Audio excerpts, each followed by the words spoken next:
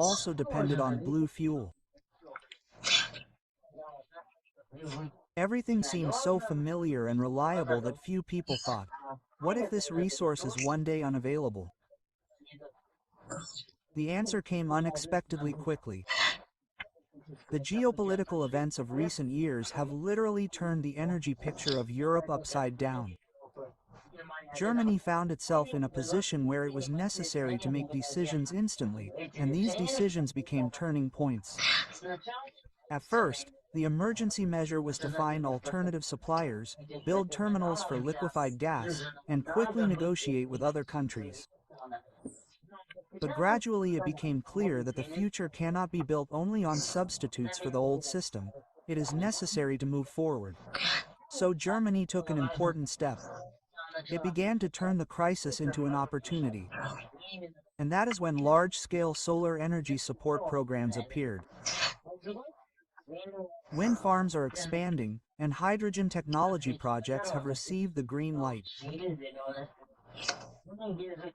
Many residents of the country remember the moment when solar panels began to appear en masse on rooftops. At first, it seemed like a rarity, then a trend, and now it is an everyday reality. The same thing happened with wind turbines. They are no longer perceived as exotic, but have become part of the landscape. And here is the secret. Giving up gas was not a one-time decision. It is a path in which the crisis played the role of a push. Germany realized that the faster it frees itself from dependence, the more confidently it can move into the future. If you think about Germany today, it is easy to imagine solar panels on rooftops and familiar wind turbines in the fields. But the real secrets are hidden deeper, where experiments meet the ambitions of the nation. And the first secret is hydrogen. Yes, the same green hydrogen that can be produced using renewable sources. Germany is building huge electrolysis stations where water is converted into hydrogen, and it is used for the transport industry and even heating. This approach does not simply replace gas, it creates a completely new energy ecosystem. Second, energy from water and underground storage. Special reservoirs and targeted caves allow electricity to be stored for long periods, almost like a battery on a huge scale.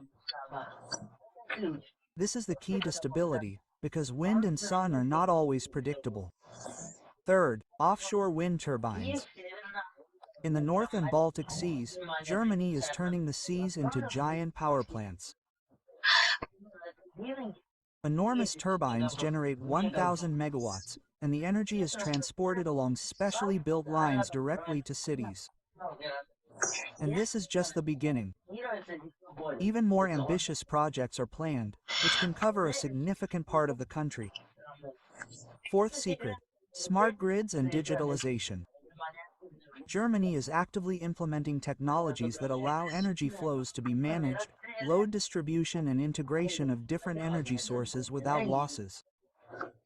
It is like a huge orchestra, where each instrument sounds exactly on time, creating harmony for the entire country. And the main conclusion, Germany is no longer just looking for an alternative to gas, it is creating a multi-level and sustainable energy system that can become an example for the whole world. And behind this are not only engineers and politicians, but also ordinary people who participate in solar and wind energy projects, invest in energy-efficient homes and, of course, support green initiatives. When you hear about hydrogen power plants, offshore wind turbines and huge digital networks, it seems that this is something far away for engineers and large companies. But in fact, these innovations are already changing the lives of ordinary people. Energy is becoming more accessible and reliable, even if it is cloudy outside and there is no wind. Smart networks and underground storage provide stable electricity. Local residents are less dependent on interruptions and sudden increases in gas prices. People can calmly plan household expenses, work from home, and use household appliances without fear for bills. Home energy production has become the norm. Solar panels on roofs are not only fashionable, but also profitable. Many families sell excess electricity back to the grid and receive additional income. This encourages savings, responsibility, and an understanding of where energy comes from. Transport and the environment are also changing. The number of charging stations for electric vehicles is growing rapidly in cities, and hydrogen buses are starting to replace traditional diesel buses. Residents feel better air quality, hear fewer show engines, and travel is becoming more comfortable and environmentally friendly. This is an important aspect of how new jobs and business opportunities are created. The development of green energy opens up opportunities for engineers, builders, programmers, consultants, and even students who want to work on projects of the future. Energy transformation is becoming a driver of the economy and inspires innovation. And finally, education and awareness. People living in such conditions learn to plan consumption, invest in energy-efficient technologies, and think about the future of their country. For children, this is a chance to understand the value of sustainable resources from an early age and to realize that change is possible even on a national scale. Thus, Germany is turning the gas dependence crisis into an everyday improvement for residents. These innovations make life more convenient, greener, and safer. People are already feeling the benefits of the green revolution, and the future promises to be even brighter. Let's sum it up, friends. The first thing worth noting is energy independence. Germany has shown that even with a strong dependence on gas imports, it is possible to create its own sustainable solutions. Hydrogen stations, huge wind farms, and underground storage facilities give the country flexibility and confidence in the future. Second, sustainable development has become part of everyday life. People do not just hear about green energy, they participate in it themselves. Solar panels on roofs, electric cars on the streets. A modern heating system is already a familiar reality. Energy has become more accessible, economical, and environmentally friendly. Third, innovation stimulates the economy and new opportunities. Millions of jobs in construction, engineering, IT, and science are created around energy projects. Students, entrepreneurs, and researchers find new ways to apply technologies and participate in the global energy transition. Fourth, education and energy consumption culture. Germans are learning to plan their spending, invest in energy-efficient solutions, and be resource-conscious. Yeah. Hello everyone, my friends. My name is Masha, and welcome to my channel about life in Germany. I hope you are in a good mood. What do you think German fashion is? Do you think it is only traditional suits and wooden sandals? Believe me, it is far from true. But what if I told you that some of the most comfortable and at the same time stylish things that I started wearing came from the most unexpected corners of Germany? Ready to change your idea of German fashion? Then subscribe to my channel right now and like this video. When I first moved to Germany, I thought that everyone here either wears strict traditional clothes or some uncomfortable massive shoes.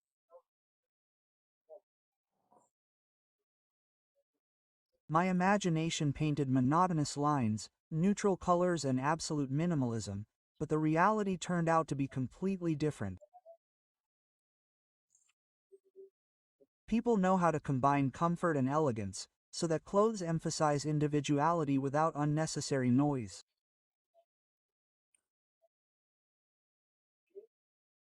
Even the simplest things, cozy sweaters, soft sweaters, neat shoes, and sneakers can look stylish and very modern.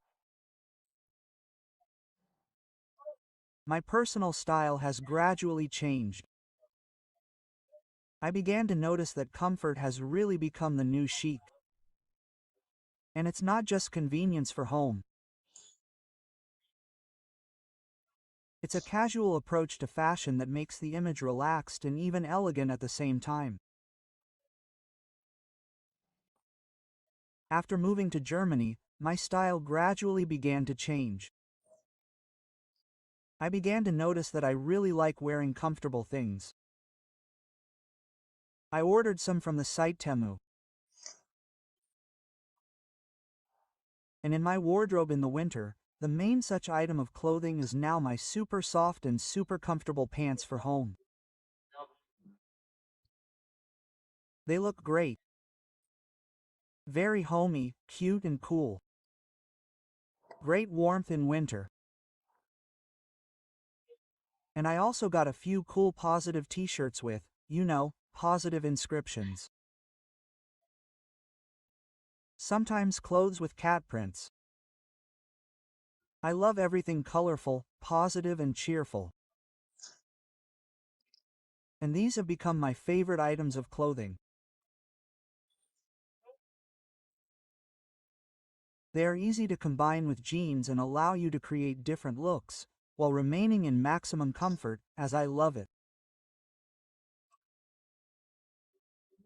And over time, I realized that it is simplicity and convenience that make clothes truly beautiful. T-shirts and jeans have become for me a symbol of ease and freedom in everyday fashion. Moreover, Germany is a country where people really express themselves, whoever they want, and everyone cries the way they like and the way it is convenient for them. It is these little things, comfortable fabric, laconic lines, favorite jeans and t-shirts, and gradually formed my new style, where comfort and chic, I am not afraid of this word, go hand in hand. Over time, I am completely convinced that comfort has truly become the new chic. An important role in this is played by the choice of things, comfortable fabrics, laconic lines or favorite positive, bright t-shirts. Make the image stylish and at the same time comfortable. I also noticed that buying clothes online is sometimes much more profitable and interesting than in regular stores in Germany. There is much more variety on the websites. You can find unusual and high-quality things that are hard to find in local stores. Personally, I often find a theme on the website, unique t-shirts that fit my style perfectly. I just adore them. They are always bright, unusual, and sometimes I even get compliments on the street. Don't be afraid to experiment and look for new combinations, combining comfort and elegance. This is how real comfortable chic is formed, when clothes do not interfere, but emphasize your individuality and, of course, you like them. On the Temu website, which I simply love to hang out on, and my daughter also simply adores it, yes, you can say that my whole family loves it. We love to browse and update our wardrobe, yes, periodically.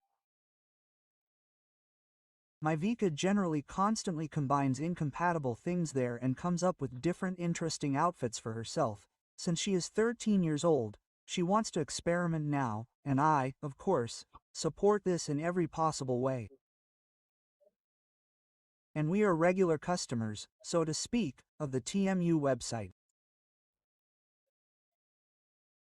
No matter how many times I've been to regular stores in Germany, I rarely come across things that we really like, that really grab our attention.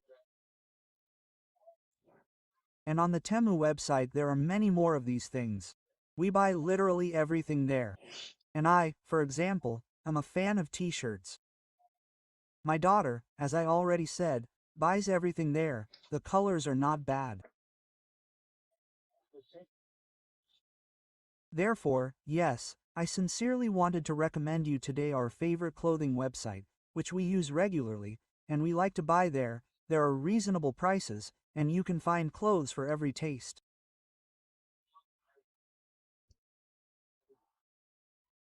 Really, just any things you want, everything that your imagination is capable of. I think everything is already sold there. As a fan of bright clothes, unusual ones, yes, I often find interesting designer solutions there, yes, different t-shirts with the craziest prints. And I just adore it. Sometimes I can even spend the whole evening browsing this site and putting everything in the basket.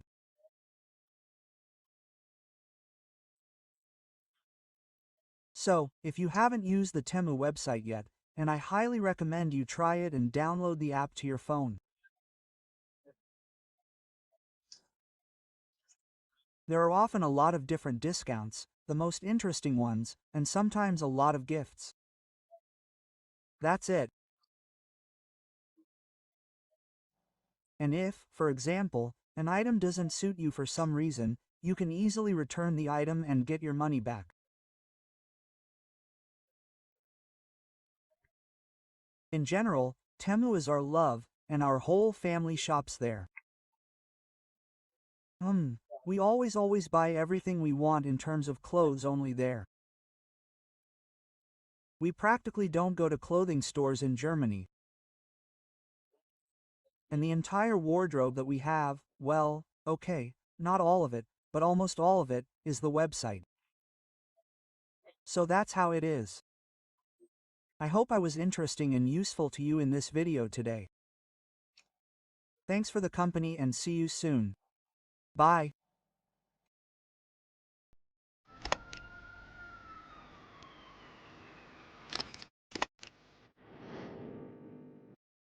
Hello, dear friends. Welcome to my channel. I am very glad to see you. My name is Masha. On the last Saturday of August, our city seemed to turn into a small piece of the Caribbean. A bright party was unfolding in the square, and I went there. Music with a touch of Riga and salsa was pouring in the air. The atmosphere was so warm and friendly that it seemed that everyone came not just to have fun, but to share the general positive. First, I looked into a cosmetics store, bought some things, also noticed secondhand stores, very beautiful, and took a couple of pictures from there. Sometimes they really sell very interesting things there. A little later, I sat down in a tent with coffee. Music was playing everywhere. Reggae with the spirit of freedom. I listened, smiled, and felt how the energy of the holiday penetrated my heart. And on the way home, I went to the park next to the square where the party was taking place. It was a little quieter there. I walked along the health trail, that's what it's called. But the air still retained the shade of music and the aroma of tropical spices. Along the trees, bushes, everything was still green. And you can't even believe that very soon, tomorrow, autumn will come. Caribbean music has chosen elements of African rhythms and European melodies. Therefore, when the horns sound, we hear a whole cultural mix of the history of peoples, travels, and a mixture of traditions. Walking through the park, I caught myself thinking that the day had become a rich holiday for the soul. It seemed like an ordinary Saturday, but at the end of summer, thanks to this Caribbean party, it turned into a small trip. And all this without a plane and without suitcases. I managed to stop near the stage and shoot for you a short piece of video, where a little girl was dancing animatedly. It was very cute, very positive. She made me smile and literally just gave me a positive mood for the whole evening.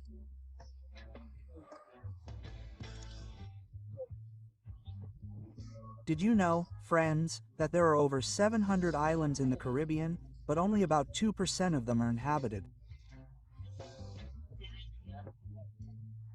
And the rest are little pieces of paradise, covered with tropical vegetation, washed by turquoise water.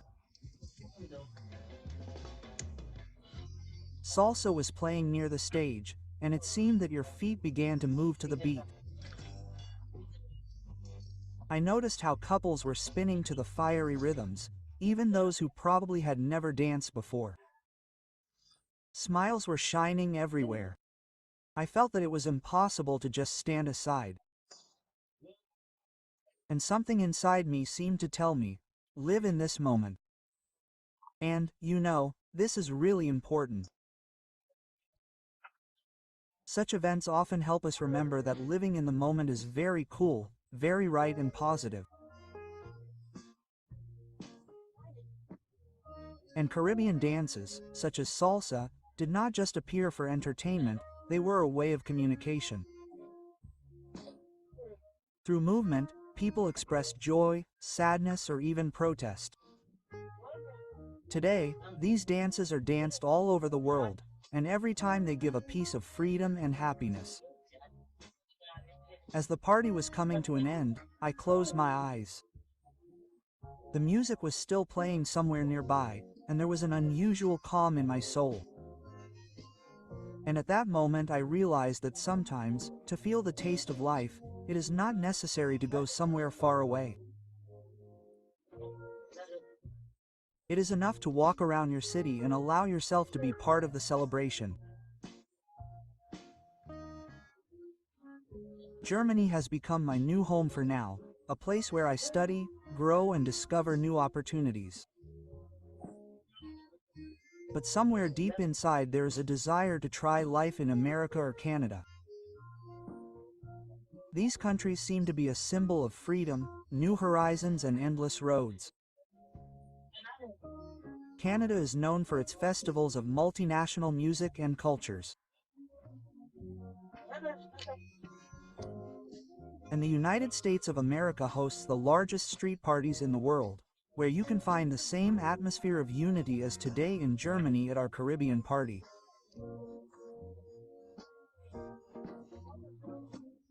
Maybe someday I will find myself there and feel this rhythm again, only on another land. I smiled, walked through the quiet city. The Caribbean holiday gave me not only joy, but also a reminder that dreams know no bounds.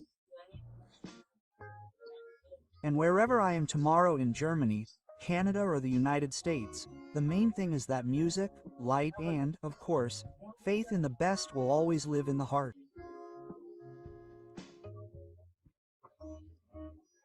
And while I was watching the musicians performing on stage, I also noticed the cafe and thought that the main hero of the evening was the ice cream. It was served so beautifully that it was impossible to pass by. Balls of bright colors, fresh green, strawberry pink, sunny yellow. They put them in crispy waffle cones or in beautiful glass goblets and decorated them very cool. Children happily ran with these edible bouquets, and adults took photos with a smile. Before trying, I chose a glass of Apechino juice. It was so bright that it reminded me of a sunset. And the taste was sweet and slightly tart at the same time. It seems that no coffee or beer could give me such a simple, but real pleasure. We sat on a bench and watched people enjoying small joys.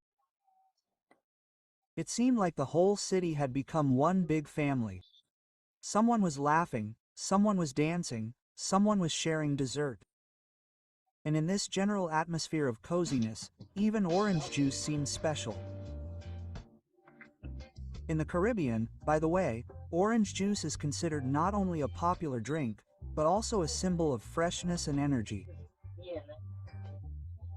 There's even a tradition to drink juice in the morning to get a positive charge for the whole day. And this is called a sunny breakfast. I took a sip and felt that there was much more sun in my soul. I walked along the square, watched the people, and a simple thought came to mind. How great that such holidays are held so often in Germany. It would seem like an ordinary city, an ordinary Saturday, and suddenly the streets come to life, filled with music, the aromas of food and laughter. I remembered that here in Germany you can get to something interesting almost every month. In spring, Easter markets with painted eggs and chocolate bunnies. In summer, street music and food festivals, and in autumn, the famous Oktoberfest and wine fairs.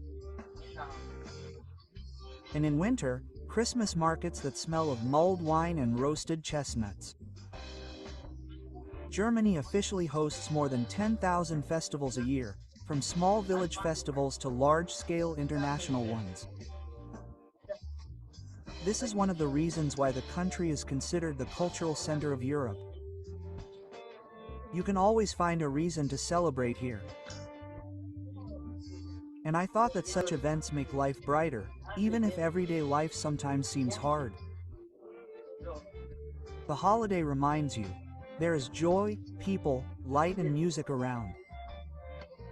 And you just have to leave the house, and you find yourself in an atmosphere where you feel like a part of a big and warm world. I made another year of the stop and smiled. Germany may be different, but its ability to create a festive atmosphere is something that will always please me. You know, at the end of summer in Germany, the city seems to come alive. There is indeed laughter everywhere, music flows from the open air, and people rush to the evening festivities. I watched the crowd and noticed a grandmother who was walking alone, but with shining eyes. She came to listen to the music, to feel the rhythm and atmosphere of this warm summer evening.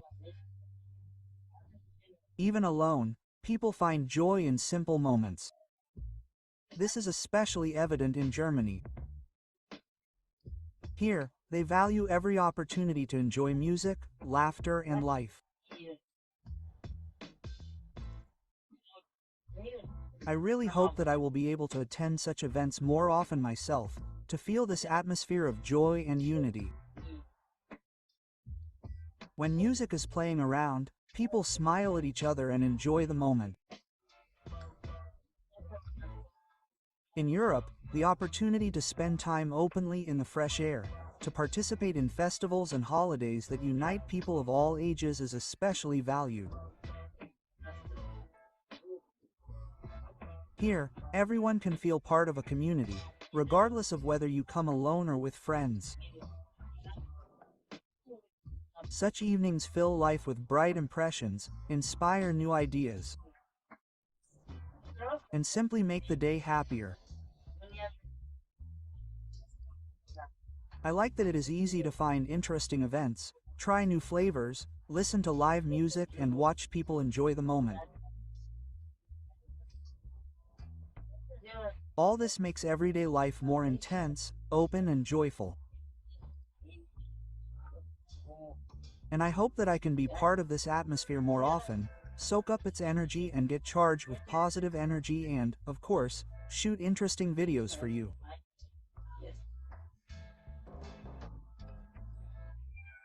The Caribbean Festival in Germany is not just a music event, but a vibrant cultural phenomenon that unites people of different nationalities and ages.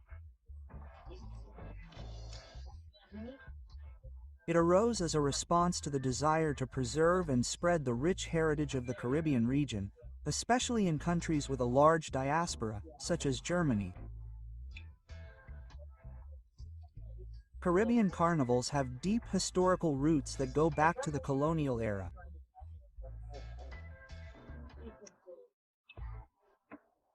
In 1834, freed Africans began to actively participate in these festivities, expressing their freedom through music, dance, and costumes. In Germany, Caribbean festivals began to be held at the end of the 20th century, especially in large cities. They have become an important part of cultural life, promoting integration and mutual understanding between different ethnic groups. One of the most famous Caribbean festivals in Germany is Summer Gem, which has been held annually since 1986 in Corn.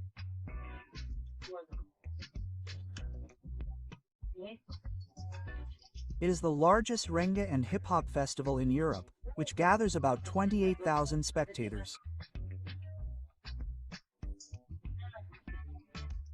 Both international stars and local performers perform on stage, creating a unique atmosphere of unity and joy. Caribbean festivals in Germany are not only an opportunity to enjoy music and dance, but also a chance to immerse yourself in an atmosphere of friendship, mutual understanding, and cultural exchange. They show how art and traditions can unite people regardless of their origin and language. Participation in such events allows you to feel part of a large and diverse cultural family. Life brings us amazing encounters of cultures. And one of such stories is the Caribbean influence in Germany.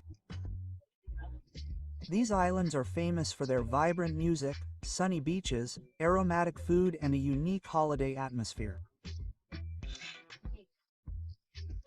And although Germany is far away, many elements of Caribbean culture have found their way here and won the hearts of people. At first, Caribbean traditions came through people who came here to study or work. They brought with them not only personal stories, but also habits, tastes, music, and dances. The Germans discovered new rhythms that make the body move, and voices full of energy and life. Music from the islands began to sound on the streets of cities, at festivals, in small clubs where people gathered to simply enjoy the moment. The cuisine played no less a role. Restaurants and cafes appeared in Germany where they prepared dishes from the islands, spicy sauces, fried meat, tropical fruits, and sweets. These tastes and smells immediately transport you to a hot day on a sandy beach, where the sun shines especially brightly and the air is filled with the aroma of fresh spices. Caribbean festivals have become a real part of cultural life. You can see bright costumes, hear music, and feel how people of all ages dance. Even if someone comes alone, he still feels like part of a large friendly company. At such festivals, different nations, languages, and generations come together, because joy and music are understandable to everyone.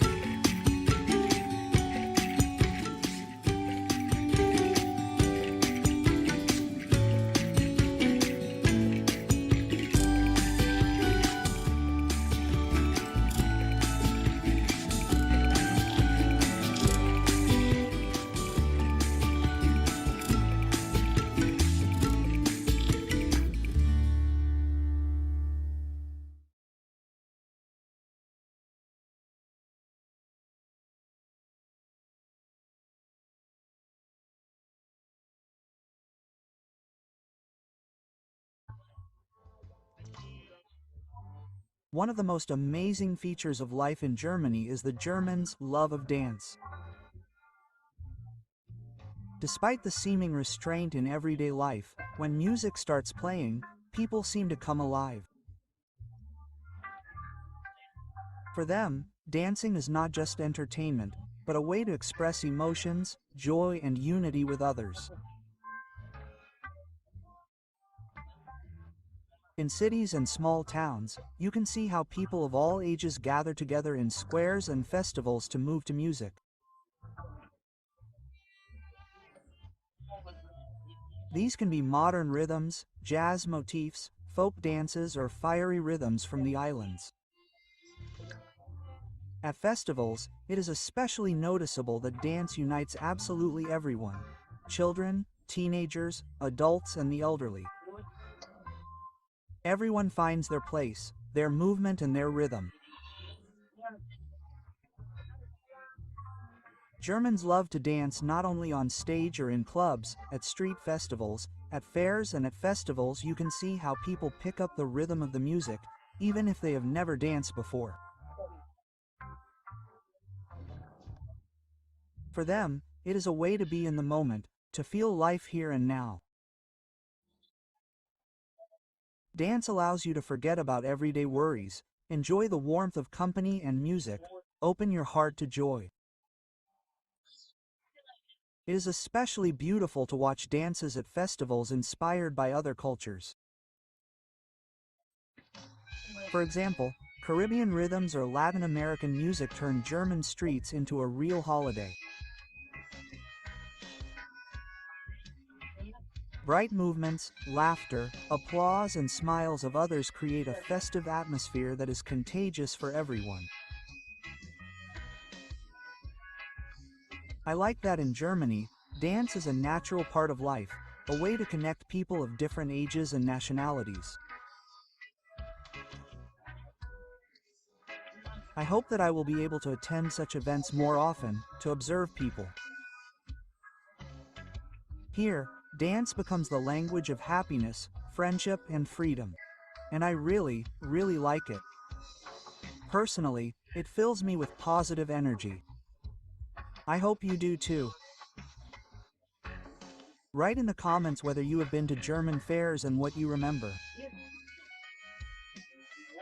I will be very interested to read. Every year in Germany, the last Saturday of August is a special day, which many consider a small farewell to summer. On this day, it is customary to celebrate outdoors, gathering with friends and family in parks, squares, or by the water.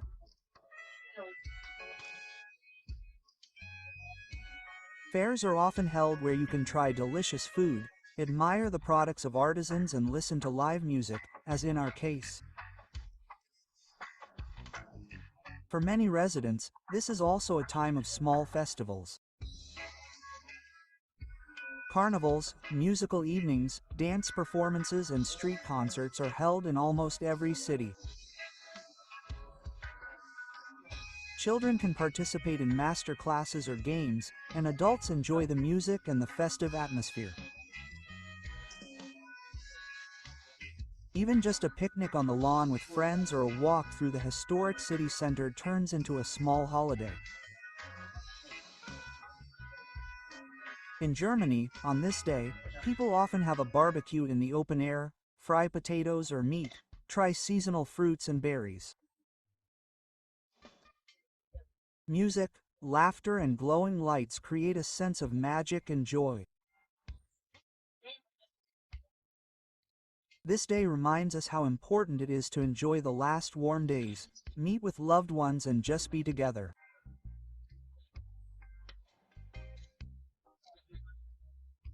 Another great tradition in Germany is cycling, which almost everyone loves, regardless of the season. In summer, a bicycle becomes a faithful companion for trips around the city, on walks, in parks, or going out into the countryside, or as in our case, we got to our Caribbean Little Festival by bicycle. And in spring or autumn, riding helps to enjoy the change in nature. The greenery is replaced by golden leaves. The air becomes fresh and invigorating. Even in winter, Germans do not give up on bicycles. Many continue to ride on cleared paths, enjoying the fresh frosty air and the quiet atmosphere of the city. Cycling here is not just a way to get around, but also an opportunity to see the city from a different perspective, notice small details, enjoy nature and the process of movement itself. People love to ride with friends, the whole family, or just alone, listening to their favorite music or observing the world around them. Bicycle paths, convenient parking lots and friendly infrastructure make this activity pleasant and safe for everyone. For me, such a walk is a way to feel freedom and lightness, to combine activity with the joy of life around you. At any time of the year, you can go outside, choose a route and feel how the city lives with you, how the sounds, smells and colors around change. I really like it. I love to see that even the elderly here also ride bicycles. It's just incredibly cool, I think. And for sure, thanks to the bicycle, they have a lot of communication thanks to all this. I think it's very, very cool and great. Firstly, it's useful, it's environmentally friendly, it's also economical, because public transport in Germany is not cheap. For me, such evenings are always a small miracle, bright music, many people around, everyone is smiling and enjoying the moment. This feeling of unity, when everyone can be part of something big and at the same time personal, warming the heart and making the day truly special.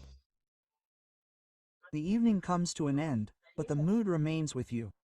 People are still smiling, the music is gradually fading, and the city is slowly sinking into the quiet, soft atmosphere of the night. Every moment spent among laughter, dancing, bike rides, the aromas of Caribbean cuisine and live music reminds us how beautiful life is, if small joys are wonderful. If you like this video and you want more stories about life in Germany, about festivals, about small joys, about everyday life, subscribe to my channel and stay with me. Let's be friends together.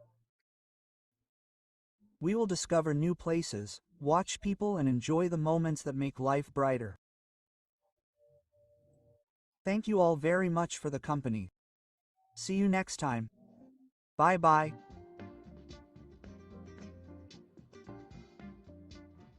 He.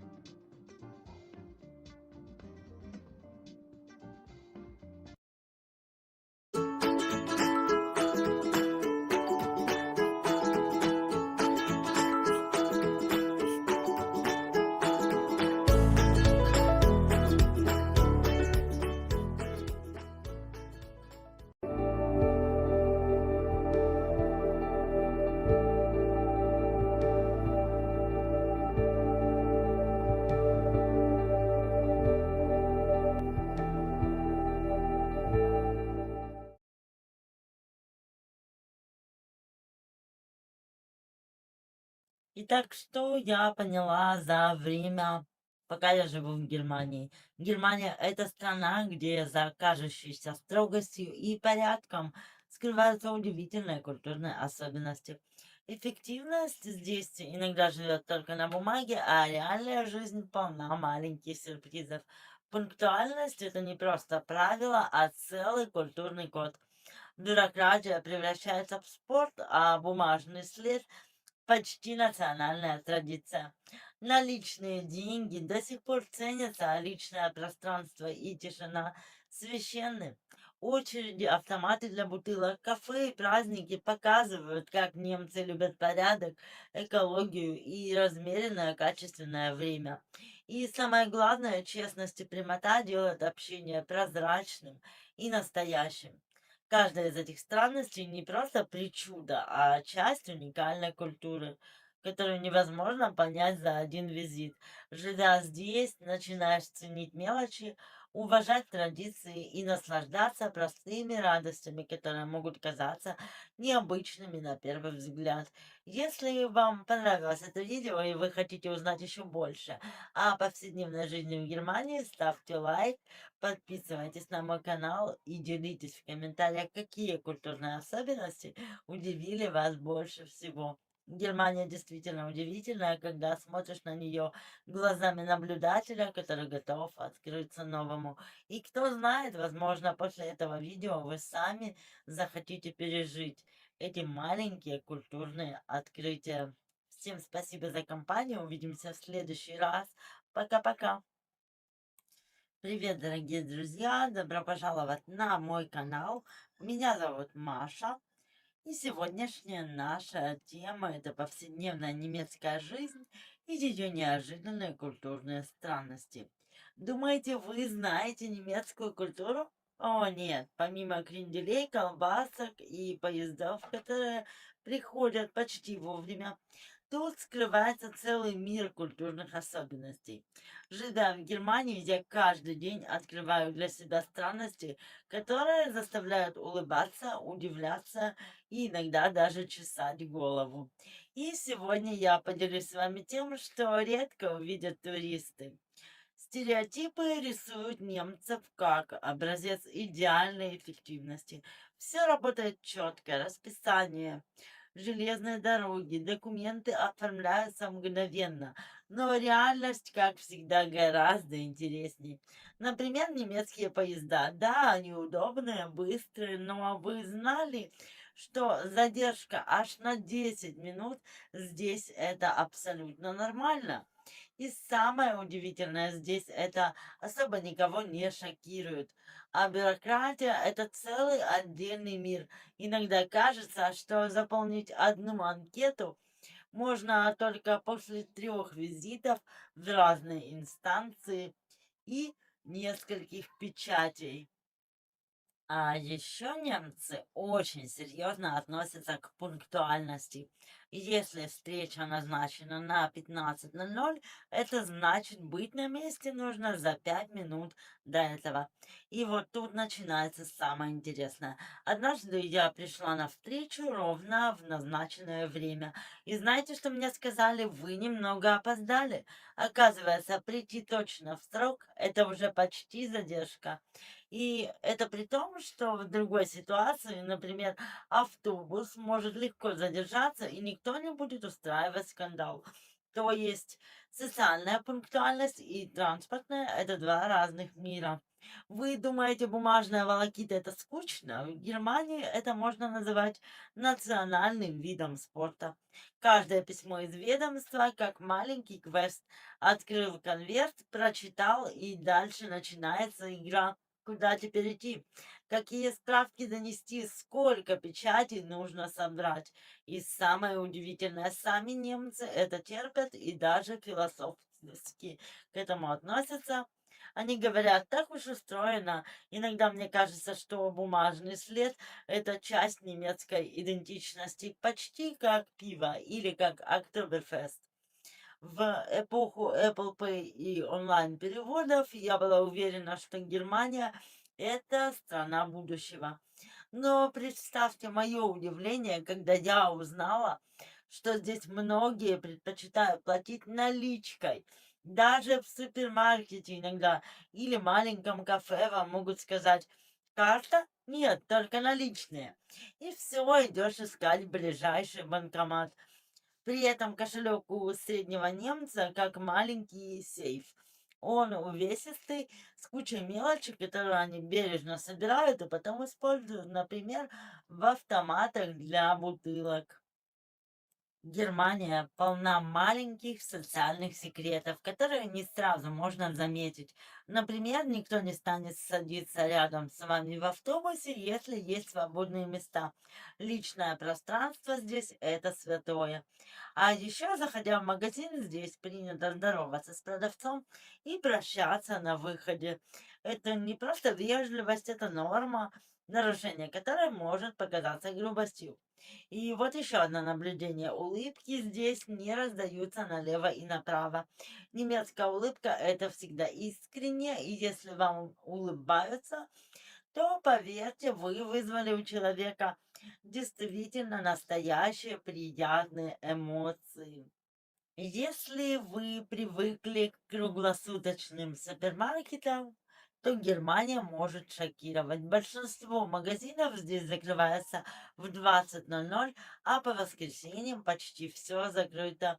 Планировать покупки — это настоящий квест. Мне приходилось иногда специально подстраиваться под график, чтобы купить даже простые вещи, такие как хлеб или молоко. И это учит дисциплине, хотя сначала кажется очень странным. Велосипеды здесь не только спорт, но и часть городской культуры. На улицах и тротуарах нужно быть осторожным. Велосипедисты могут появляться откуда угодно, и у них есть свои правила дорожного этикета, которые не писаны для иностранцев. Поначалу я чуть не получила воспитательный урок, пока не поняла, красный свет на велодорожке иногда не для всех. Но это не хаос, это своя такая система. В Германии редко видишь принудительные чаевые.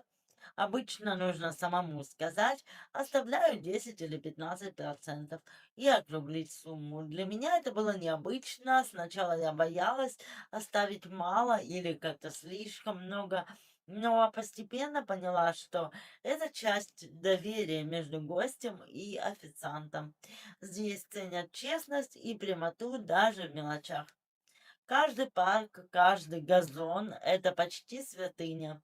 Я заметила, что люди почти никогда не выкидывают мусор на улице, и собака должна быть на поводке почти всегда. Даже небольшая клумба с цветами воспринимается как личное пространство. И живя здесь, начинаешь ценить порядок и бережное отношение к окружающей среде. Если вы думаете, что шум — это нормально, забудьте, потому что в Германии есть строгие правила, есть часы тишины. Даже стирка или сверление по воскресеньям может вызвать удивление соседей. Сначала это казалось мне слишком строгим, но потом я привыкла и поняла. Здесь реально ценят спокойствие и личное пространство каждого человека. А еще в Германии очереди — это почти святое. Я помню, как впервые в супермаркете встала в очередь к кассе. Люди спокойно стоят, даже если она очень длинная, и никто не пытается проскочить. Поначалу казалось это мне странным, но вскоре я оценила, как это упрощает жизнь и снижает стресс. Здесь уважение к чужому времени как часть культуры.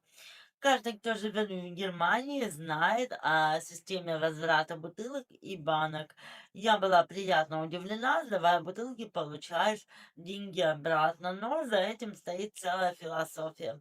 Экология, дисциплина и маленькое удовольствие. Это действительно помогает задуматься о том, что маленькие действия могут менять мир. А теперь про кафе. Кафе здесь не просто место, где можно выпить кофе. Это пространство для общения, спокойного отдыха и наблюдения за жизнью города. Я заметила, что немцы ценят размеренный ритм. Один кофе может стать маленьким ритуалом на час, и никто никуда не торопится. Для меня это было удивительно, привыкнув к быстрому кофе на бегу. На первый взгляд праздники здесь похожи на обычные, но, например, культура празднования действительно удивляет. Например, День объединения Германии или Рождество — это не просто дата, а целая система традиций и ритуалов, где участвует почти каждый. Я заметила, как важна организация и совместное проведение времени от украшений до семейных встреч. Все планируется очень тщательно. Самое неожиданное открытие для меня — это прямота и честность немцев. Здесь редко услышишь лесть или обходные фразы. Если человек говорит что-то, он обычно имеет в виду именно это. И сначала это кажется резким, но потом понимаешь, что это действительно освобождает от недопониманий и делает общение прозрачным.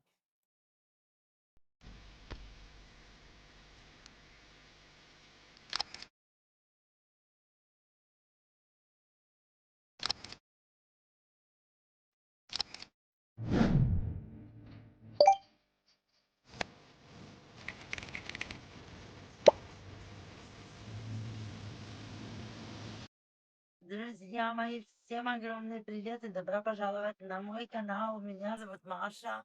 На этом канале уже давненько не выходили новые ролики. Я исправляюсь, я вернулась. Очень надеюсь, что вы меня не забыли и соскучились. Сегодня у меня для вас интересное видео. Мы погрузимся в мир необычных и нетрадиционных хобби, которые популярны в Германии. Когда люди думают о немецких развлечениях, чаще всего вспоминают футбол, пиво и, конечно, традиционные праздники. Однако на самом деле в Германии существует множество интересных и порой неожиданных увлечений, которые раскрывают многогранность этой культуры и показывают, как жители страны любят проводить свободное время.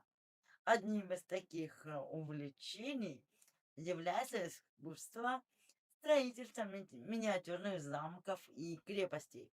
В разных городах Германии, в разных регионах существует целое сообщество мастеров, которые создают маленькие, детально проработанные модели зданий из дерева, камней и других материалов. И вот эти маленькие миниатюры часто воссоздают исторические сооружения и дают возможность погрузиться в атмосферу средневековья. Такое хобби требует большого терпения и внимательности, а также творческого подхода. В результате получается настоящее произведение искусства, которое выставляют на специальных выставках и на фестивалях. Еще одно необычное хобби — это шахматные велопрогулки. Это сочетание активного образа жизни и интеллектуального развлечения, когда любители шахмат собираются на велосипедах и играют партии в парках или на открытых площадках. Такая практика объединяет спорт и умственную активность, позволяя наслаждаться природой и свежим воздухом, не отказываясь от любимой игры. Шахматные велопрогулки помогают не только поддерживать физическую форму, но и развивать стратегическое мышление и коммуникативные навыки, так как во время таких мероприятий очень часто завязываются новые знакомства. Важным и очень популярным среди немцев хобби остается коллекционирование почтовых марок и отправка открыток.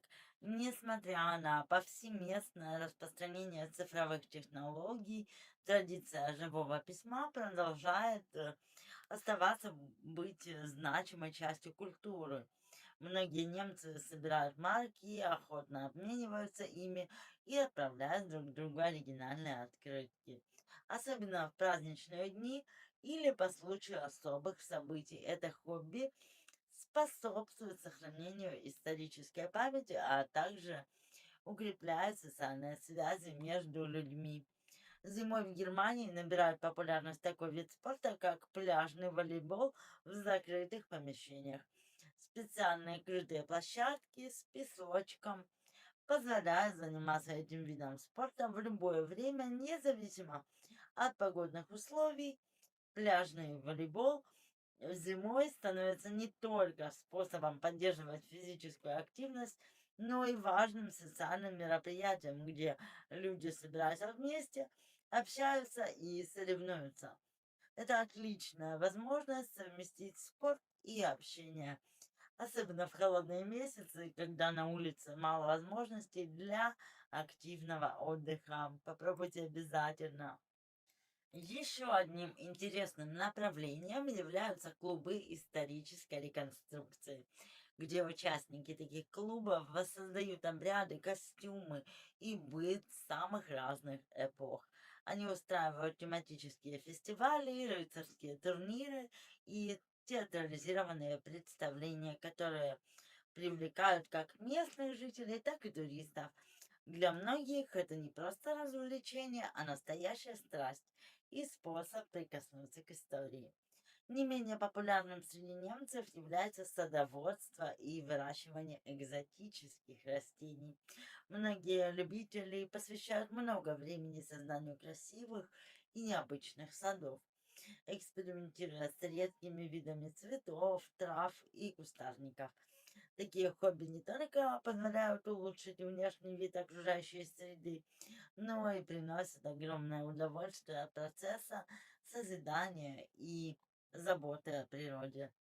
Также в Германии можно встретить энтузиастов, которые занимаются изготовлением натуральной косметики и мыла ручной работы.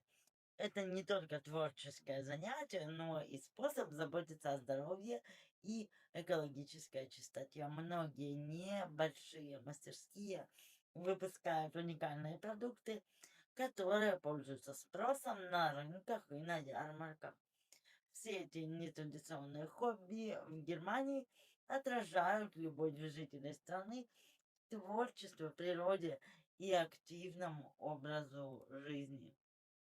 Они показывают, что культура Германии многогранна и насыщена интересными традициями и современными увлечениями. Такой подход к свободному времени позволяет людям не только развлекаться, но и находить новых друзей, расширять кругозор и поддерживать гармонию между телом и духом.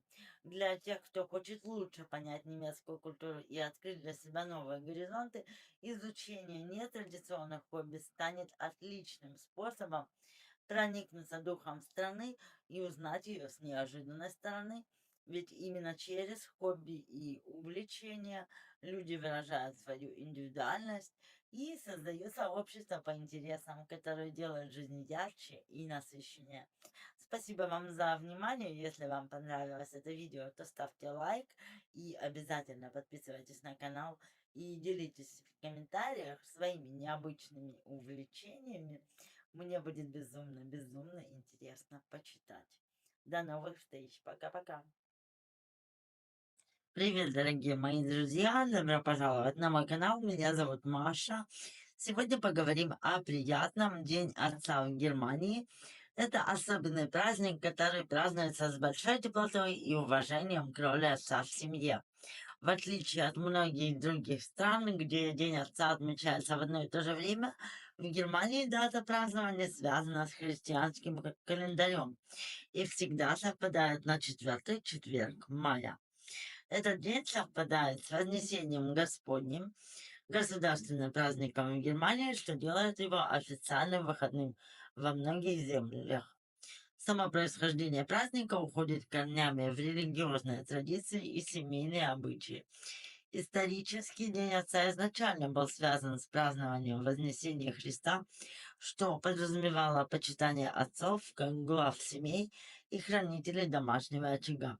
Сегодня же праздник приобретает более светский и семейный характер, но связь с духовными корнями остается.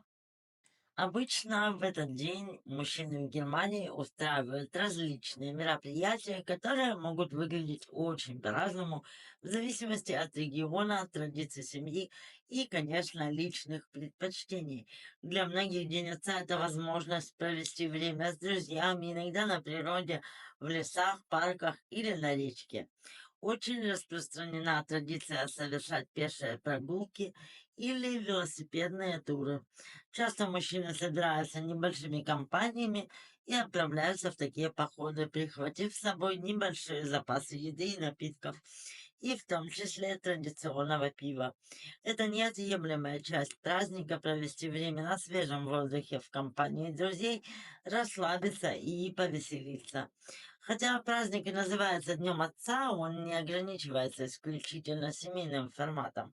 Во многих случаях молодые мужчины, которые еще не стали отцами, тоже принимают участие в этих гулянках и праздничных мероприятиях. В это время улицы и парки городов наполняются веселой атмосферой, шумом и смехом. Семейное празднование, конечно же, тоже имеет большое значение. Многие семьи устраивают домашние обеды или ужины, где дети поздравляют своих пап и дарят им подарки, открытки, поделки, цветы, книги или что-то, что папа особенно любит. В детских садах и школах дети заранее готовят поделки и поздравления, чтобы порадовать своих отцов. В магазинах и торговых центрах к этому дню появляются специальные предложения на подарки, посвященные отцам, от парфюмерии и галстуков до техники и инструментов для хобби. Магазины стараются привлечь покупателей тематическими распродажами и всякими акциями.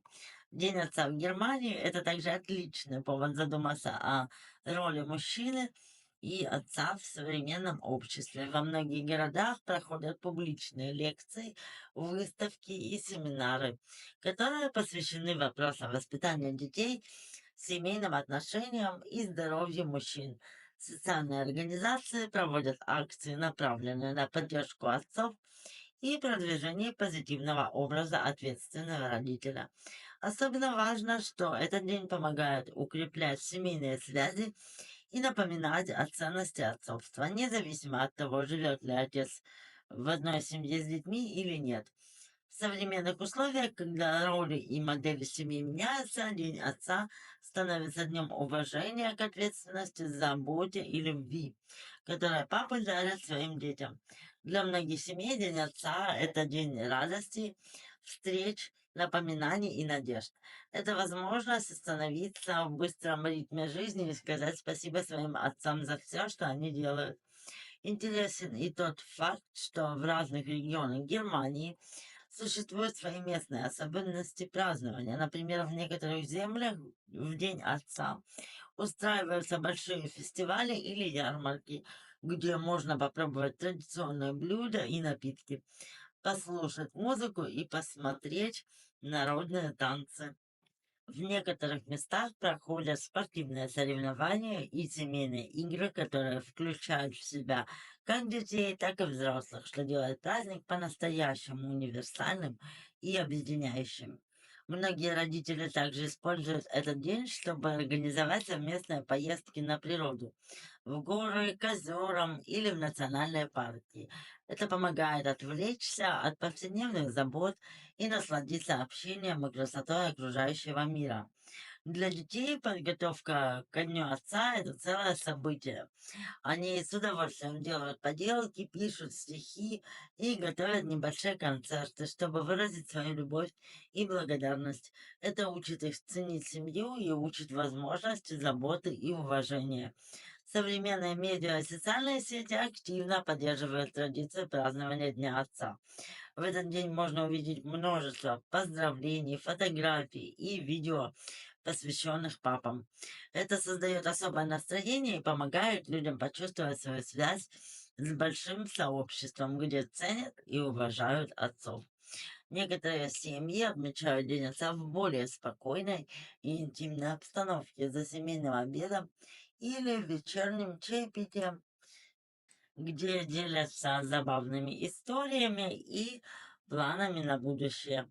Также в последнее время набирает популярность идея проведения Дня Отца в формате совместных творческих мастер-классов, спортивных занятий или прогулок по историческим местам города. Это помогает сделать праздник более интересным и насыщенным для всех поколений. Важной частью празднования является обмен подарками. Традиционно детям рекомендуют дарить что-то, сделанное своими руками, что несет в себе особую теплоту и искренность. Но современные папы с удовольствием принимают и более практичные подарки. Например, инструменты для ремонта, книжки, гаджеты или спортивное оборудование. Для многих отцов День Отца — это напоминание о том, как важна их роль в жизни детей и семьи в целом. Этот день вдохновляет мужчин быть более вовлеченными и ответственными, поддерживать и развивать отношения с детьми. Особенно трогательны моменты, когда папа проводит с детьми время в играх и общении, будь то спортивные игры на свежем воздухе, совместное чтение или просто прогулки в парке. Празднование Дня Отца также дает возможность поговорить о том, какие ценности и качества мы хотим привить новым поколениям. Уважение, заботу, честность и любовь. Для многих семей это день, когда создаются особые традиции. Например, совместное приготовление завтрака, прогулка в любимые места или просмотр старых семейных фотографий и видео. Таким образом, День отца в Германии — это не просто праздник, а целый комплекс событий и традиций, которые объединяют семьи и укрепляют отношения и помогают почувствовать радость отцовства. Если вам понравилось это видео, то обязательно ставьте лайк и подпишитесь на мой канал, чтобы меня поддержать. Я буду очень вам благодарна. А я всех мужчин поздравляю с Днем Отца и желаю всем моим зрителям замечательного настроения. Мы с вами очень скоро увидимся на этом канале.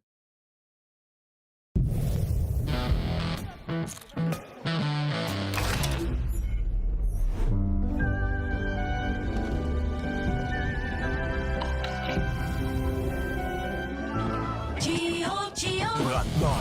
Chio Tortillas extra Hot Sauce Style. Heiß drauf?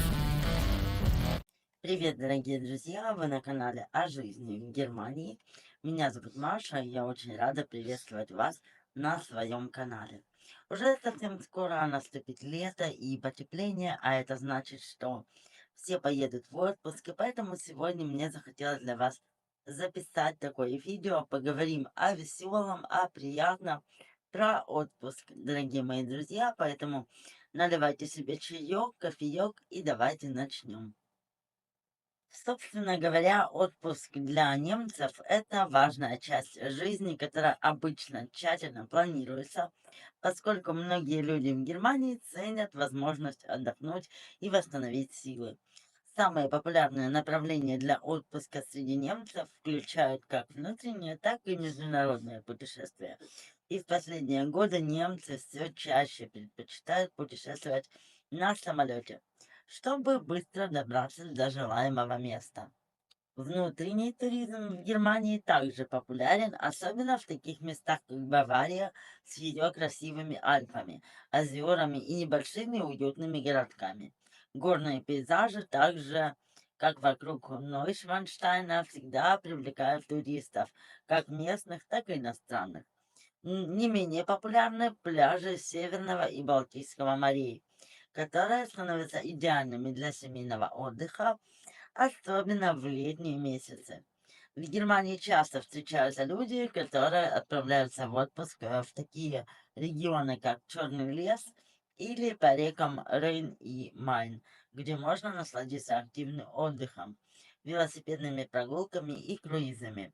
Однако, несмотря на привлекательность внутренних направлений, для многих немцев поездки за границу — это непременный элемент отдыха.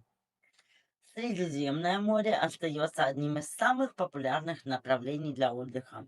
Страны, такие как Испания, Италия, Греция и Турция, привлекают немцев своими солнечными пляжами, богатой культурой и историческими достопримечательностями. Испания, в частности, является одной из наиболее посещаемых стран среди немцев. Была в Испании в прошлом году и я. Особенно Канарские и Балеарские острова. Пляжи Майорки, Тенерифе и Ибицы каждый год привлекают сотни тысяч туристов. И я могу по своему опыту также добавить, что да, действительно, Испания просто потрясающая для отдыха страна, и мне там очень-очень понравилось прошлым летом. Не менее популярны такие направления, как Италия, где немцы любят отдыхать в Тоскане, на Сицилии и в Лигурии. Здесь можно насладиться не только отдыхом на побережье, но и вкусной кухней, прогулками по историческим городам и деревням. Италия — это еще и место, где можно получить культурное наслаждение, исследуя древние руины, музеи и архитектуру. Греция с ее бескрайними островами также является частым выбором для отдыха. Острова, такие как Санторини, Крит и Родос, привлекают своей прекрасной погодой и возможностью расслабиться на пляже, а также посетить античные памятники и насладиться местной кухней. Отпуск немцев за границей часто включает и культурные поездки. Франция с ее знаменитым Парижем и винодельническими регионами, а также Австрия с прекрасной природой и культурным наследием. также пользуется спросом среди путешественников. Германия и Франция обмениваются туристами круглый год, и многие немцы отправляются в Париж, чтобы насладиться французским искусством и гастрономией. Кроме того, растущей популярностью пользуются дальние страны, такие как Япония, Южная Корея, Таиланд и Индия. Эти страны привлекают немцев экзотической культурой, природой и архитектурой. Япония с ее сочетанием традиций и современных технологий стала востребованной для тех, кто интересуется культурными и технологическими аспектами жизни. Для немцев, предпочитающих более активный отдых, популярны такие направления, как австрийские Альпы или Альпы Франции, где можно заниматься горными видами спорта как в зимний, так и в летний период. Альпы являются центром зимнего туризма, где немцы любят кататься на лыжах, сноуборде и сноушу. Осенью или летом такие регионы также привлекают туристов, которые хотят наслаждаться пешими походами и природой.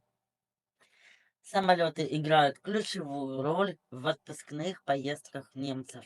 Несмотря на развитую сеть железных дорог, авиаперелеты остаются основным средством транспортировки для путешествий за границу. Немцы часто выбирают дешевые авиакомпании, такие как Ryanair и EasyJet, для коротких поездок по Европе. Важным аспектом является то, что авиакомпании предлагают удобные рейсы с минимальными пересадками, что значительно экономит время путешественников. Путешествия на самолете также стали доступнее благодаря огромному количеству бюджетных авиакомпаний, что открыло новые горизонты для путешествий даже там, где раньше никто не мог себе позволить такие поездки. Для немцев важно не только куда, но и как они летят. Современные самолеты предлагают комфортные условия для путешественников, начиная от удобных кресел и окон, которые позволяют наслаждаться видами, заканчивая бесплатными развлечениями и Wi-Fi на борту. Немцы часто выбирают прямые рейсы, чтобы минимизировать время в пути, а также отдают предпочтение авиакомпаниям, которые предлагают лояльные программы для частых пассажиров. Особенностью отпусков в Германии является тот факт, что многие немцы предпочитают планировать свои отпуска заранее, чтобы избежать излишней спешки и стресса. Некоторые даже заранее бронируют места в отелях и ресторанах, чтобы гарантированно получить лучшее место. Это важно, потому что Германия известна своей организованностью, и даже отпуск здесь это своего рода тщательно продуманный план. Для большинства немцев отпуск это возможность расслабиться, забыть о повседневной жизни и посвятить время себе и своим близким. И хотя у каждого свои предпочтения в выборе направления, одно остается неизменным. Отпуск– это возможность отдохнуть, увидеть новые места и приобрести незабываемые впечатления. На этом у меня сегодня все. Мы с вами увидимся в новых роликах. Я вам всем желаю хорошего настроения. Если собираетесь в отпуск, то желаю прекрасно провести время. Надеюсь, мое видео вам было сегодня полезно и интересно. До новых встреч!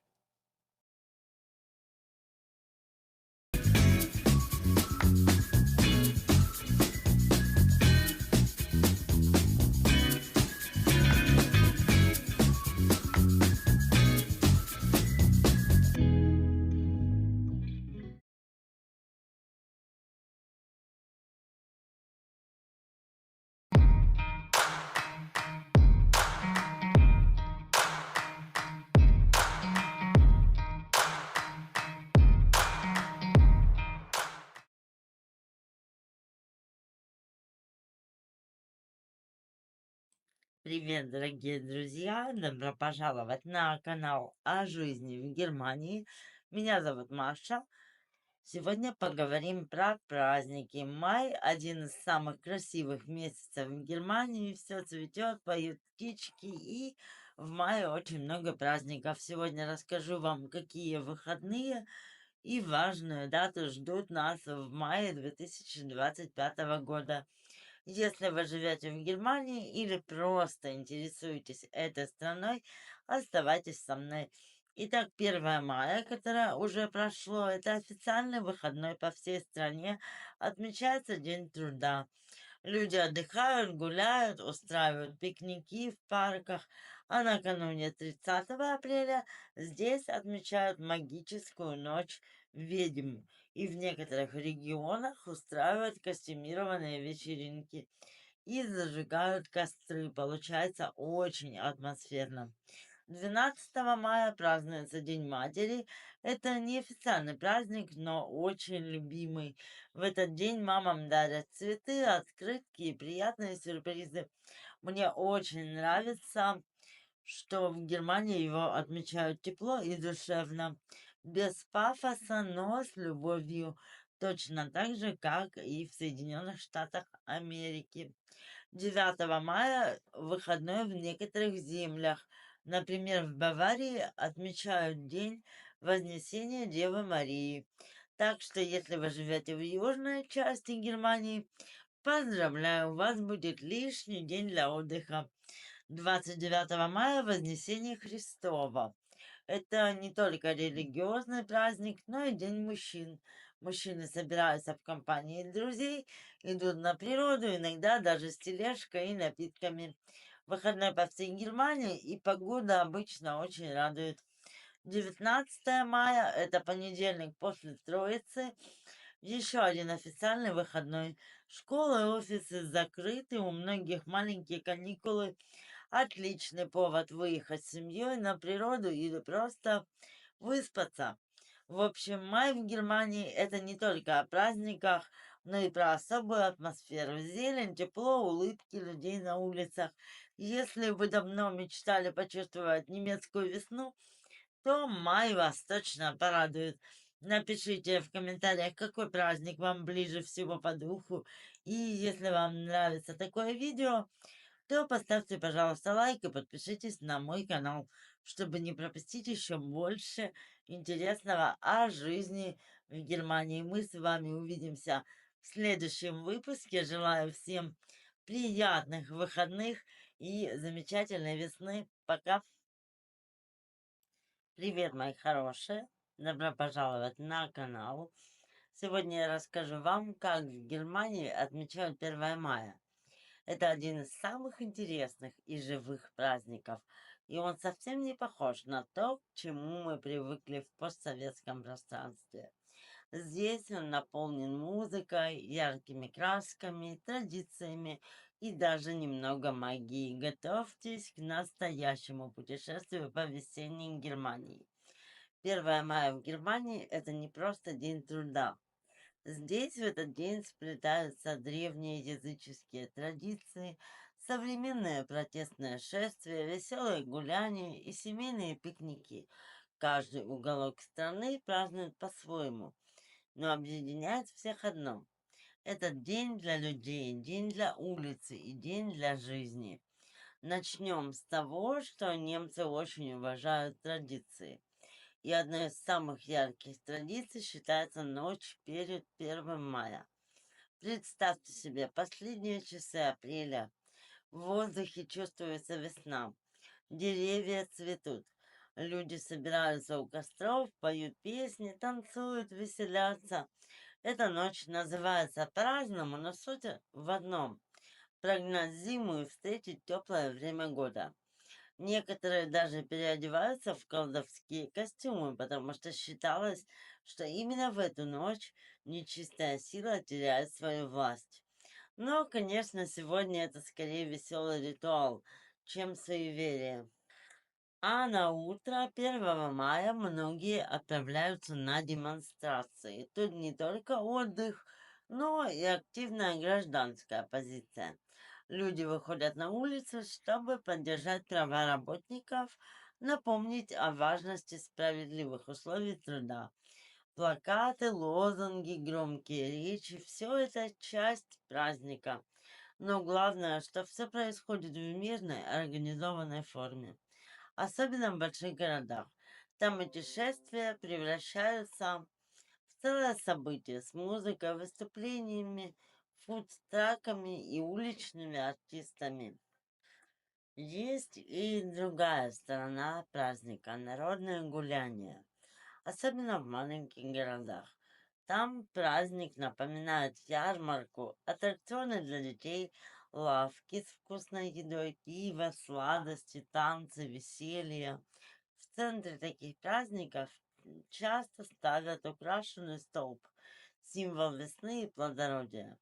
Молодежь танцует вокруг него часто в традиционных костюмах, а все остальные просто наслаждаются атмосферой. Еще одна красивая традиция — это украшение деревьев. Представьте, молодые люди ночью ставят под окнами любимым девушкам украшенные ветки. Это романтично и очень трогательно. Такая ветка говорит: «Ты мне нравишься». И если девушка отвечает взаимностью, она может пригласить его на прогулку или даже поставить ответную веточку у его дома. Семьи обычно используют этот день, чтобы выбраться на природу. Шашлыки, велосипеды, прогулки по лесу или вдоль реки. Многие заранее планируют маршрут, чтобы отправиться в поход или на пикник. Особенно популярный вид отдыха, когда группа друзей или коллег арендует тележку с едой и напитками и идет пешком по окрестностям, останавливаясь в живописных местах. Конечно, погода в мае может быть непредсказуемой, но это никого не пугает.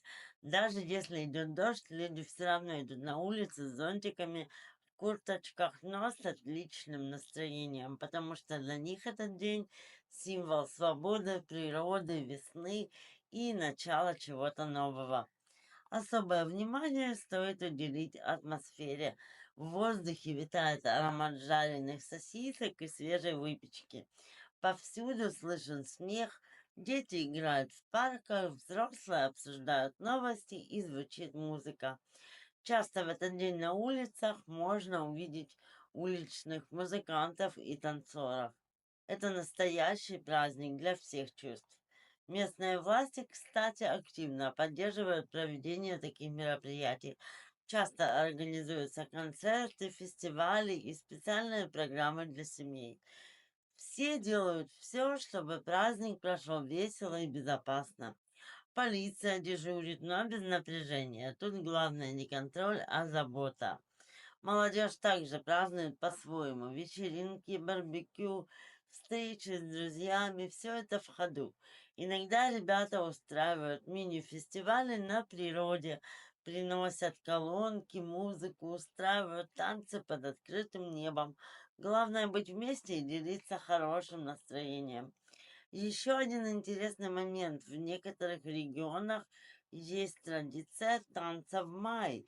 Это специальное мероприятие, часто в виде большого бала или сельской вечеринки, где танцуют все до самого утра. Там царит атмосфера веселья и, конечно же, весна. Люди заранее выбирают себе партнеров по маю. Это такая легкая форма ухаживания, которая может перерасти во что-то большее. А если вы спросите у пожилых людей, что для них означает 1 мая, то они расскажут о воспоминаниях из детства, как ходили всей семьей на парады, как пахли цветы, как бабушка пекла пирог специально к этому дню. Для них это праздник с душой, связанный с домом и с теплой памятью. Нельзя не упомянуть о гастрономической стороне праздника. Праздничные столы здесь, конечно, не такие богатые, как на Рождество, но все равно очень вкусные. Часто подаются сезонные блюда, свежая выпечка, салаты, колбаски, свежие фрукты.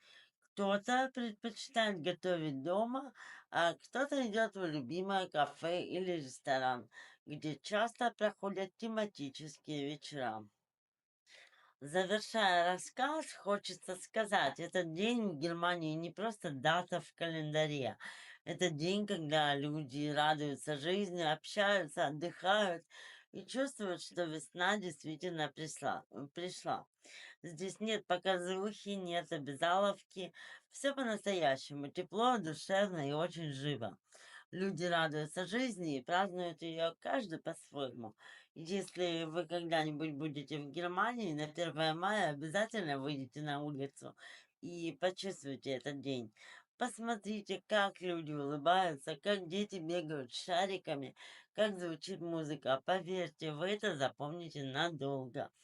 Спасибо, что были со мной. Обязательно напишите в комментариях, как вы отмечаете 1 мая в своей стране. А если вам интересно больше узнать о Германии, о ее традициях, не забудьте подписаться, поставить лайк и включить уведомления. До встречи в следующем видео.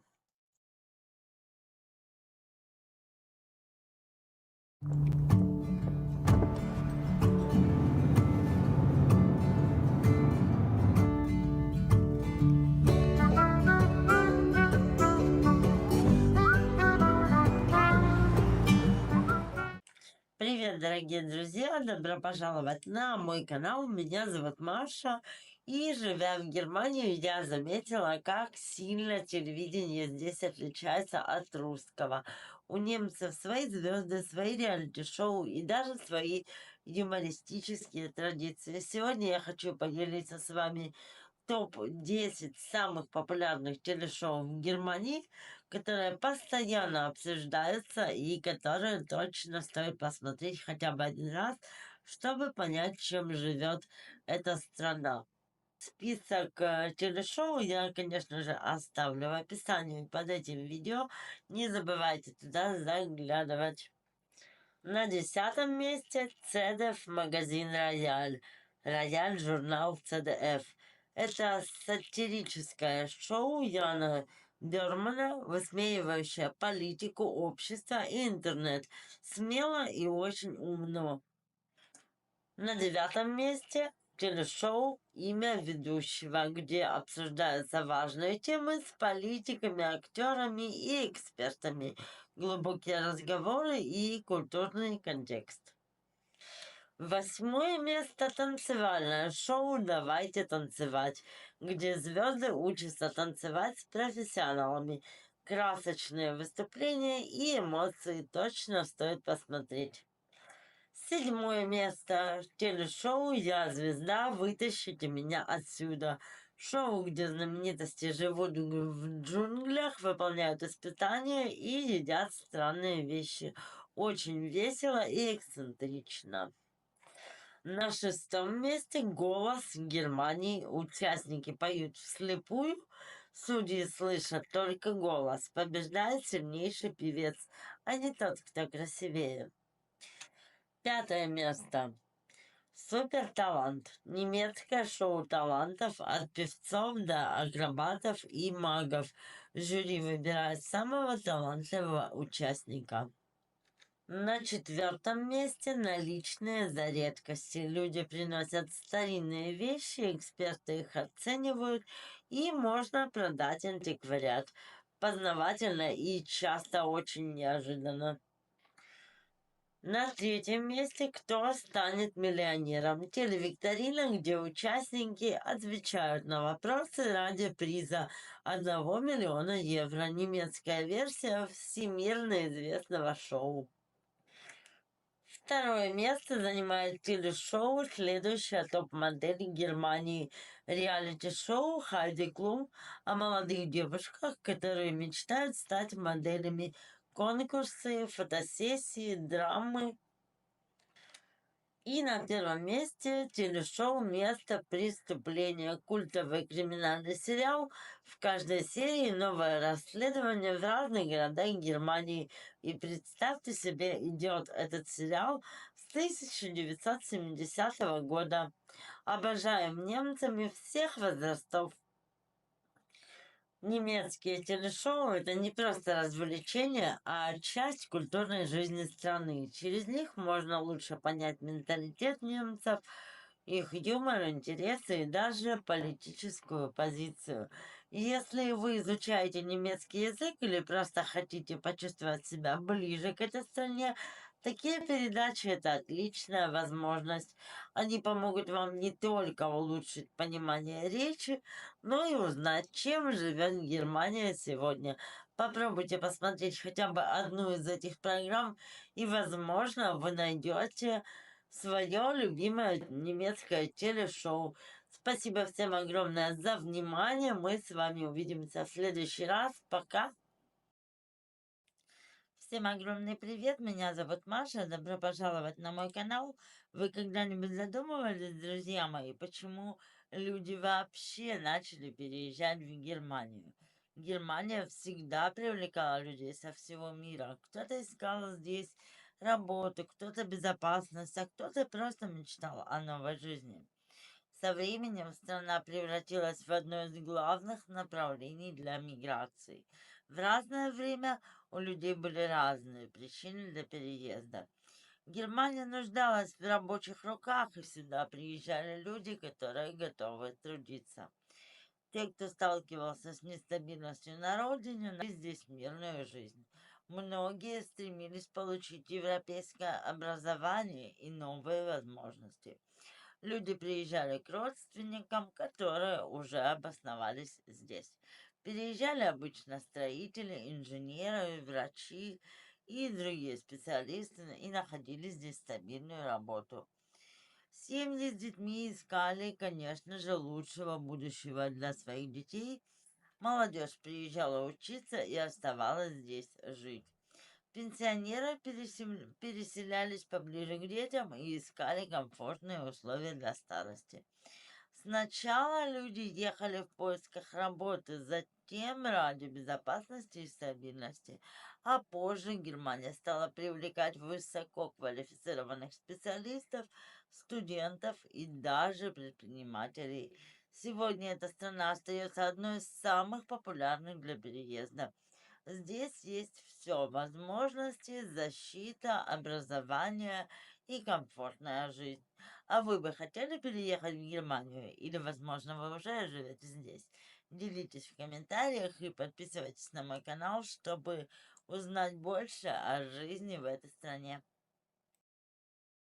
Всем привет, меня зовут Маша, я живу в Германии, на этом канале я рассказываю о жизни в этой замечательной стране, и в сегодняшнем видео я расскажу вам о фестивале Анна Кирмес. Это один из самых старейших народных фестивалей Германии, который ежегодно проходит в городе Дюрен, земля Северной Рейн-Вестфалия. Однако, вопреки моему предположению, фестиваль обычно проводится летом, а не осенью, как думала я. Традиционно он начинается в последнюю субботу июля и длится 9 дней. Фестиваль посвящен Святой Анне, которая является покровительницей города. Анна Кирмес – это яркое семейное событие, где можно насладиться аттракционами, каруселями, ярмарками, вкусной едой и напитками. Одним из ключевых событий является грандиозный фейерверк, который привлекает множество гостей. Это мероприятие прекрасно отражает местные традиции, культуру и гостеприимство. Поэтому Анна Кирмес пользуется популярностью как у местных жителей, так и у туристов. Если в этот период вы будете в Дюрене, обязательно стоит посетить, а потом мне напишите в комментариях под этим видео, как вам понравилось или нет. На этом я с вами прощаюсь, и до новых встреч, до новых выпусков. Пока-пока. Hello, friends. Did you know that Germany has a whole bunch of different superstitions? That's what we'll talk about today. Why do you think it's not customary to whistle at home in Germany? Or why birthday greetings are only given on the day of the holiday and never in advance? These seemingly small details actually hide a whole world of cultural subtleties that often go unnoticed. German superstitions are not just funny oddities, but rather peculiar unspoken rules that shape everyday life. Imagine you've just arrived in Germany and you want to be a polite and considerate person. You congratulate your colleague on his upcoming birthday in advance, thinking that you'll make him happy. But no. Instead of a smile, his face will most likely look slightly confused. It's all very simple for Germans. Congratulating someone in advance means bringing on misfortune.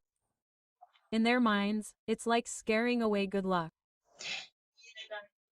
And such a trifle can leave a strange aftertaste even in the friendliest relationships. The same applies to everyday greetings.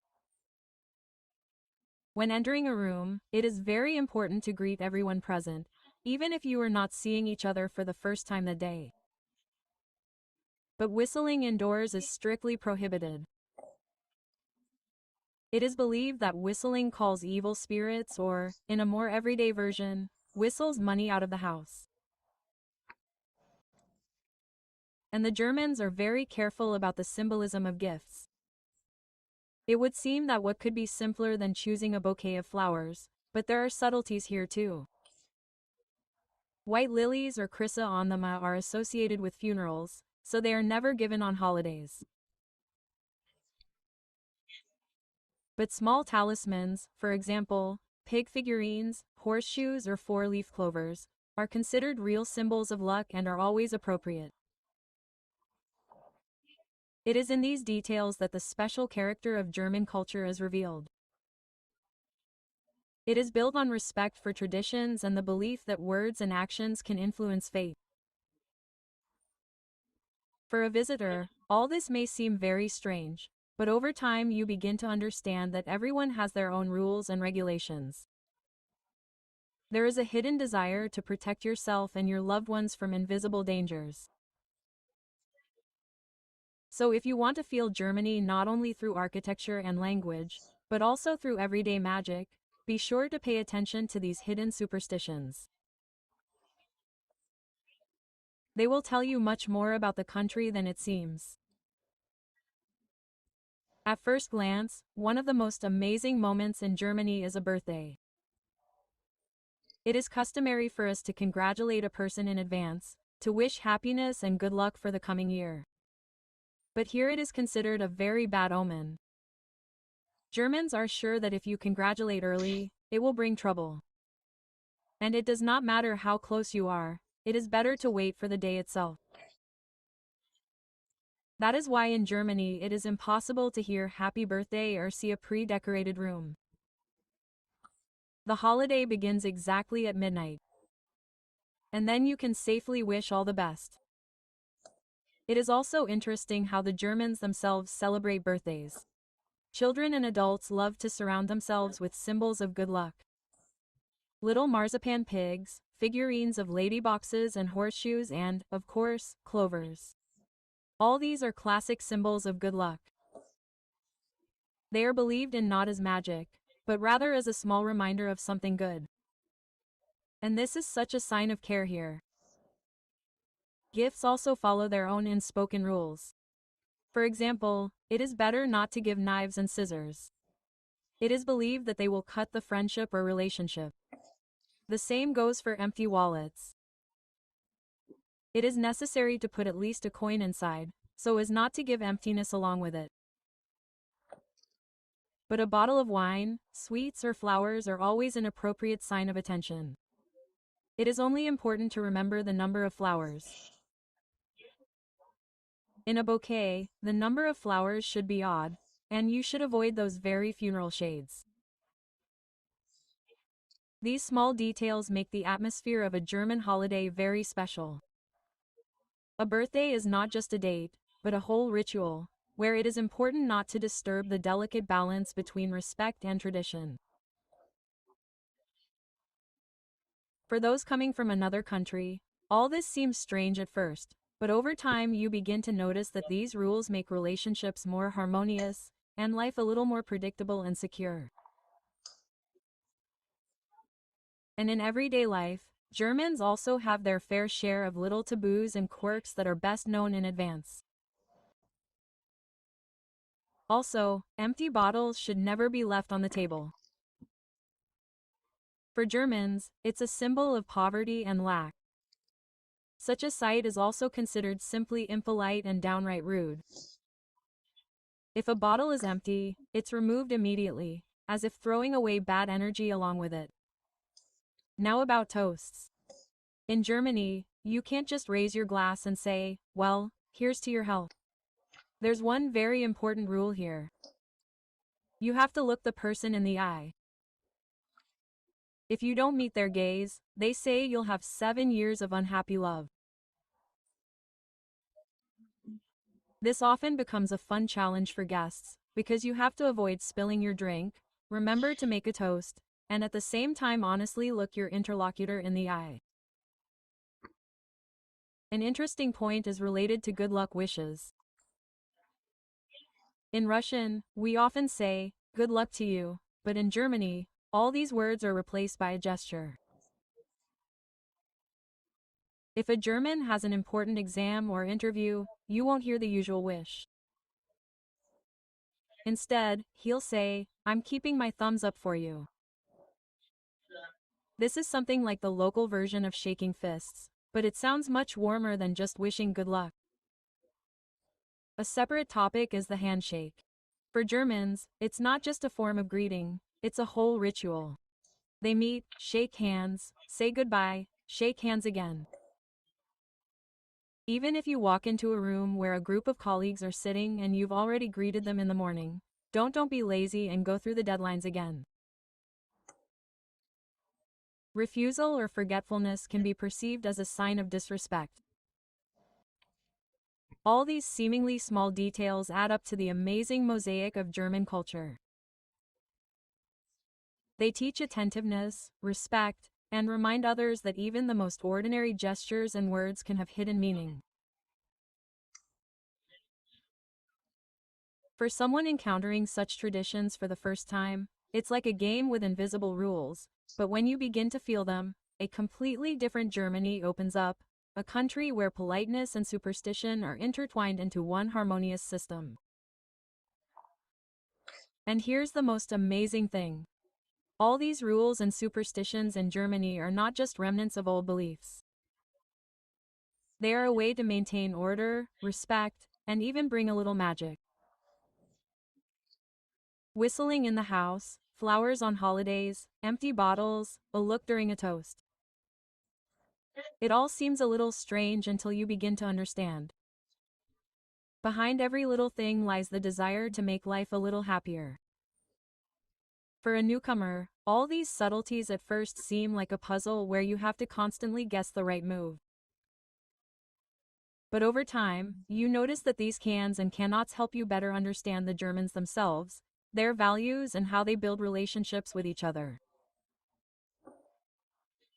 Everything here is imbued with respect, for example, for traditions, attention to detail, and the belief that words and actions can change fate. You could say that German culture is a special mix of common sense and superstition. It reminds us that even in a rational world, we still look for signs and omens, symbols that give life depth and a special flavor. So if you want to really get to know Germany, then don't limit yourself to just castles and museums. Be sure to subscribe to my channel and take a closer look at how Germans congratulate each other and how they give gifts and how they raise glasses and even how they silently remove empty bottles from the table. It is in these little things that the real soul of the country is. That is why we will now talk about this in more detail, about symbols of good luck and how little talismans and rituals help Germans feel more confident in a world where everything is changing so quickly. Every culture has its own small symbols that are supposed to bring good luck. But in Germany, this topic is especially interesting. Germans love everything rational, clear, and practical. But at the same time, they sincerely believe in small objects that seem to attract good luck. And the most famous symbol of good luck is, of course, the pig. In German culture, it is associated with abundance and well-being. It is not without reason that the expression, to have a pig, still exists, which means a person is lucky. For New Year's, you can find dozens of pig figurines in stores made of chocolate, marzipan, wood, or even stuffed animals. They are given to friends and relatives, and it is a symbol of a successful and prosperous coming year. Horseshoes are no less popular. They are hung above the door, with the ends up, so that the luck does not leak out. If a horseshoe is positioned correctly, then, according to German belief, it seems to collect happiness and keep it in the house. Horseshoes are sometimes given as gifts for weddings or for a housewarming party as a symbol of family protection and a strong hearth. A four-leaf clover is another classic amulet. It's very difficult to find in nature, which is why it's considered a rare gift of fate. By giving such a clover, a person wishes the other person special luck, not every day, but exceptional, coming at the right moment. There are also more charming symbols, such as the ladybug. Germans consider it a messenger from heaven, bringing happiness and protecting from misfortune. Small figurines, pictures, or even keychains with the image of a ladybug are often given to children or loved ones as a talisman against misfortune. Interestingly, Germans perceive all these symbols not as magic, but rather as a sign of friendship. If you were given a pig or a clover, it means the person wanted to give you warmth, support, and faith in the best. And even if someone doesn't believe in omens, such small souvenirs still bring a smile. It is in these talismans that the special balance of the German soul is reflected, somewhere between rationality and belief in miracles. They remind us that happiness is not only work and order, but also the ability to see magic in such small things. And New Year in Germany is not just a noisy holiday with fireworks. This is the time when old beliefs and symbols come to life. And almost every family here in Germany follows some special rituals. Germans, of course, believe that how you celebrate the New Year is how you will spend it.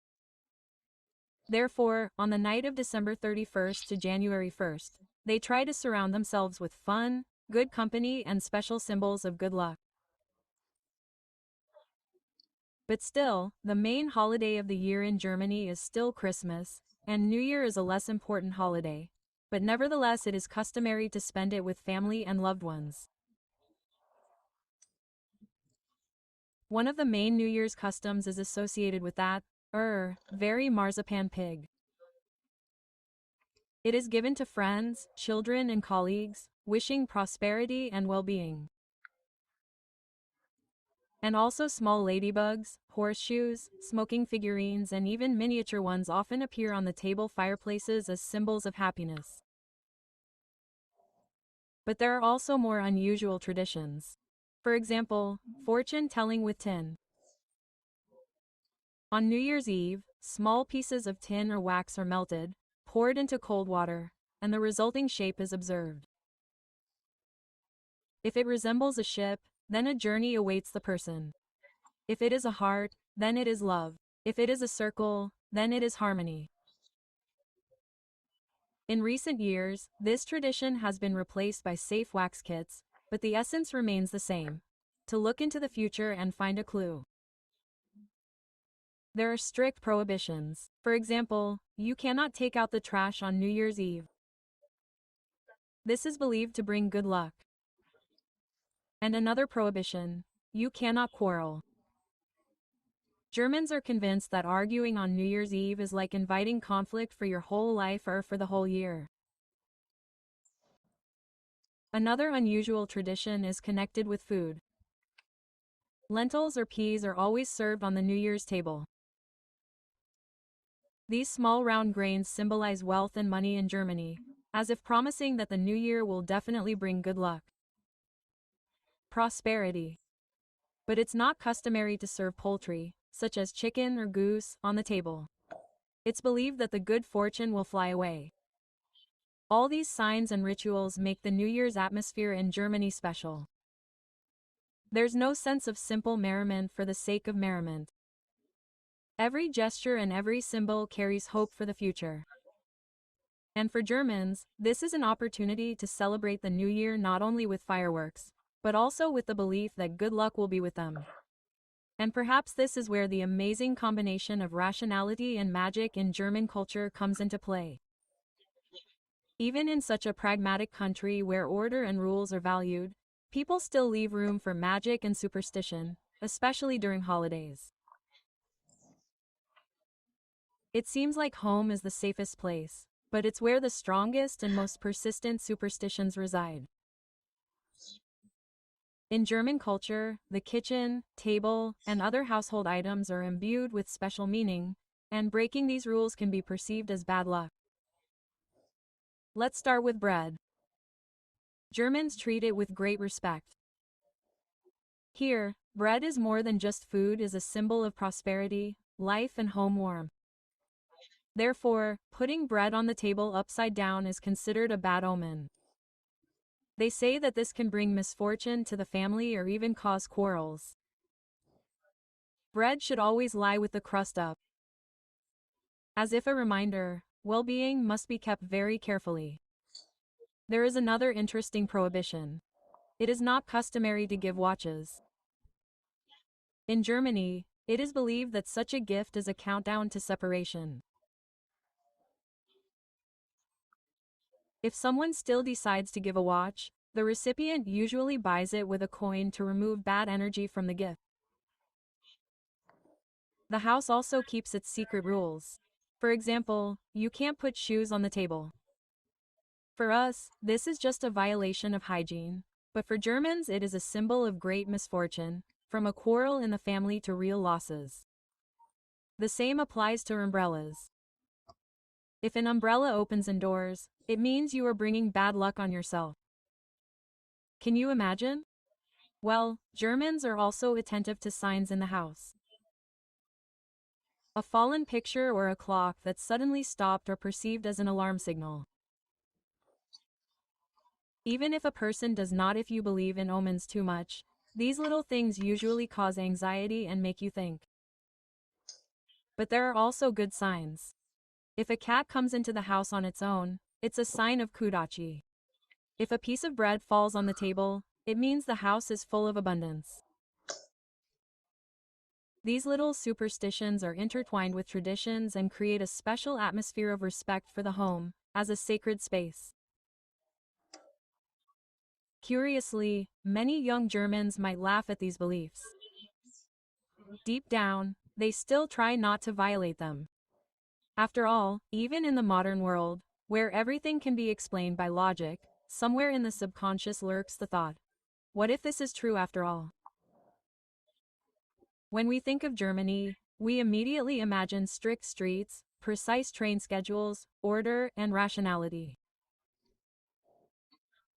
But the deeper you delve into German culture, the clearer it becomes that a whole world of symbols, omens, and superstitions hides behind the superficial logic.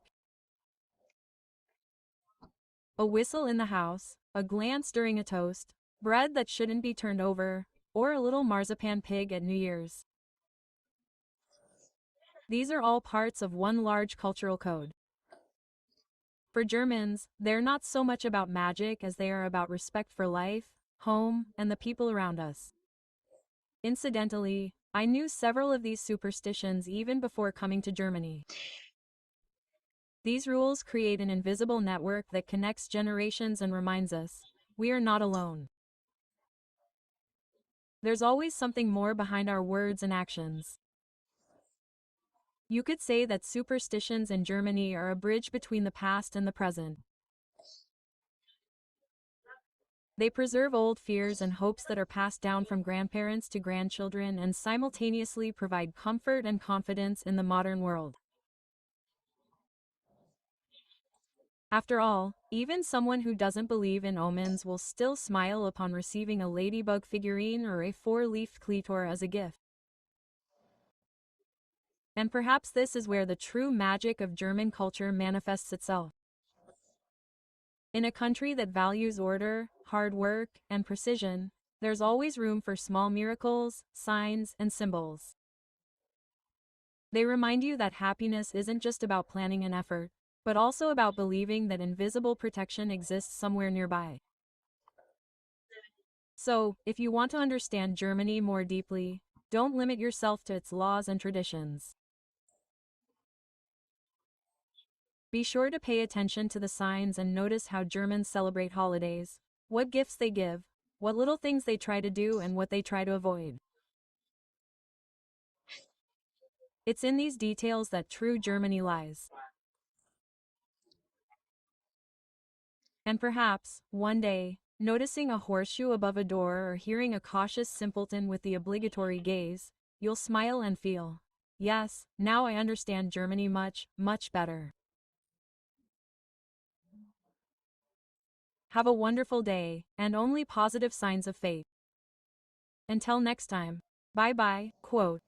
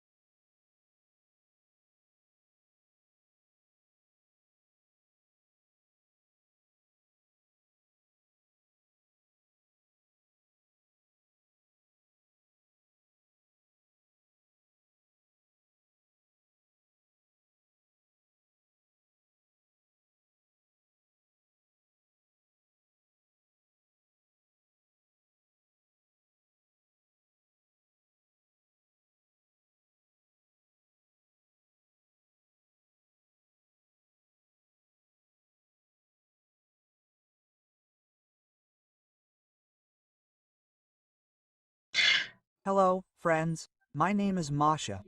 I am very glad that you have come to visit me on the channel. And thank you for watching this video. It will be really very interesting.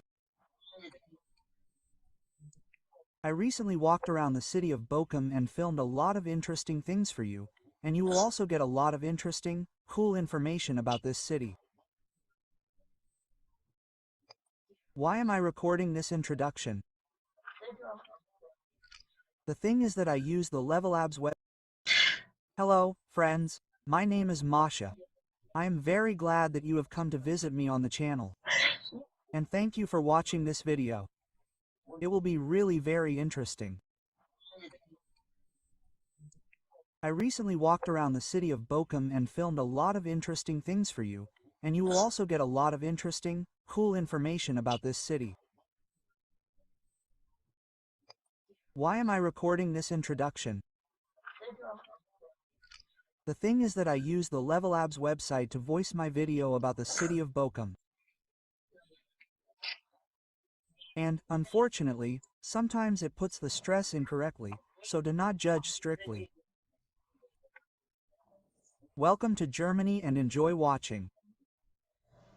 Hello, friends and guests of the channel. Today I walked around the city, which, at first glance, may seem like an ordinary industrial place, but believe me, Bochum is full of surprises and shocking facts. Just 100 years ago, it was the center of miners. Thousands of people went underground every day for coal. Now there are no mines, but it is here that the world's largest mining museum operates, where you can walk through a real underground tunnel and feel like a miner of the past. Bochum has become the cultural heart of the region. One of the most famous theaters in the country was built here, and many famous actors began their careers here. Did you know that the city was once the center of the automobile industry? Cars of a famous brand were assembled here, but then the plant was closed. This was a huge blow to the city. But Bochum managed to revive and turned into a modern and vibrant cultural center. And there is also a church with unique frescoes that are more than 800 years old. Standing next to these walls, you understand how deep the history of the city goes. Today, Bochum is an amazing combination of past and future, from mines and factories to green parks, art and cultural life. Walking along its streets, it is impossible not to feel the energy of this place. When you walk around Bochum, you immediately understand that this is a city of contrasts. Here, next to modern neighborhoods, real secret places of the past are hidden. One of these surprises is the famous bell, which is considered one of the largest in Europe. Its roar was once heard for many kilometers around, and people believed that it was able to protect the city from disasters. But Bochum surprises not only with its history. It is home to one of the largest planetariums in the country. And, what is most incredible, it was built on a site where coal was previously mined. It turns out that where people once mined the black gold of the earth, you can now look at the stars and galaxies. Another detail that few people know. It was here that street trams first appeared, which later became an important part of the entire region. For many residents, this was a real breakthrough. To imagine that you can move so quickly was almost fantastic. And now look at the city itself. Parks, cozy streets, street musicians, people's smiles. It is hard to believe that just recently this place was a symbol of hard work and survival. It is as if Bochum has learned to live again. And there is something inspiring about this. It proves that any place and any life can change if you give it a chance. Every city has its secrets. And Bochum is no exception. There are still legends here that make you wonder where reality ends and myth begins. They say that in the old days, miners talked about underground sounds similar to the blows of a giant hammer. No one could explain where they came from. Someone believed that it was a warning against trouble. Someone that it was the ghost of the city itself, reminding people of the price of hard work. But there are also brighter stories. In Bochum, there is a sculpture that locals call a symbol of hope. It was made of metal when the last factory was closing. People put their faith in the future into it, and now it has become a meeting place and a point of attraction for those who believe that the city is living a new life. And now a shocking fact. Bochum was one of the first cities in the region where they began to actively develop green areas right on the site of former mines and factories. Where smoke used to billow, today there are trees growing and families walking. It's like a miracle. The city has literally turned its scars into gardens. And you know, the most amazing thing is that when you walk here, you feel like you are part of this transformation. You see not only the past, but also the future, which is being born right before your eyes. When I walked around Bochum, one thing struck me. This city knows how to keep its secrets, and some of them are truly shocking. Did you know that one of the loudest explosions in Europe once took place here?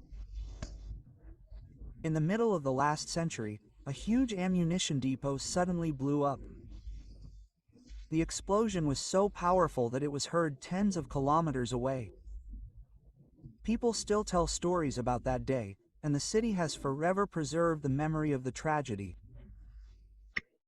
And now another fact that simply breaks stereotypes.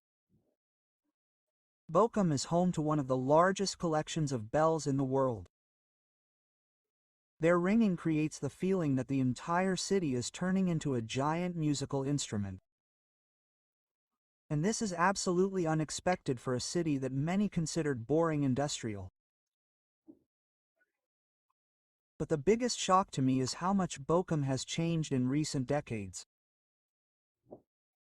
It was a symbol of hard work, digging and factories, and has become a city of art, music, and even fashion. Imagine a mining town transformed into a center of cultural festivals and modern life. And you know, this gives hope. If a city could change like this, then the same transformation is possible in the life of every person. Bochum is not only mines, factories, and culture. It has a secret side that not everyone knows about. Imagine, kilometers of abandoned tunnels are still hidden right under the streets of the city. They were used by miners decades ago. But some of these passages have still not been explored. Some residents claim that strange echoes can be heard in the dungeons, as if the city keeps the breath of the past within itself. But there is something else. It is in Bochum that one of the oldest universities in the region is located. And here is the shock. Many modern researches in the field of medicine and technology began right here. The city that once lived on coal is now moving science forward. And few people know that there is a park in Bochum, where exotic plants now bloom on the site of a former mine. Scientists used a special soil purification system, and the place where there used to be a black wasteland has become a green oasis. Isn't that a miracle? And the most amazing thing is that despite the difficult history, the residents of Bochum have always considered their city to be a heart that does not give up. These are not just words, this is the spirit of the place. And walking along these streets, you really feel that Bochum is alive, changing, and inspiring. When you walk around Bochum, it is easy to imagine that the city keeps its secrets not only in history and buildings, but also in the air. Shocking fact. They say that in some old neighborhoods you can hear strange sounds at night, as if someone is knocking, footsteps are walking along empty streets, and the light of lanterns plays with strange shadows. Locals believe that this is an echo of the past. The spirits of miners and factory workers still seem to guard the city. Even more incredible, there is a place in Bachum where things have disappeared for decades. Legend has it that the energy of old factories is hidden here. People passing by notice a strange feeling, as if the city itself is watching them. And here is the real shock. In one of the old churches there are still frescoes depicting scenes similar to the future of the city. Some historians claim that the artists of the past seem to foresee the transformation of Bachum from an industrial center into a cultural and scientific city. When you walk along these streets today, the feeling is strange. The city is both real and magical. You see parks, modern buildings, smiling people, but somewhere deep inside you feel history, mysticism, and the power of change live here. Bohm shows one thing. Even the most industrial city can hide secrets that shock and inspire. And who knows what other secrets it keeps, walking through Godet. You see, the people here are completely different from many other cities in Germany. And you can feel it right away. Firstly, the residents are incredibly open. Even if you are just passing by, a smile or a short conversation with a passerby can energize you for the whole day. In other cities, Germans seem more reserved and formal, but here friendliness is built into the atmosphere. Secondly, they are very proud of their city and its history. Miners, factory workers, engineers, and scientists are all like a single community that always supports each other. Even young people know about the city's past and talk about it with respect and passion, which is not often found in other places. And one more shocking fact. Despite its industrial past, the residents of Bachum are incredibly creative. Music, theater, science. It's all about them. They know how to turn even gray industrial streets into living art spaces, organize festivals and fairs where culture mixes with history. But the most amazing thing is that the residents of Bachum have learned to shock themselves. They treat their past with humor and know how to change the city, making it modern, green, and mystical at the same time. It is simply impossible to walk along their streets and not feel this energy. Bachum is a city of people who are not afraid of change and know how to turn even the past full of hard work and industry into a future full of creativity, friendship, and amazing discoveries. There are shocking contrasts hidden here that few people know about. Firstly, the city's educational institutions are amazing. Bachum University has become a real center of science. It trains specialists who then work all over Europe. But the most amazing thing is the cost of education. Many programs are available much cheaper than in other large cities in Germany, and the quality of knowledge remains at a world level.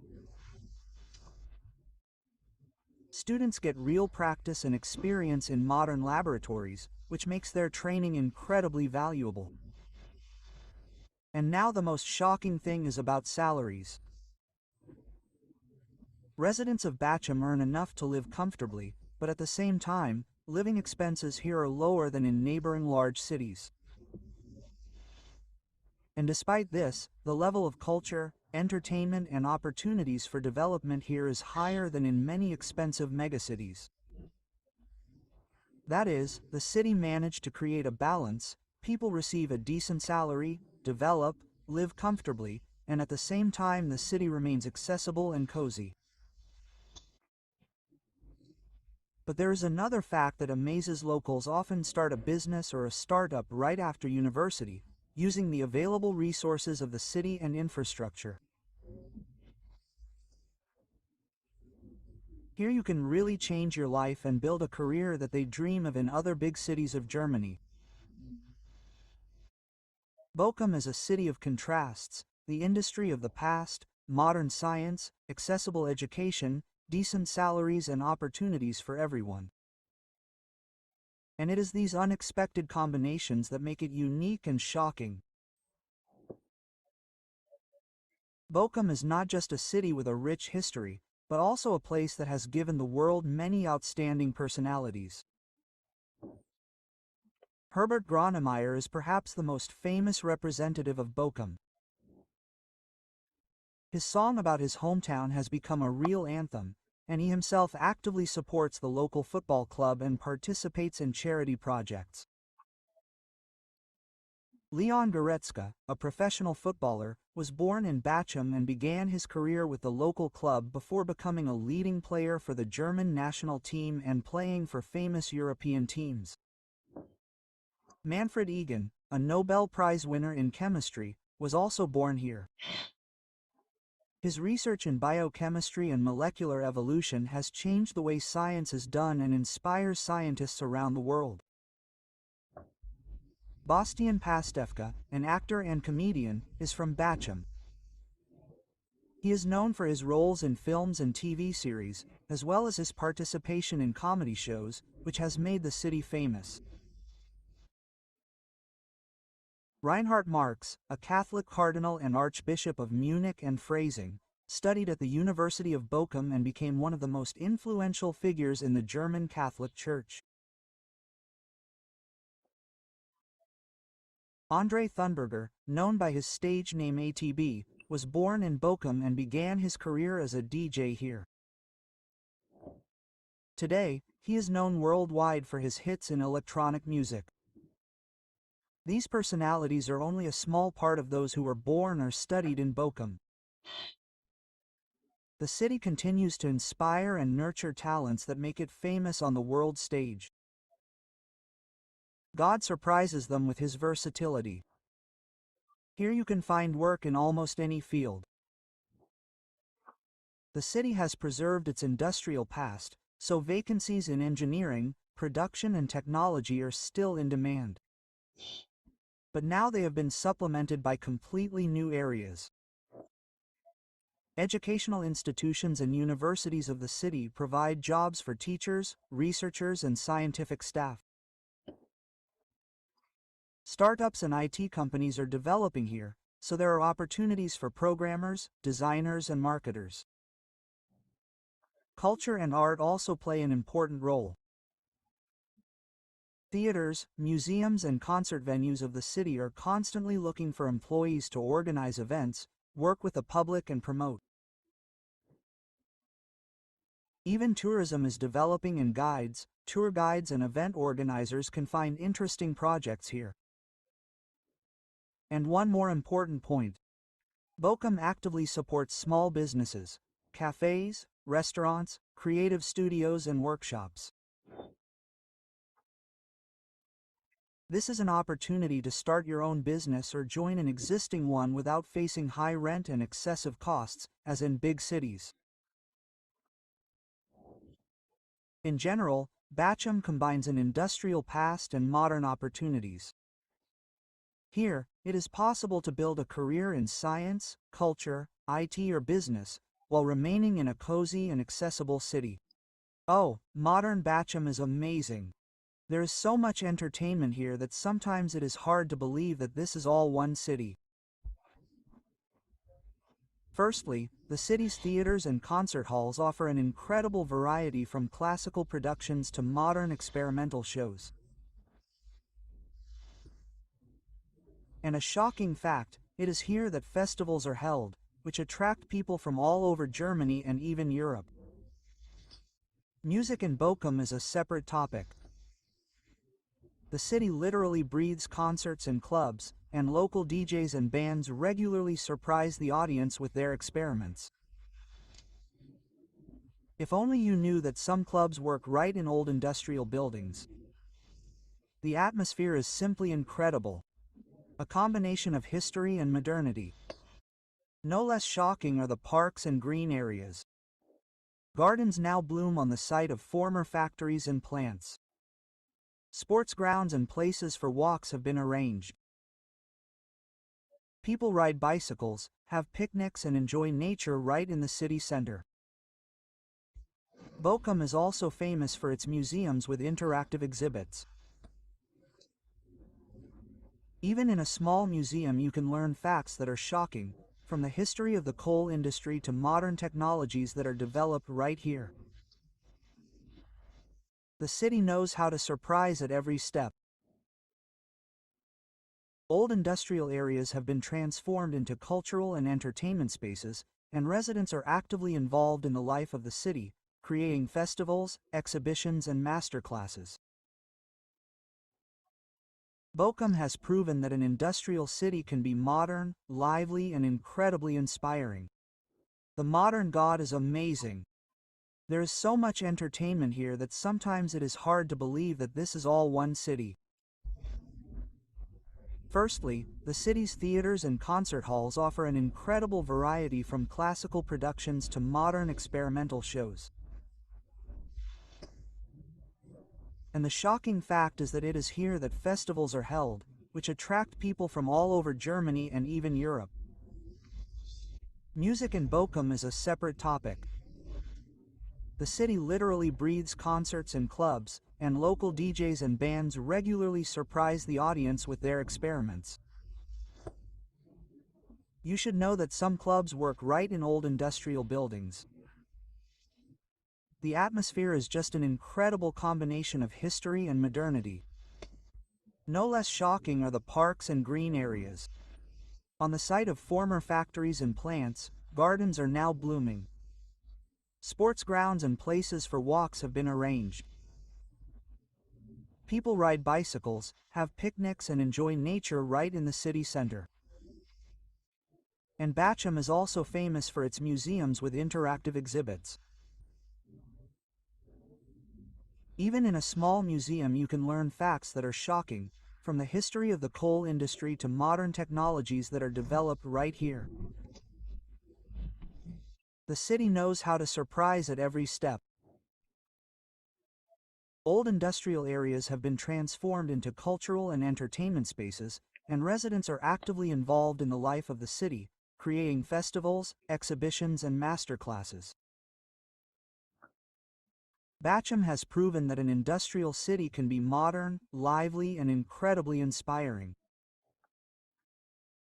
Bochum is a city where children grow up in an amazing combination of traditions and modern opportunities. School education is well developed here. The city has both regular public schools and specialized grammar schools with in-depth study of science, art, and languages. Many children start learning at an early age in children's centers, where they develop creativity and social skills through games and projects. Interestingly, Bochum places a lot of emphasis on hands-on learning. Children can visit workshops, museums, and science centers right in the city, participating in experiments and projects. This gives them a unique experience that is rare in other regions of Germany. In terms of beliefs, most families adhere to Christian traditions. But the city is quite cosmopolitan. Different religious practices and worldviews are respected here. Children learn tolerance and respect for other cultures and beliefs from an early age. School programs include classes in ethics and intercultural communication, which helps to shape open and thinking people. But there is also a shocking fact. Despite modern times, many old legends and myths about Bochum are still passed on to children from parents and teachers. For example, stories about underground miners' tunnels or mysterious sounds in old quarters. All this creates an atmosphere of mystery that is of great interest to children and forms a unique relationship with their hometown. In Bochum, children learn not only science and art, but also how to live in the world of traditions, mysticism, and history of their city. This makes their education and upbringing unique and inspiring. In Bochum, children receive an education in a variety of educational institutions that reflect the cultural diversity of the city. The education system in Germany includes the Grundschule primary school from the 1st to the 4th grade, after which the students move on to one of the following types of school. The basic school, which focuses on practical learning. The secondary school, which provides a broader range of knowledge. The grammar school, which prepares students for university studies. Bochum also has international schools, such as the International School Bochum, which offer education in English and follow international educational standards. In terms of religious views, Germany is a secular state and freedom of religion is guaranteed by the Constitution.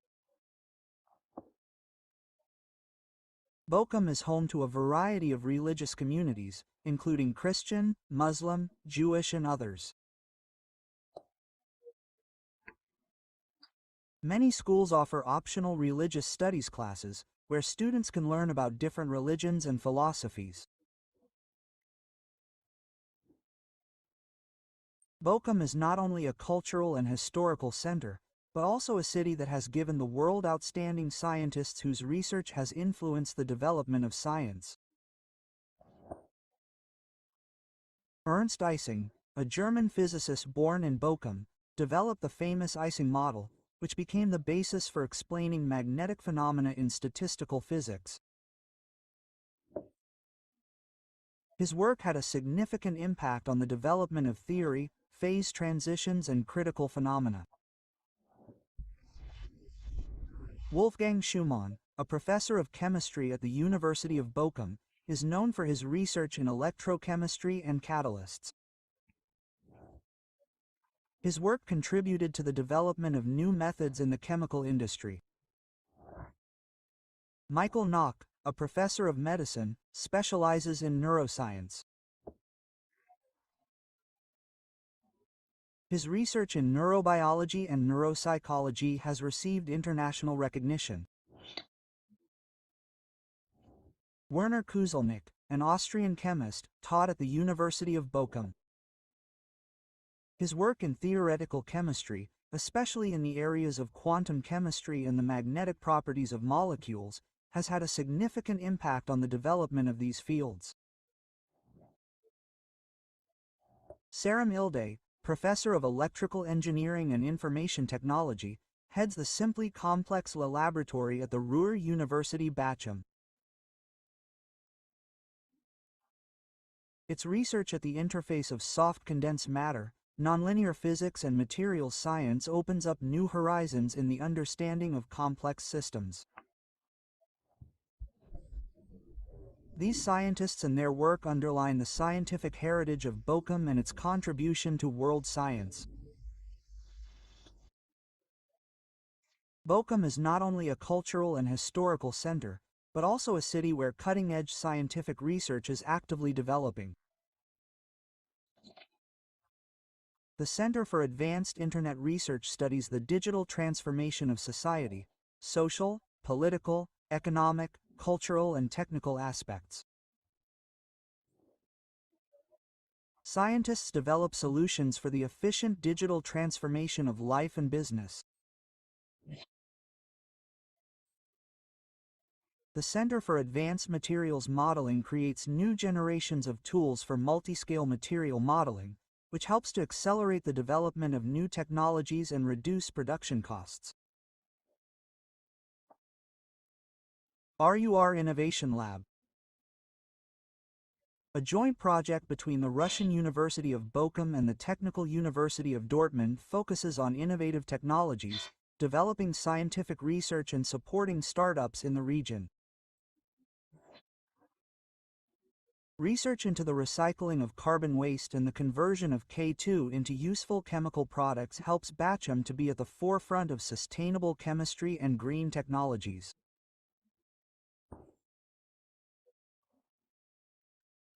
The development of geometric positioning using wireless sensors for rescue robots significantly increases the efficiency of search and rescue operations, demonstrating how the city's science influences real technology and safety.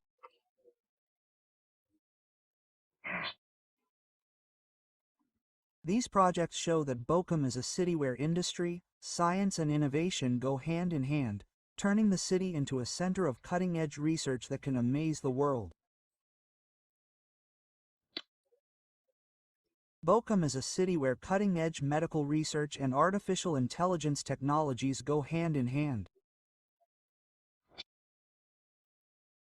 In the Center for Artificial Intelligence, Medical Informatics and Data, experts come together to develop innovative solutions in healthcare. Here, intelligent systems are created to support clinical decisions and improve the quality of medical care. The Medical Proteon Center, led by Professor Catherine Marcus Alec, is one of the world's leading centers for medical research using mass spectrometry. The center analyzes proteomes for the diagnosis and treatment of various diseases. The Institute for Artificial Intelligence in Medicine brings together researchers from various disciplines to improve patient care and train future doctors with innovative methods. It collaborates closely with the University Medicine Essen and the University of Duisburg-Essen. The HUM project develops methods that adapt to both the abilities and needs of users. Researchers create human-centered solutions and collaborate with industrial partners to apply the technologies in practice. The Center for Trusted Machine Learning works to make AI applications more reliable and safe. Researchers increase trust in AGI in various fields, including medicine, making the technology as effective and safe as possible for people. Bochum demonstrates how science and technology can transform the medical field, turning the city into a hub of innovations that amaze and inspire the world. Bochum is a city where history, culture, and science intertwine, offering tourists a unique experience. The German Mining Museum is the largest museum in the world dedicated to mining.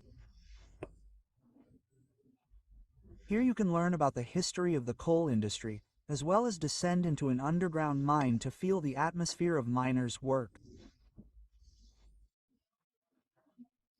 The planetarium offers a journey through the universe using the latest technology, allowing you to observe the stars and planets right in the city. The Botanical Garden of the University of Rouge amazes with a variety of plants from all over the world. Particularly noteworthy is the Chinese garden with traditional architecture and vegetation, creating an atmosphere of Oriental harmony. Bochum Town Hall is a historical building and a symbol of the city, where you can learn about the development of Bochum and its importance in the history of the region. The Staylight Express Theatre is known for its unique roller skating musicals, composed by Richard O'Brien, which attract tourists from all over the world. The Bochum Railway Museum dives into the history of railways by showcasing vintage trains and railway artifacts. The Alma Park is a great place for a walk in the fresh air, where you can enjoy nature and peace. The popular Bermuda Triangle area offers many cafes, bars and restaurants where you can try local cuisine and immerse yourself in the atmosphere of the city. These places will help you understand the culture and history of Bochum, as well as enjoy its unique atmosphere. A motorcycle in Bochum is not just a means of transportation, but a symbol of freedom, brotherhood, and passion. The city has a vibrant motorcycle community, uniting two-wheeled enthusiasts of all stripes. The city is home to several well-known motorcycle clubs, each with its own unique culture and style. Outlaws MS Bochum is known for its commitment to tradition and brotherhood. It actively participates in city events and supports the motorcycle culture of the region. Gostandong MS recently opened its chapter in the Rimka district, attracting the attention of the local authorities and the public. The Valuebokum Motorcycle Club is focused on shared rides and enjoying nature, organizing regular outings for experienced and novice motorcyclists. MFC. The Motorcycle Club offers a wide range of services for motorcyclists, including advice, motors and road safety, actively supporting the community and organizing events. Bochum and the surrounding area are regularly the venue for various motorcycle events, attracting thousands of enthusiasts.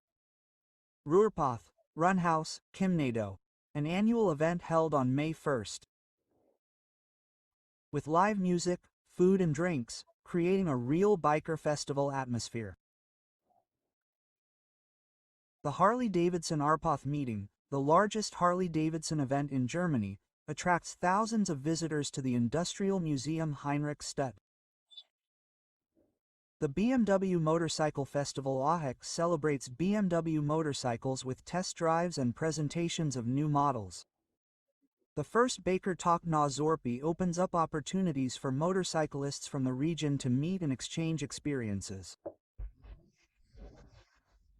For those who want to stay up to date with all the happenings and news of the motorcycle community, there is the Motorrazzine app, which provides information on meetings, services and announcements, helping motorcyclists to plan their rides and stay in touch. The Bochum motorcycle scene is not only about motorcycles, but also about culture, brotherhood and passion. The city offers a rich selection of clubs and events, where every motorcyclist can find his place and become part of a unique community. Bochum is a city where industrial heritage and modern culture intersect. And this is reflected in the active online scene. Several prominent bloggers and video bloggers live and work here, sharing their knowledge and experience with a wide audience. Tim Hendrik Walter, better known as Herr Anwald, is a lawyer, blogger and author specializing in legal issues. He was born in Dortmund, but studied and lived in Bochum, where he studied law at the University of Bochum. On his channel, Anwald has more than 460,000 subscribers. He explains legal issues in a simple and accessible language, focusing on family law, criminal law, and property law. His videos are popular with a wide audience and often serve as a source of useful information for people interested in legal issues. Cube Seckengesten is a German freelance artist with a disability from Bochum. Since 2012, she has worked as a presenter, performance artist and actress. She suffers from osteogenesis imperfecta, a brittle bone disease, is short in stature and uses a wheelchair. In her YouTube and Instagram videos, she shares personal experiences, highlighting issues of inclusion and participation of people with disabilities in society. Her work aims to increase awareness and understanding among a wide audience. Lukas Heiser, a German blogger and journalist, was born in Duisburg, but studied in Bochum. He studied German and English at the University of Bochum, and his bachelor's thesis was about changes in internet language. Since 2007, he has been running the blog Coffin TV, for which he was awarded the Golden Blogger of the Year 2008. He is also the author and editor of Bildblog, which critically analyzes German media. His work has been recognized for its insightful analysis and objectivity. And of course, we must not forget about me. Just kidding. I live literally next door to Bochum and also run a blog. So I can personally confirm that the atmosphere of this city charges you with creativity and inspires new videos. Both full-length films and popular TV series have been filmed here. One of the most famous films shot in Bochum is The Miracle of the Isborn. This film tells a touching story about a family going through post-war hardships and how they find hope and joy in an unexpected place. Scenes of the film were shot in various locations in the city, including the Railway Museum. Another significant production is the Summer Festival. This is a comedy drama based on the novel of the same name, which immerses the viewer in the atmosphere of the Russian region. Many scenes were filmed in Bochum, including such places as the Bismartturm and the Kamenetersee. In 2015, the film Everyone Dies Alone was filmed in Bochum, which starred such stars as Emma Thompson and Brandon Gleeson. Scenes were filmed in the historic building of the city's town hall. TV series have not bypassed Bochum either. For example, in the series Gelt, the city became one of the key locations where investigations take place and secrets are revealed. Many scenes were filmed in the city center and on the grounds of the University of Rouge. Most recently, in 2024, filming of the film Solon began in Bochum, directed by Samir Saad. Filming took place in various locations in the city, including the central branch of the Savings Bank and the Living Room restaurant. This project promises to be a significant contribution to the cinematography of the city. Thus, Bochum continues to inspire filmmakers and serve as a backdrop for many stories that reflect the spirit and atmosphere of the Russian region. Bochum is a city of contrasts, where industrial history meets modern research, creativity, and an active cultural life. Here legends come to life, new ideas in science and technology are born, and the streets, parks, and universities become a stage for inspiring stories. We found out who lived and works here, what films and series were filmed in the city, what events attract thousands of people. We also met bright bloggers and an exciting motorcycle scene.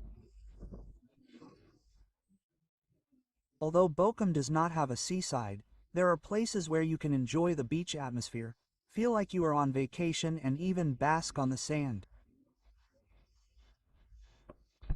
Beach Club at Lake Kimneth. One of the most popular beach spots in Bochum is the Beach Club at Lake Kimneth.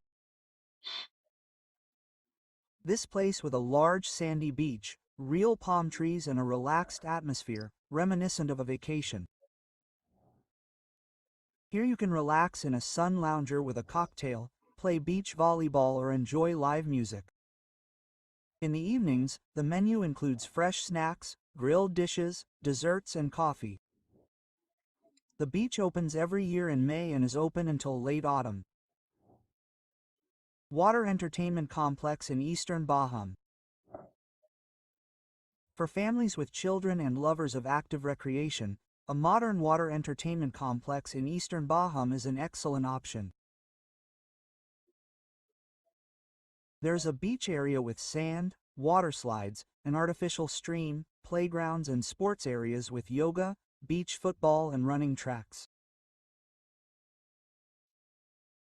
There are also events such as sunset picnics and children's parties. Natural lake with a beach atmosphere. If you want to enjoy nature, you should visit the artificial lake in the northern part of Bochum. There are walking paths around the lake, a beach area, a playground, and even a skate park. Previously, a summer festival with concerts and open-air discos was held here. And now this place is ideal for picnics and a quiet holiday in nature. Every corner of Bochum holds its secrets, its shocking facts, and little joys that you want to share.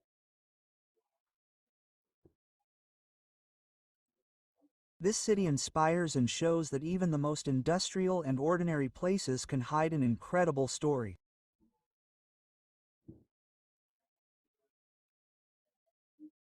If you like this video and want to learn even more about cities, people and unusual places in Germany, be sure to subscribe to the channel, like and click the bell so you don't miss new stories. Yes. Hello, dear friends. My name is Masha. Welcome to my channel. You know, today I went for a walk around the city and caught a special mood. The end of summer is like the last page of your favorite book. You already understand that the story is coming to an end, but you still want to read, slowly stretching out the pleasure. The air has become much softer. There is no July heaviness in it, but there is a light coolness that whispers, autumn is coming. The trees are still green, but here and there you can see cunning leaves. They are already trying on golden and reddish outfits. They will be preparing for the autumn ball. Birds are still ringing on the branches, but their songs have become quieter and calmer. The sun goes down lower and generously pours warm golden light over the city. The pavement stones shine, as if they had just been varnished. The cafes have set up tables right on the street, and people are smiling, drinking coffee, discussing plans and laughing. The atmosphere is so cozy, as if the whole city decided to exhale and slow down a little.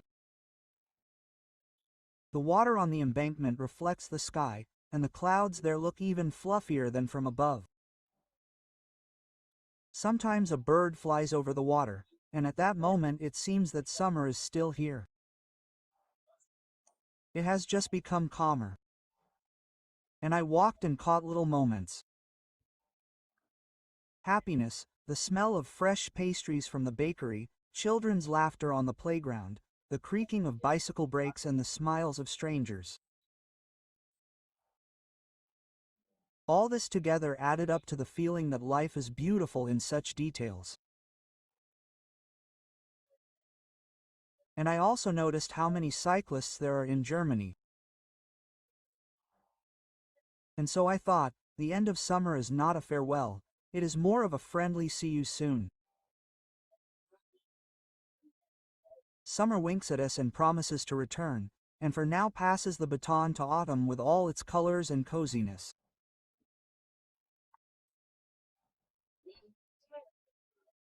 And I also thought that the beginning of autumn is the best time to make future plans for next summer. I hope that you do this too. I hope your summer was wonderful, and next summer will be even better. Thank you all so much for your company. I am very pleased that you watch my channel. You have no idea how valuable your likes and comments are to me.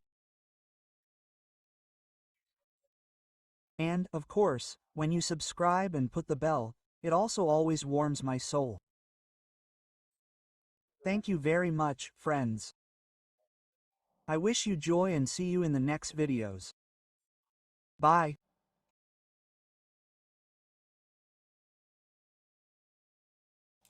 Всем большой привет, друзья! С вами Маша из Германии. Не так давно я приезжала на тюльпановое поле, и мне захотелось записать для вас такое видео о том, что тюльпаны это не просто цветы, это дыхание весны, отражение души природы, вестники красоты и новой жизни. Они путешествовали сквозь континенты и эпохи, вдохновляя, восхищая и объединяя.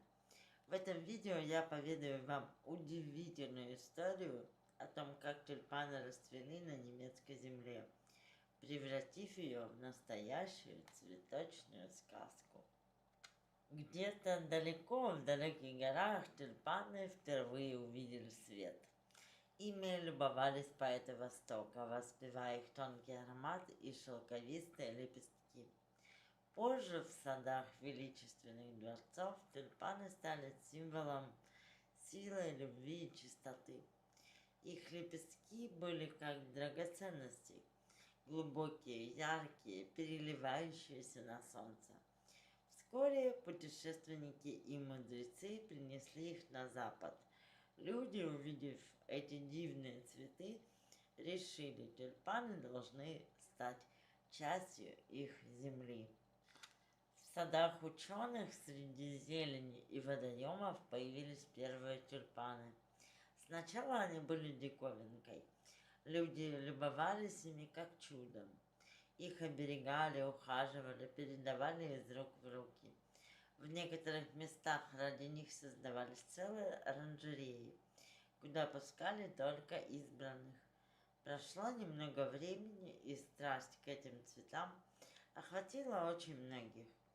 Тюльпаны стали не только украшением, но и предметом торговли, вдохновения и даже споров.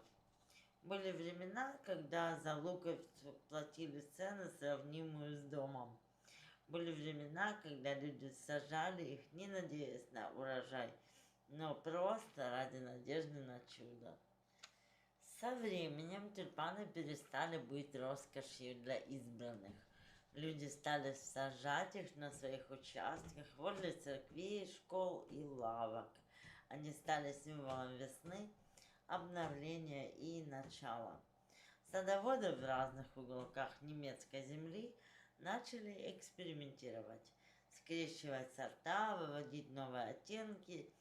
Некоторые сорта были похожи на языки пламени, другие на перья экзотических птичек. Каждый тюльпан рассказывал свою маленькую историю.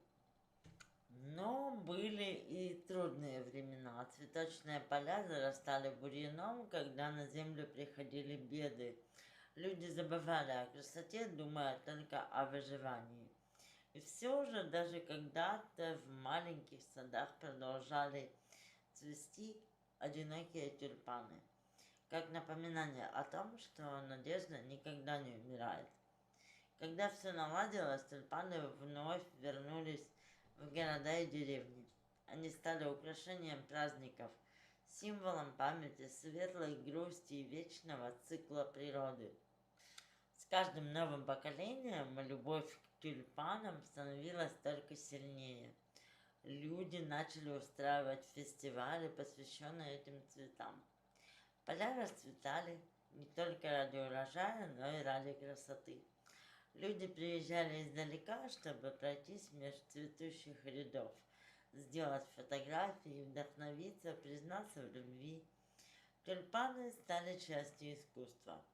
Их рисовали, лепили, вышивали. Они проникли в музыку, литературу и фильмы. Многие художники находили вдохновение, сидя среди пестрящих лепестков. Со временем в жизнь тюльпанов пришли новые идеи. Люди научились ухаживать за ними с помощью света, влаги и даже невидимых волн. Цветы стали умными, за ними следили не только руки садовников, но и машины.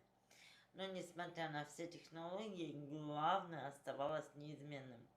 Человек и цветок, их связь, тишина между ними. Цветочные поля стали пространствами для медитации, йоги, психологических практик.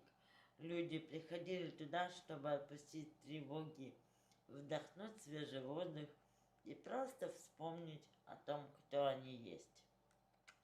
Сегодня тюльпан – это не просто растение, это часть культуры, философии, образа жизни. Его путь от маленькой луковички до городского цветка стал метафорой человеческой души. Люди видят в нем пример, как пройти путь роста, несмотря на холод, тьму и дождь. Семьи продолжают выращивать тюльпаны на одной и той же земле, передавая секреты по уходу от поколения в поколение. Детям рассказывают сказки, где тюльпаны разговаривают, поют и даже исполняют желания.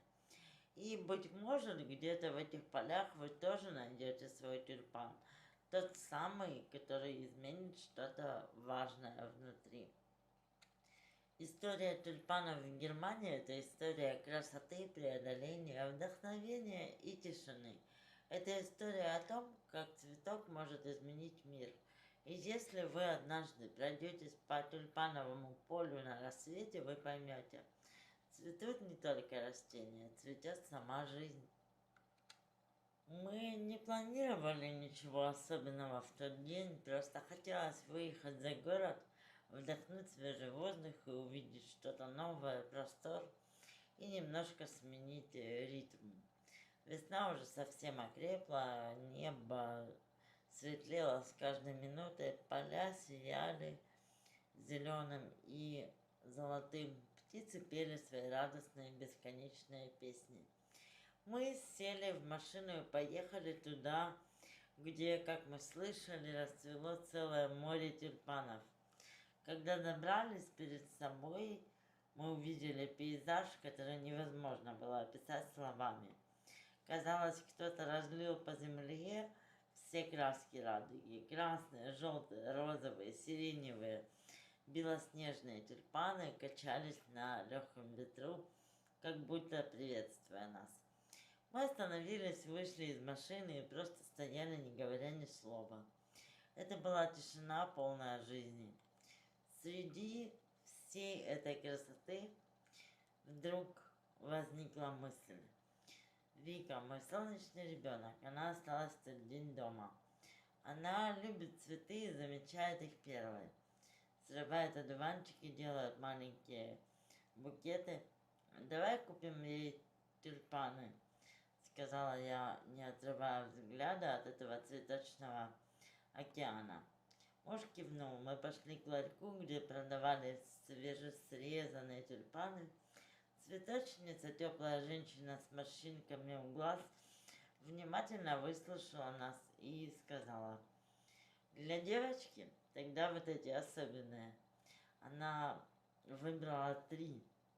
Один ярко-красный, второй розовый, а третий лавандовый. Мы аккуратно завернули их в крафтовую бумагу и поехали домой. По дороге я все смотрела на цветы, которые лежали у меня на коленях. Казалось, это не просто тюльпаны. Они несли в себе всю нежность дня, весь аромат весны и ту самую тишину, в которой расцветают чувства. Когда мы вернулись, Вика выбежала нам навстречу, босиком, как всегда. «Это тебе», — сказала я и протянула букет. Она замерла, а потом улыбнулась, так, как только она умеет. Взяла цветы, как драгоценность, понюхала 1, 2, 3. «Мама, они живые», — прошептала она. И правда, в этот момент они были живыми. Не просто цветами, а символом нашей любви, даже когда ее не было рядом. Маленьким напоминанием о том, как важно приносить весну туда, где тебя ждут. С тех пор я думаю об одном: почему бы нам не дарить цветы чаще? Не по поводу, не на праздник, не потому что надо, а, наверное, потому что это просто и это чудо. Цветы – это тепло в ладонях, это улыбка без причины, это напоминание: ты важен, ты видим и ты нужен. Подарите цветок маме, когда она варит борщ. Соседке, у которой грустные глаза, учителю, который верит в вашего ребенка, продавцу в магазине, который терпит плохую погоду и тяжелые сумки людей. Подарите цветы детям. Поверьте, они умеют радоваться каждому лепестку. Подарите цветы себе. За то, что держитесь и живете.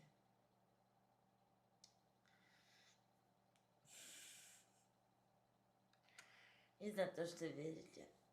Цветок не изменит мир.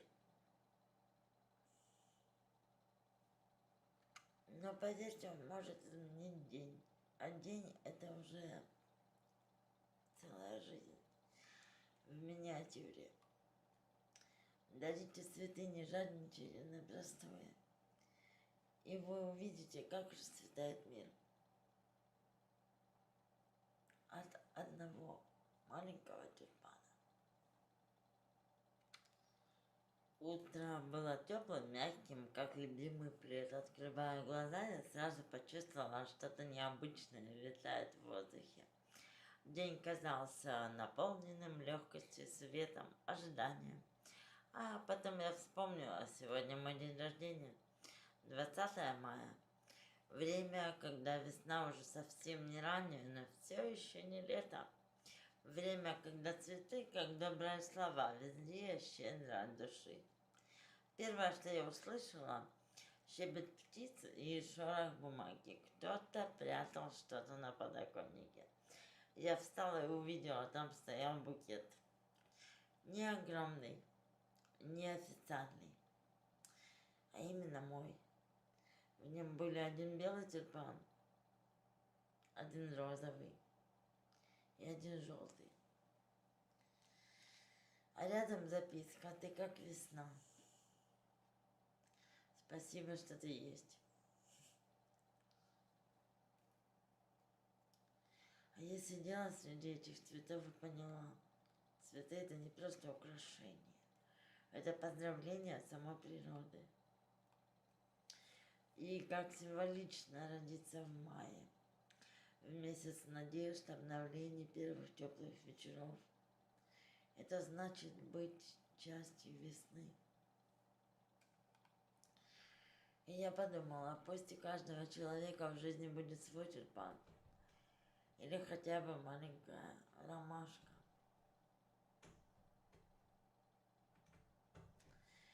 Пусть цветы будут не только на день рождения, а каждый день, потому что каждый день это праздник, если в нем есть немножечко любви. Знаете, когда-то давно я совсем не любила цветы. Это может звучать странно, ведь для многих цветы — это символ красоты, веселья, жизни. Но для меня они были чем-то лишним и ненужным. Я ассоциировала их с хлопотами, с теми, кто их дарит из-за привычки, но не от сердца. Цветы казались мне напоминанием о том, как легко можно утратить истинное значение вещей, превратив их в ритуалы. Может быть, это было связано с тем, что в моем детстве цветы часто дарили на праздники, как будто за них не нужно было благодарить, за них не нужно было ценить, подарки были стандартными, как и сама жизнь. Я видела цветы как нечто лишнее, их можно было полить, но не почувствовать. Обычные букетики было... Это что-то такое было быстро вянущее, как разочарование. Но все изменилось. Я не знаю, когда именно это произошло. Возможно, в один из тех моментов, когда мы перестаем задумываться, что нас окружает. Это было не сразу, но постепенно. Весна подарила мне откровение, я взглянула на цветы другими глазами. Я начала замечать, как утренний свет играет на лепестках, как нежно колышется стебель в тени. И вдруг я поняла, что за каждым цветком стоит своя история. Я начала видеть их не просто как красивые вещи, а как символы чего-то гораздо более глубокого. Того, что остается с нами даже в самых трудных моментах жизни. Однажды я купила себе первый тюльпан, он был красным, как закат. Я поставила его в вазу, в квадратную вазу свою, и тот самый цветок стал для меня чем-то большим, чем просто букет. Он был напоминанием о том, что жизнь прекрасна, что нужно замечать детали, находить радость обязательно в мелочах и не ждать, пока все будет идеально. Тогда я поняла, цветы — это не просто украшения, это маленькие чудеса, которые мы можем дарить себе и другим. Теперь каждый раз, когда я получаю цветы, я вижу в них что-то большее. Я вижу их как знак, что мир еще полон красоты. И больше не могу представить себе праздник без этого простого, но такого важного чуда. И все же, если спросить меня, какие цветы я люблю больше всего, я без колебаний отвечу ромашки. Те самые простые, но такие теплые, искренние цветы. Потому что для меня это не просто цветы, это маленькие напоминания о том, как важно ценить простоту и естественность. Каждый раз, когда я вижу ромашки, мне кажется, они говорят мне что-то важное. Они напоминают мне о том, что можно быть красивой, не будучи при этом вычурной. Ромашки — это чистота и радость, это летние поля и беззаботные дни. Но есть еще одна особенная, очень особенная причина, почему я так люблю эти цветы. Ромашки для Машки. Как это звучит, правда? Такой забавный, милый ритм. Ромашки, как маленькие воспоминания, которые оставляют в душе след. Просто название цветка и твое имя рядом. И вот уже становится легче, проще, ярче. Каждый раз, когда я смотрю на ромашки, мне кажется, что они символизируют меня. Скромная, но не лишенная своей особой красоты. А еще легкие и непринужденные. Я думаю, что эти цветы идеально подходят для моей души, ведь их название даже совпадает с моим именем. Когда я вижу ромашки, я просто улыбаюсь. Они напоминают о детстве, о том, как мы с друзьями собирали их и верили, что в жизни все возможно. И теперь, когда меня спрашивают о моих любимых цветах, я знаю, что это будут именно ромашки, потому что они всегда дарят тепло и радость. Так что, дорогие друзья, если вы еще не были на тюльпановом поле, то настало время сделать это. Германия — это не только культурное богатство и древняя архитектура, но и невероятно красивые природные уголки, среди которых тюльпановое поле. Одно из самых ярких и волшебных. Представьте себе море цветов, ярких и живых, волнующихся на ветру.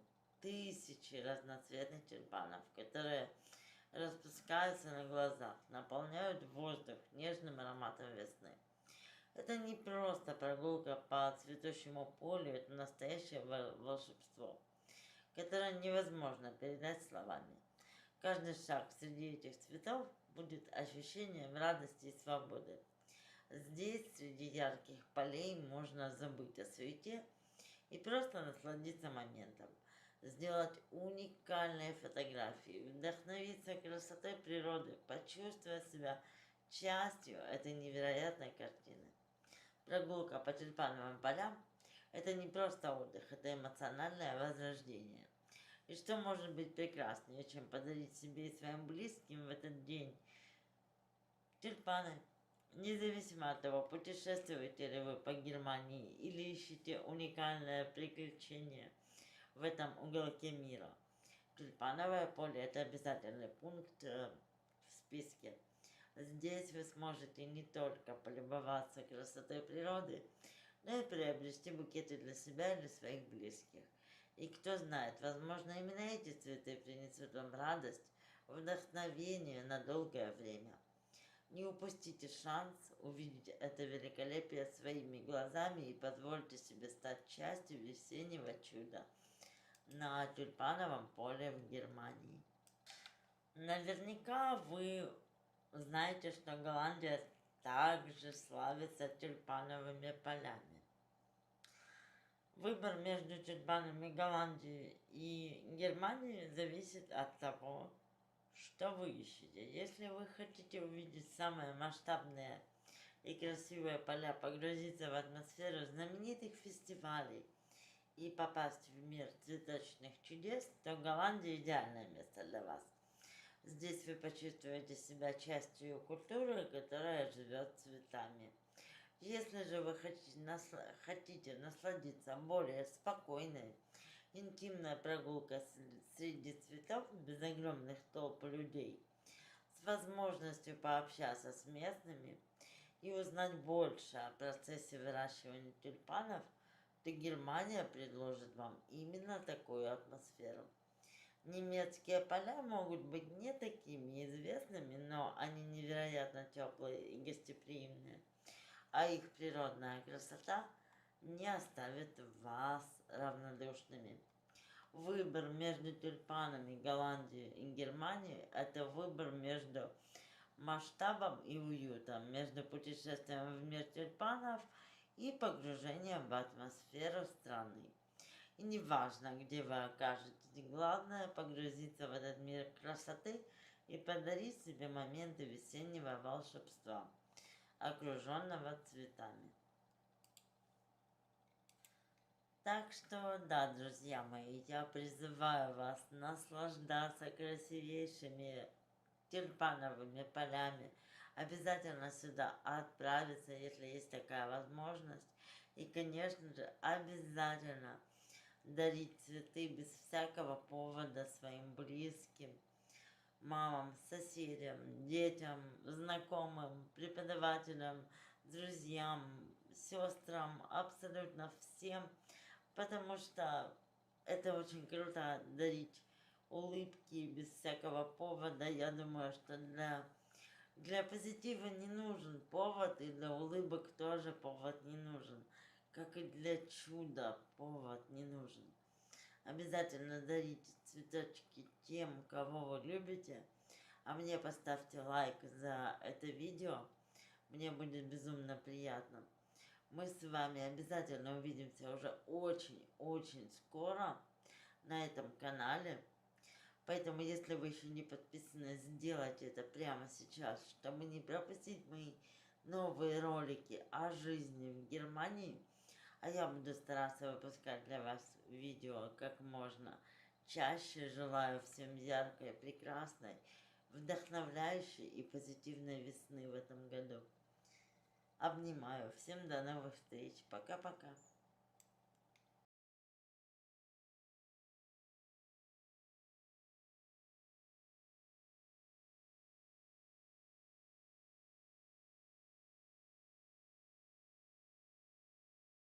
Доброе утро, дорогие друзья, с вами Маша из Германии, это, конечно же, мой новый влог. Надеюсь, ваше настроение прекрасное, у нас пасмурно сегодня и очень-очень холодно, даже дочка пошла в школу в самом теплом свитерочке, который у нее есть. Пишите в комментариях, какая погода у вас, а мы с вами начинаем новый вложек, новую неделю я проведу с вами время. Я имею в виду, что неделя только началась, сегодня понедельник. Вот, настроение у меня хорошее, потому что канал растет, и это просто греет мне душу. Я, честно говоря, даже не поверила, что вас уже так много. Спасибо вам огромное за то, что смотрите мои видео. Для меня это очень-очень ценно на самом деле. Я сегодня очень плохо спала, и мне сегодня по делам нужно было ехать невероятно рано. Просто в 6 утра я вышла из дома, понимаете, поэтому я сонная ужасно. Кофе уже попила. Ну, такая, то есть, я, знаете, не выспавшаяся конкретно, и только музыка мне помогает кое-как держаться, потому что по делам ехать нужно, они не ждут, и они не спрашивают, рано это для меня или не рано, несмотря на то, что я сама по себе человек-сова, да, для меня все-таки ранние подъемы это мучительно, но приходится иногда терпеть, что делать. И как вы уже поняли по названию этого видео, сегодня у нас в Германии Розенмонтаг. Это главный день карнавала в Германии, особенно в регионах, где отмечают 5-й сезон года – карнавал. Он приходится на понедельник перед пепельной средой, знаменующей начало Великого Поста у католиков. Корни карнавала уходят в Средневековье, когда перед началом поста устраивали шумные гуляния, во время которых люди могли вдоволь веселиться, есть и пить. Праздник также связан с древними языческими обрядами, которые направлены на изгнание зимних духов и встречи весны.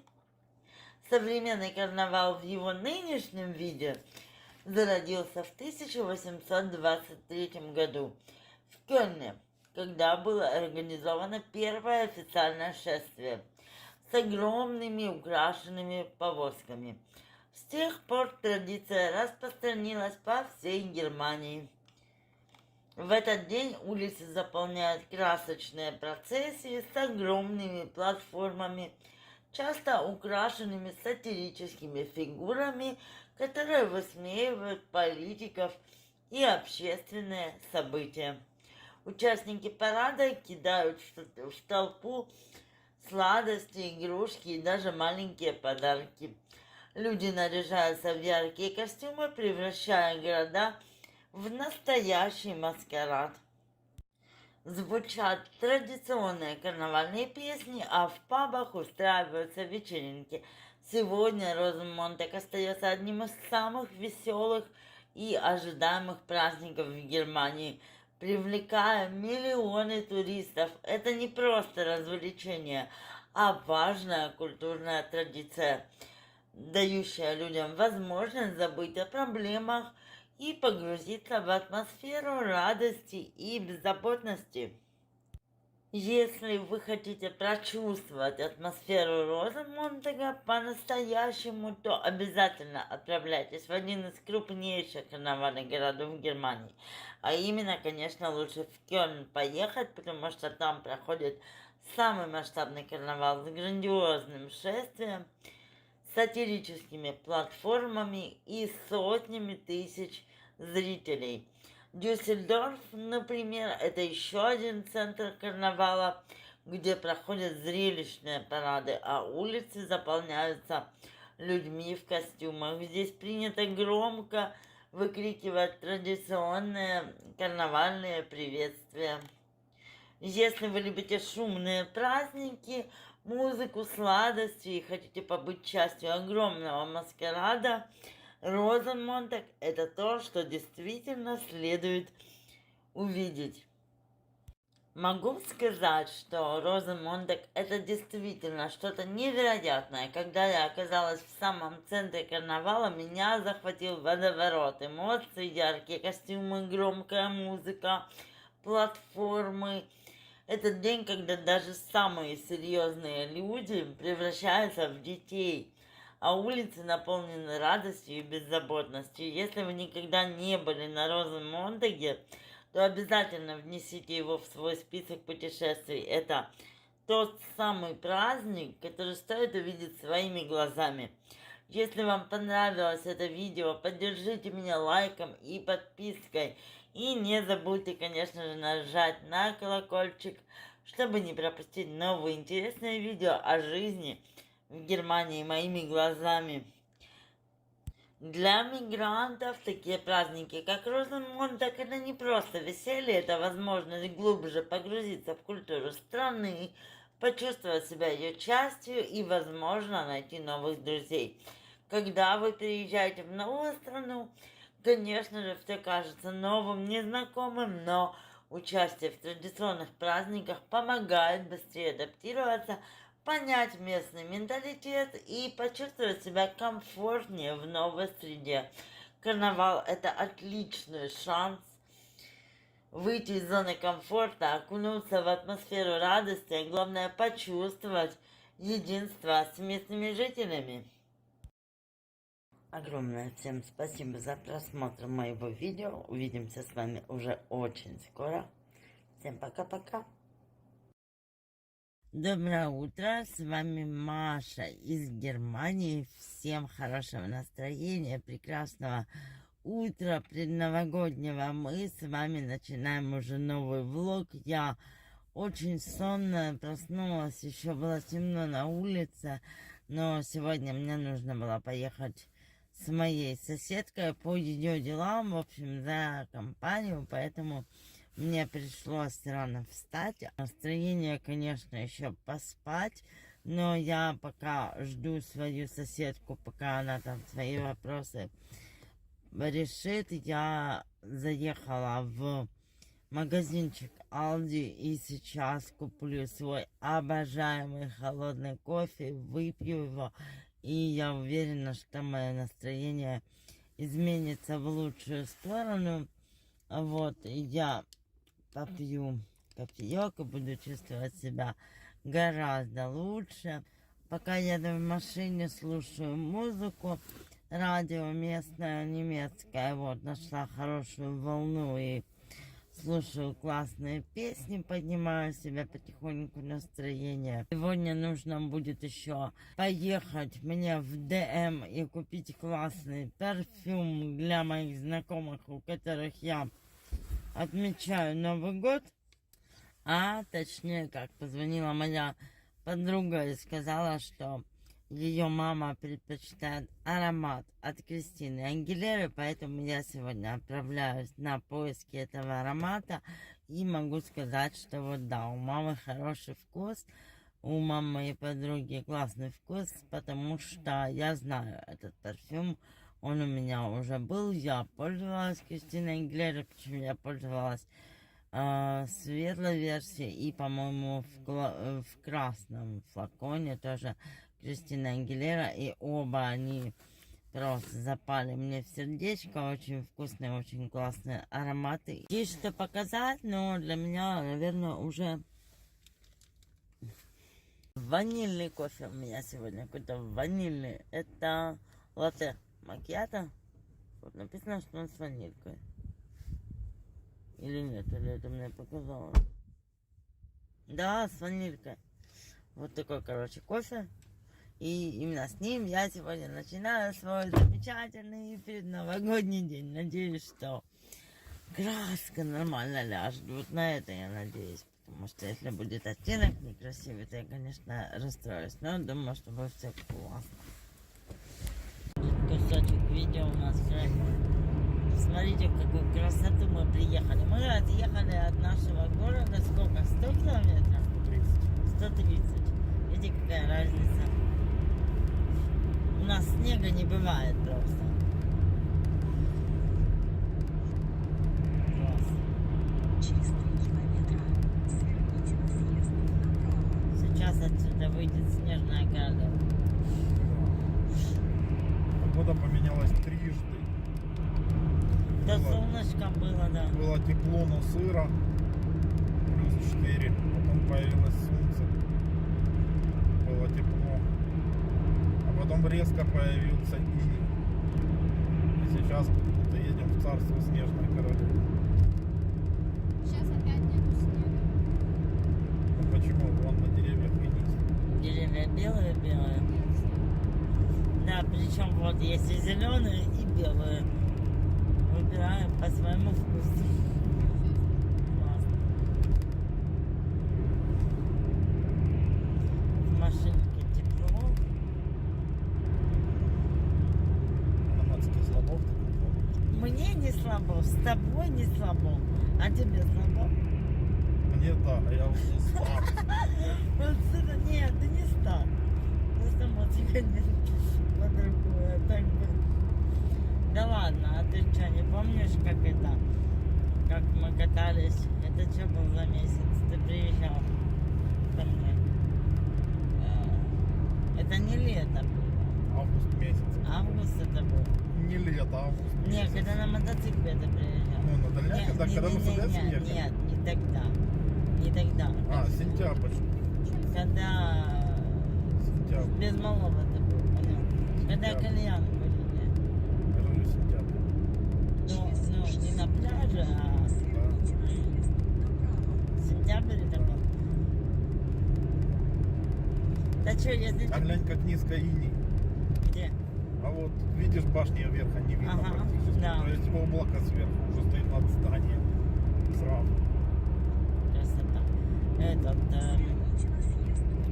Если тепло одеться, то почему нельзя на мотоцикле? А можно. Ну, Можно даже зимой на мотоцикле. Только резины нету зимой на мотоцикле. смотря какой мотоцикл. Все-таки. Очень красиво, капец. Класс.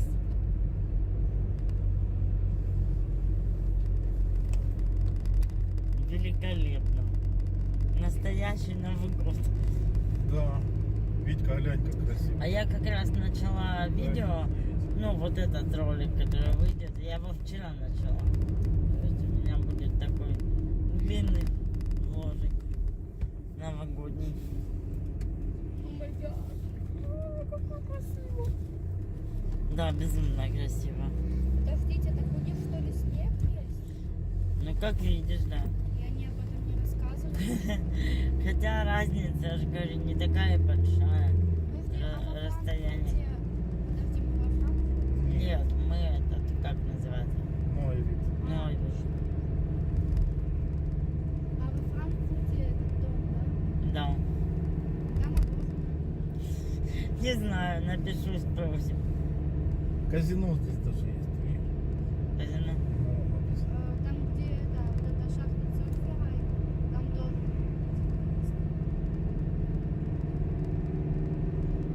Ну, если что, там все 50 слили денег, Молодцы. Да нет, это А неправда. глянь, сколько и не аж ветки да? гнулся. Офигеть.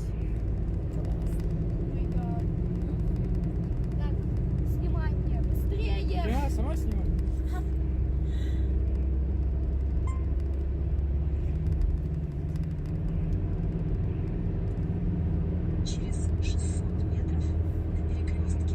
Да, действительно красиво. Какая твоя помысля?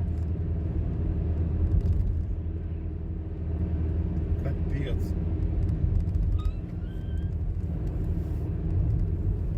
Реагирую так, как будто впервые в жизни снег. Ну, ты редко видишь снег. Ты же любишь.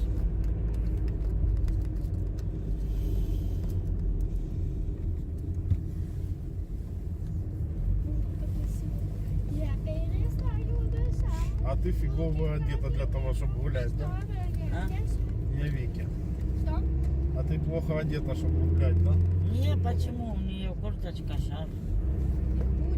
И будет. И будет, да. Да. Хорошо. Хорошо одета.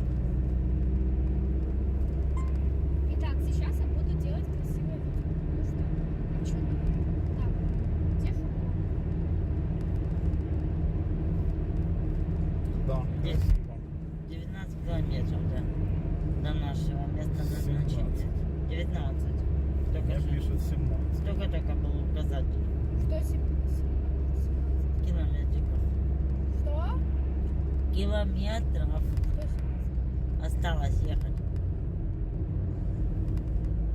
Красота. Конечно. Так новогоднее настроение появится, когда такая красота и такая.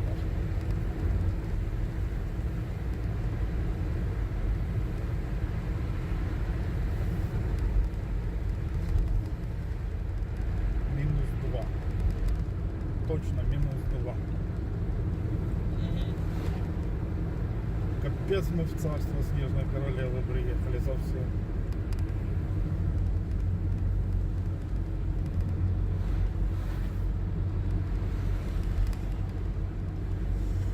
Да, тут действительно Новый год чувствуется. Да, сразу А сказочно. город называется Штрассенбаус. Или Штрассенхаус. Штрассенхаус. Это карта пишет, по крайней мере. Глянь, как круто. Витька, посмотри вокруг.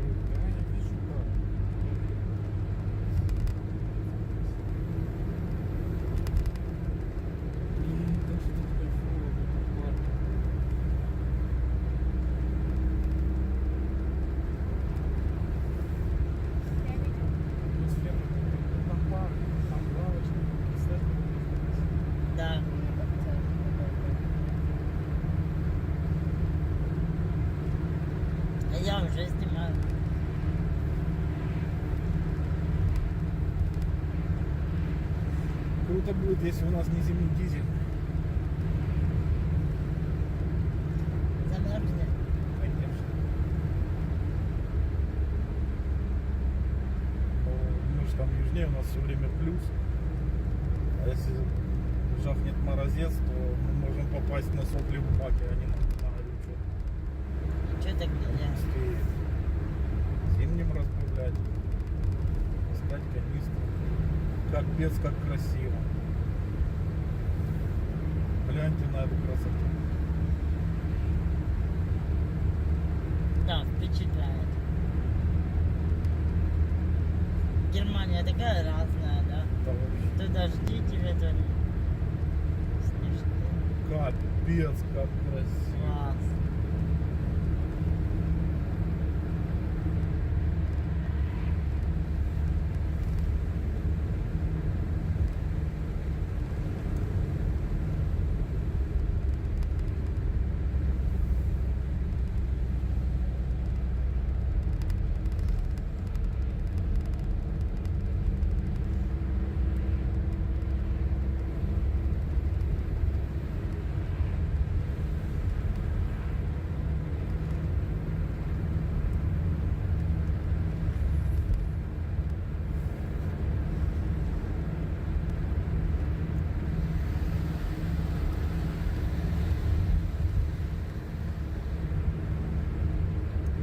Вообще.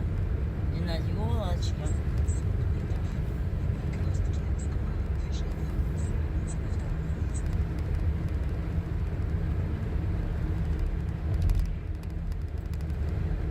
Тем временем люди, которые смотрят меня из холодных регионов, ну, Говорят, вы попухли, блин. ну и что же такого? Минус 2, фу, блин.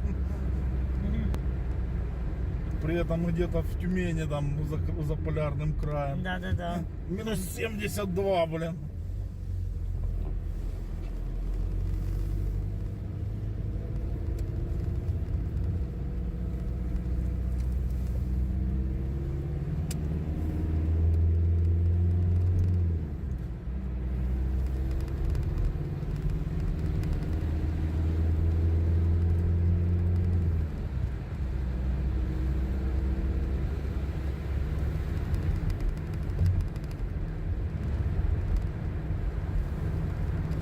Вот теперь Новый год чувствуется. Чувствуется, Чувствуется. Погода новогодняя.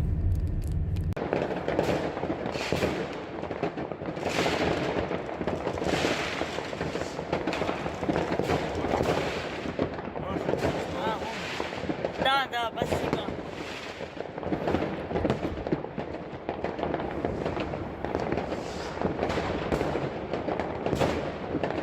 Ой, как вы поняете?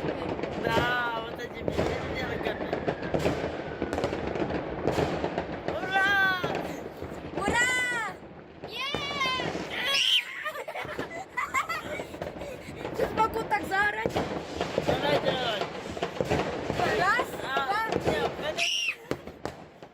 Меня. Давай, давай с Новым годом кричать. Раз, Три, два. 4. Новым годом!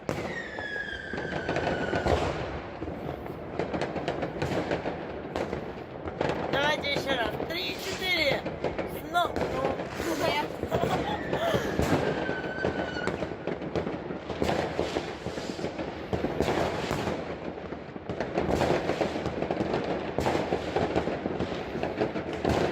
Что на крыше у нас там? Что на крыше там? А там из балкона делают. Да, да. Он красивый, даже красненький.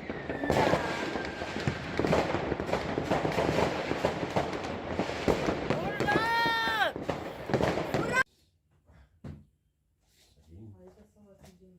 Отсыпай себе. Ладно, весь не заставляю, ну хоть часть. Ну, а люди- Так, мы сейчас по-быстрому отправляемся на почту забрать книжку. С левой стороны вот здесь поле. Тут обычно моя малая любит играть. Когда потеплее, большое такое поле, они гуляют там. Так что, если вы тоже покупаете там книжки или какие-то рабочие тетради, например, для детей, то магазин Талия могу рекомендовать. Это быстрее, чем заказывать на Амазоне. Быстрее приходит гораздо. Сколько мы ждали? Наверное, дня 4 ждали эту книжку. Так, в общем, это. Приехали мы, а тут закрыто. Поэтому книжка будет в понедельник. К сожалению, ну ничего страшного. Зато прогулялись. Сегодня суббота, они до часу работали, эти DHL отделения. Поэтому остались мы без книжки. Зато погуляли классно. Тут вот по левую сторону пекарня. Очень там всегда вкусная выпечка, хлебушек там такое разное. Вот. Там пиццерия, аптека. Ну ладно, идем домой. Раз остались без книжки, то пойдем в понедельник за книжкой. Ничего страшного. Пока будет читать электронный вариант. Хорошо, что есть на чем читать. На iPad'ике. Будет пока читать. Это у них каникулы до 6 числа у детей. Так что я думаю, успеет прочитать. Еще вам покажу магазинчик. Он мне очень нравится. Он такой маленький-маленький. Прям как, знаете, микробутик. Смотрите. И там всякая такая оригинальная, интересная одежда есть. Ну, мне очень нравится дизайн магазина. Вот он малюсенький такой, там мало всего. И всякие свитшотики, кофточки. Вот. Украсили его классной гирляндой. Очень мне нравится, как это выглядит. Прям молодцы. Вот. Даже хочется зайти туда. Такой. Я не знаю, насколько тут брендовая одежда, но сделано аккуратно. Магазин украшен аккуратно, привлекает внимание. Большое спасибо всем, кто сегодня составил мне компанию, посмотрел мое видео. Очень надеюсь, что вам было интересно. Мы с вами очень скоро увидимся в новых роликах, так что подписывайтесь, чтобы ничего не пропустить. И всем пока-пока. Ihr habt's gewollt, wir haben's gemacht. Lind Vollmilchschokolade mit Pistazien und Salted Caramel. Hello Pistachio und Caramel, die neue Community-Sorte. Created by Lind. Всем привет, меня зовут Маша, добро пожаловать на мой канал, подписывайтесь и ставьте лайк этому видео, если проживаете в Германии или просто интересуетесь этой замечательной страной. Сегодня я рассказываю вам о земле Баден-Вюртемберг. Удивительный регион на юго-западе Германии, который кажется воплощением сказки и прогресса одновременно. Здесь, в самом центре Европы, зародилась автомобильная индустрия. Карл Бенц подарил миру первый автомобиль, а сегодня Штутгарт остается домом для таких легендарных марок, как Mercedes-Benz и Porsche. Это место, где технологии встречаются с историей. Черный лес или Шварцвальд с его густыми деревьями и туманными тропами кажется местом, где оживают сказки. Недаром братья Гримм черпали вдохновение именно здесь, создавая историю Белоснежки и Красной Шапочки. А еще этот регион славится кукушечными часами, которые стали его символом, и знаменитым тортом Шварцвальдская вишня. В Гальденберге находится старейший университет Германии, основанный в 1386 году. Этот город с его замком, возвышающимся над рекой Некар, словно остановился во времени, сохраняя шарм средневековья. Каждый уголок здесь дышит наукой и романтикой. Баден-Вюртемберг – это также регион термальных источников. Баден-Баден, известный своими целебными водами, привлекал европейскую знать и таких русских писателей, как Достоевский. Этот город до сих пор остается местом, где можно отдохнуть душой и телом. А любители вина будут в восторге от местных винодельческих традиций. Белые вина, такие как рислинг, здесь настоящая гордость. А блюда вроде немецких пельменей и домашней лапши сделают любое застолье запоминающимся. На юге региона раскинулось живописное Боденское озеро, его прозрачные воды, окруженные альпийскими пейзажами, привлекают туристов круглый год. Стоя на берегу, можно одновременно любоваться Германией, Австрией и Швейцарией. И, конечно, нельзя не упомянуть средневековый замок Лихтенштейн. Он возвышается над зелеными холмами, как свидетель давно ушедших эпох. Баден-Вюртемберг – это место, где встречаются древние легенды и современный прогресс. Каждый уголок этой земли открывает что-то новое, будь то история, культура, природа или просто неповторимая атмосфера. На этом у меня сегодня все. До встречи уже очень скоро на моем канале. И всем желаю замечательного настроения. Пока.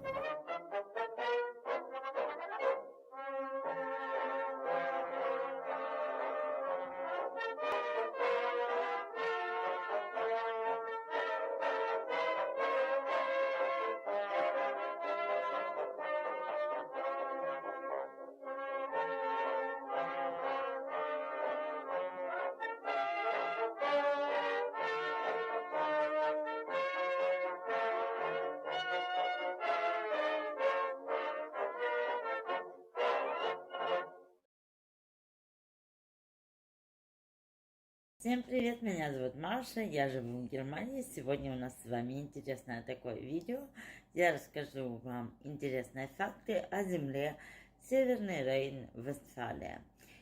НРВ – это экономическое сердце Германии, самый густонаселенный регион Германии с населением более 18 миллионов человек. Здесь сосредоточено множество крупных компаний, а экономика региона сильнее, чем у некоторых европейских стран. Родина немецкого угля и стали, между прочим, Рижская область в НРВ раньше была центром добычи угля и производства стали, что стало ее ключевой для индустриализации Германии. Сегодня многие старые шахты превратились в культурные объекты. Широкий выбор культурных достопримечательностей. В НРВ находится крупнейший музейный ландшафт Европы, например, музей Людвига в Кёльне или музей современного искусства в Дюссельдорфе. Кёльнский собор – шедевр готики. Этот собор является одной из главных достопримечательностей региона.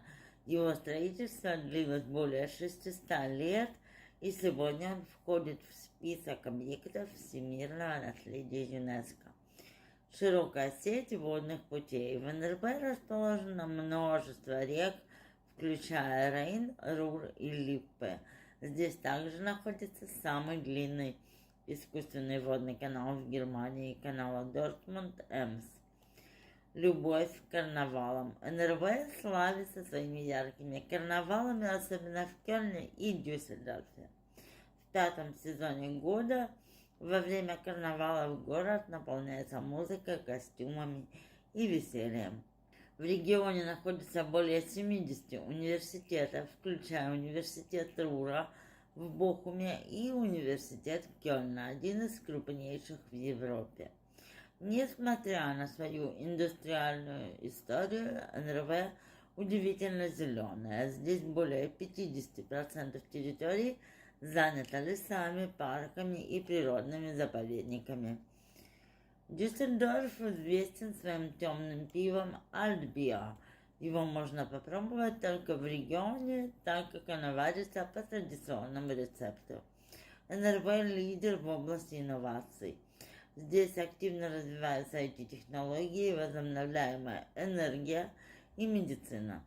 Многие старые промышленные районы трансформированы в современные технопарки. НРВ – это регионы, где гармонично сочетается история, культура и современные технологии, что делает его уникальным для жизни и путешествий. А на этом я с вами прощаюсь. Обязательно подписывайтесь на мой канал. До новых встреч. Пока.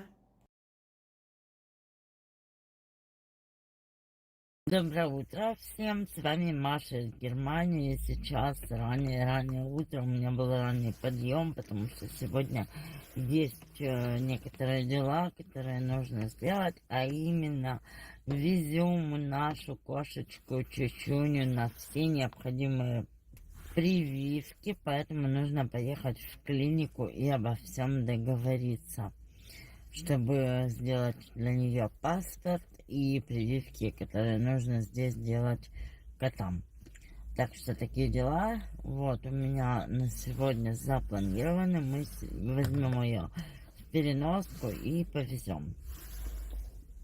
Я сегодня, знаете, нетипично рано проснулась для себя. Я прям так обычно очень рано не просыпаюсь. Но вчера я очень рано легла спать. И поэтому сегодня я проснулась в 5 часов где-то так примерно. И уже я успела там к 7 и поубирать, и накраситься. В общем, ранее у меня сегодня утро такое. А у нас в нашем городе пошел снег, и очень холодно. Уже, знаете, ноябрь месяц, все, настоящая зима, снег идет.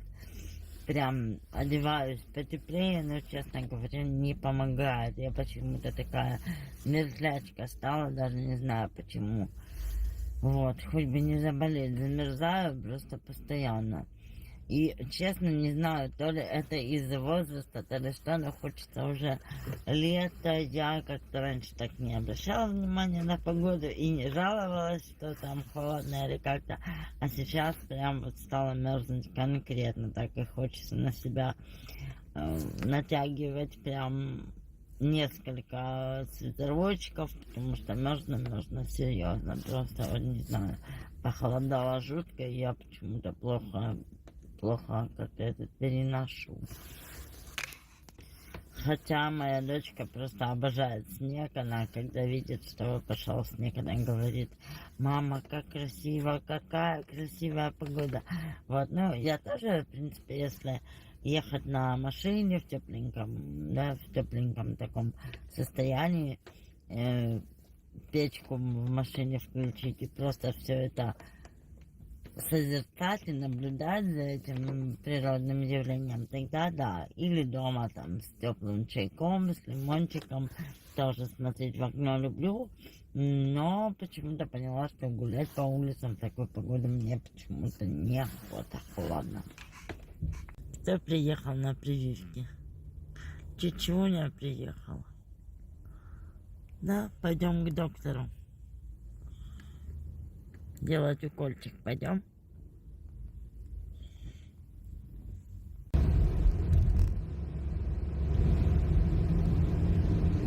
Ребятки, сейчас у нас раннее утро, я уже выезжаю. Мы с вами сегодня едем в другой город, называется город Бонн. Мы туда отправляемся, мне там нужно завершить кое-какие дела. Ну, а для вас я сниму поездку. И у нас очень похолодало. Я сегодня проснулась в 6 утра или в начале 7. И когда я вышла на балкон, каково уже было мое удивление, что в Германии лежит снег. Представляете, это просто было удивительно и совершенно неожиданно для меня, потому что в Германии не так часто выпадает снег. Он лежит прямо вот просто на дорогах. Все заснежено, и настроение, конечно, от этого очень у меня уже новогоднее. Я уже хочу елочку, я уже просто готова всем этим заниматься, с ребенком вырезать снежинки, украшать квартиру и так далее. Поэтому у меня настроение хорошее и праздничное. Но, конечно, по той причине, что сегодня рано нужно выезжать, ехать в Бонн, мне холодновато, и я конкретно так оделась. Уже теплый свитер, теплая куртка, в общем, да. Защищаться от холода приходится всеми возможными способами, потому что очень резкое похолодание. Вот. На мне сегодня, как вы видите, макияж, и сегодня на мне мой любимый хайлайтер. Я его нанесла в волосы, да, немножко выше, чем румяна, и в принципе Мне очень нравится, как это выглядит. Хорошо так освежает лицо. И эту палетку я купила в Rossmann. В принципе, она меня устраивает. Я уже показывала ее в другом видео. Хорошая палеточка. Для тех, кто любит немножко нанести вот на щечки, на носик. Рекомендую эту палетку. Она прям классная. Если вы еще не подписаны на мой канал, то я прямо сейчас попрошу вас это сделать. Вам не сложно, мне приятно. Поэтому да, поедем покатаемся сейчас. Для меня это прекрасная возможность снять для вас новенький контент, новые видео. А для вас прекрасная возможность посмотреть в очередной раз на замечательную Германию. Природа очень красивая, вон на елочках даже снег лежит. Очень рождественское настроение, как по мне. Вообще в Германии редко снег. Через 600 метров сверните на съезд направо. Прошлой зимой его не было вообще. Пролетал, но вот так вот не лежал. Точнее, вот пару раз он именно вот так. Было пару дней, что минус 7, и вот так вот лежал снег кусочками. Это не... Просто. Сверните на съезд направо. Да, прошлой зимой. Это зимой может быть сложно. Посмотрим. Да.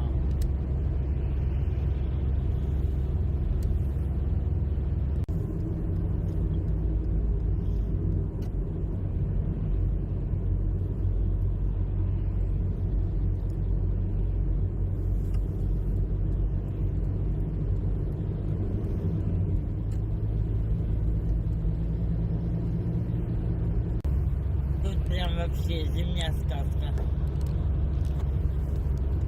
Класс. Да, прям на деревьях так красиво очень. Почти как в Румынии. Помнишь, там тоже зима потрясающе красивая. Мы ехали, красиво было. Ну, горы вот эти все. Ну, это классно.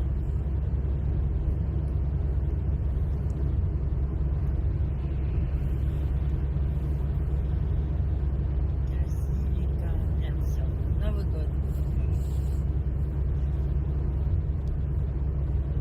Я вообще люблю. У меня Новый год самый любимый праздник.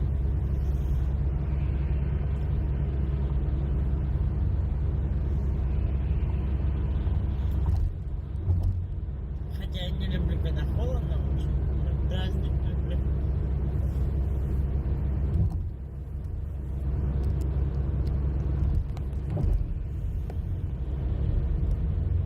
И вот мы уже в Бонн заехали, едем по мостику. Сверните на съезд. Будем обратно ехать, я еще раз сниму. Кёльн, получается, от Бонна относительно недалеко, да?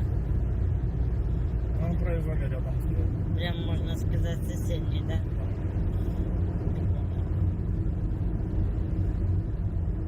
Сверните на съезд направо. Затем сверните на съезд.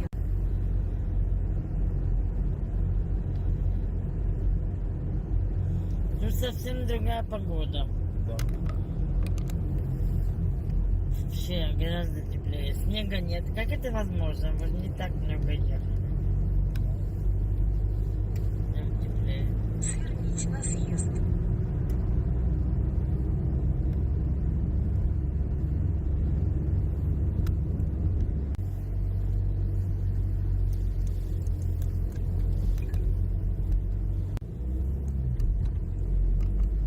Заправочка.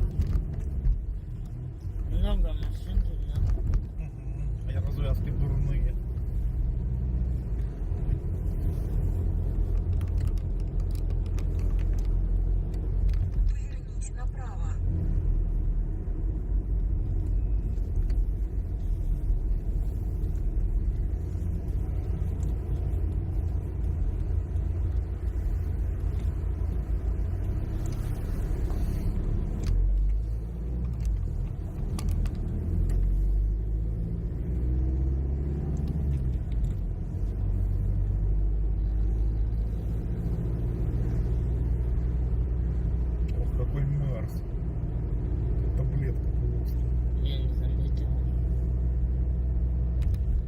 По этой дороге мы выезжали из Бона в прошлый раз.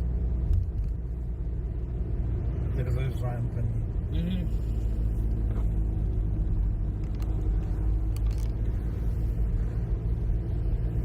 Домик тоже прикольно был, такие окна большие.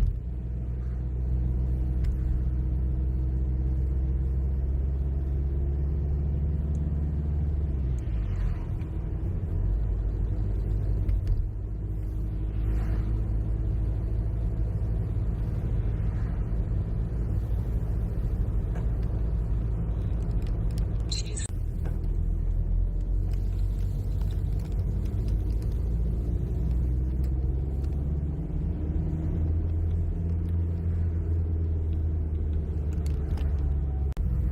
Красота. Я не знаю, это центр или нет, навряд ли. Но красиво Но очень. указатели были, что мы в центре. Центр? Центр. Красивый вон тоже.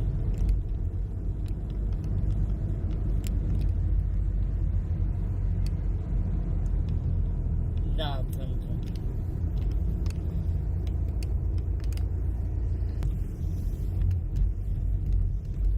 Да, прям такой хорошенький, да?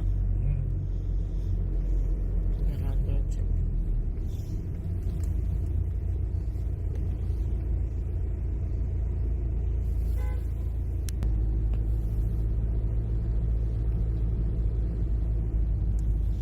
Такой интересный городочек. Мне тоже очень понравился. Какой-то громождённый. Да, ну, Вроде домики невысокие, но как домики. да-да-да, и при этом вот столько всего. Если это центр, ну типа вышел в центр, есть все. Вот так как-то.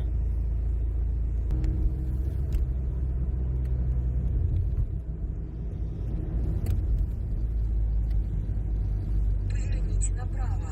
Затем поверните направо. Место назначения. А там вообще, смотри, как интересно, прям такие типа ворота, как будто бы, да, из лампочек. И въезд в какой-то другой район, я так понимаю, да. Радхаус Гасса. Ну, это как Ну, другая часть. Часть, да, Радхауса. Не другая часть города. Нет. Помнишь, как у нас? У нас тоже такие лампочки. Разделенные райончики. О, есть парковка. Ура! Поверните направо. Затем Действительно удивительно, как в этом городе отличается погода. Здесь гораздо теплее. Снега нет, я просто в шоке. И солнышко светит. Так, ну что, мы уже доехали. Сегодня, в принципе, я быстренько решу свои дела, и мы той же дорогой поедем обратно. Сниму для вас мост более подробно, потому что, честно говоря, не успела камеру достать. Он был очень красивый, поэтому не выключайте это видео. Еще не все. Красота. Еще и дождик идет немножко. Классно.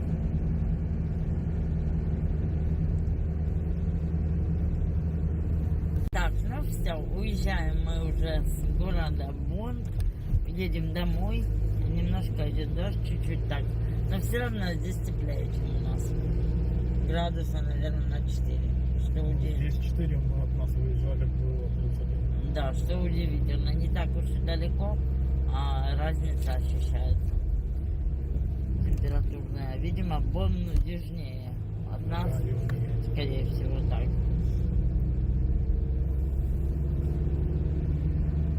Мы уже из Бонна практически выехали. Сейчас стали на заправке, потому что ужасно хочется пить.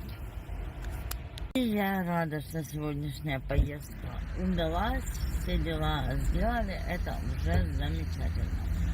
Одела я сегодня свитер вот такой под горло, хотя я не особо люблю такие вещи под горло, но на улице очень холодно, и я решила, что болеть я не хочу, поэтому вот так оделась потеплее. Надо себя беречь, потому что как-никак скоро декабрь, скоро Новый год, Рождество, и, конечно, болеть никому не выгодно, никому не интересно, поэтому я тепло одеваюсь. И знаете, несмотря на то, что этот свитерок у меня такой с тоненькой вязкой, но он довольно-таки теплый, и я очень даже довольна, что я сегодня на себя одела, что я не замерзла и чувствую себя комфортно. Я вам тоже рекомендую: одевайтесь потеплее, берегите себя, все-таки зима на дворе. Купили кока-колу, едем дальше, домой. И не знаю, чем займемся дома. Если будет что вам рассказать интересно, то обязательно еще подключусь в этом видео. Вот так. Хочу сегодня найти и посмотреть фильм продолжение «Секса в большом городе», именно ту версию, где они уже в возрасте героини, потому что я ее не видела. И я только сейчас поняла, что пропустила вообще полжизни, потому что я вообще любила всегда сериал «Секс в большом городе», а вот это продолжение я не видела. Но я видела фильм, который они сняли уже после закрытия сериала, то есть, но там актрисы были еще молодые. Оказывается, есть какая-то еще версия, которая вышла не так давно, но я просто пропустила ее, просто даже об этом не знала. Узнала недавно, и вот сегодня я планирую ее обязательно посмотреть, потому что, ну как такое можно пропускать? Моя любимейшая Сара Джессика Паркер, я, конечно же, буду смотреть. Напишите, кстати, кто была ваша самая любимая героиня из «Секса в большом городе». У меня это была Саманта и Кэрри. За тоником для лица еще неплохо было бы поехать, но я настолько сильно измоталась и хочу спать, что, наверное, я не поеду, а попрошу просто ребенка для меня пойти купить тоник для лица, потому что неожиданно закончился, а я не могу без нормального ухода для лица, потому что я чувствую себя тогда плохо и не в своей тарелке. Поэтому сейчас наберу ее и попрошу это сделать для меня, сходить в магазин, чтобы все было в порядке. Очень холодно, вот просто очень холодно. Давайте, уже лето хочется. Вообще на море хочу. И поспать. Причем вот что интересно, чем раньше я просыпаюсь, и сегодня вот проснулась в 6 с чем-то, тем лучше я вообще себя чувствую, бодрее, все такое. Но это длится только до обеда, и потом я начинаю просто засыпать. Почему такое происходит, я не знаю. Всегда, когда я просыпаюсь в часиков в 10, я чувствую себя менее бодрой, чем когда я рано встаю. Хотя в норме рано вставать, но почему-то вот там ближе к 12 все, я спать хочу ужасно, и мне хочется прям днем полежать. Вот как у вас? Напишите, вы сова или жаворонок, ребят, потому что я сова. И я такая была с детства. Для меня даже в школе первая смена это был просто ад. Я любила вторую, и даже мои оценки, моя продуктивность, она всегда была лучше, когда я занималась во вторую смену. У меня это было именно так. Накрашу губы блеском, потому что сохнут губы. Все-таки машина, когда вот так отапливается постоянно, то кожа сохнет, поэтому я вожу, конечно, с собой и блеск какой-то увлажняющий, и крем для рук, все с собой. А на этом наше с вами путешествие в город Бонн подошло к концу. Очень надеюсь, что вам было интересно, и вы вместе со мной провели приятное время. Подписывайтесь на мой канал и до новых встреч. Пока-пока. Всем привет, с вами Маша из Германии. Добро пожаловать на мой канал. Спасибо большое за ваши подписки на этот канал. Мне каждый раз очень приятно видеть, что люди прибавляются. Добро пожаловать ко мне в гости. Ну что, свой новый влог хочется начать с того, что событие, к которому я готовлюсь уже несколько видео подряд, а именно удаление моего зуба 8, уже будет завтра. И я даже приобрела себе успокоительное средство в аптеке для снятия тревожности. И обязательно таблетку эту выпью, чтобы легче все прошло, чтобы легче анестезия на меня подействовала и так далее. Ее нужно принимать за 30 минут до визита к стоматологу. Вот, и должно все это помочь и помочь справиться со стрессом, со страхом. Вот, потому что, конечно, я очень волнуюсь. Этот зуб у меня расположен, к сожалению, очень далеко, и я не знаю, что меня ждет. Намазала сегодня губы своим любимым маслом для губ. Вот такое масло от Essence. Я его уже показывала. Использую не только на улице, но и дома. Оно мне очень нравится. Офигенно просто увлажняет губы. Вы знаете, девочки, на холодное время года это прям спасение, потому что не только красивый блеск, но еще и офигенное такое увлажнение, питание кожи. Мне очень понравилось. Я думаю, что это не последнее мое маслечко для губ. Я, к сожалению, все еще болею. До сих пор у меня не прошел ни кашель, ни насморк. Что-то я на эту осень совсем, знаете, так подрасклеилась, но ничего. Я думаю, что скоро поправлюсь.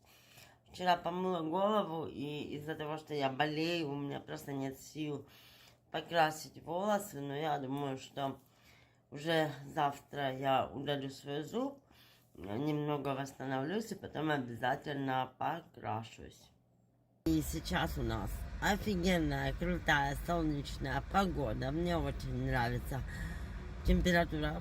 Вот, я прям в легкой такой олимпийке. Очень классно, очень тепло. И мы с вами сегодня направляемся в новый город.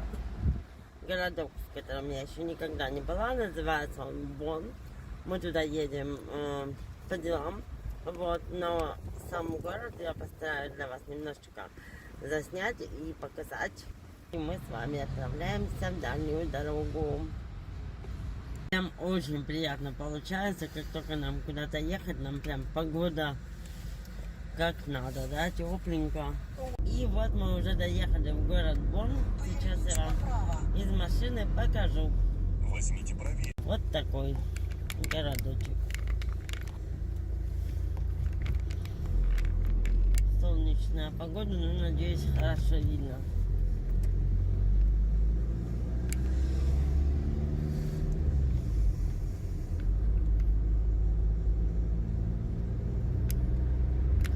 Пока очень похож на наш.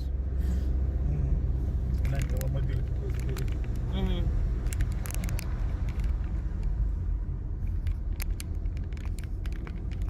Здесь еще такая улочка. Оно по кругу. Да, ну тут ресторанчики в основном. Итальянский, индийский. Вот просто бургер. Бургер чикен. И отели в основном.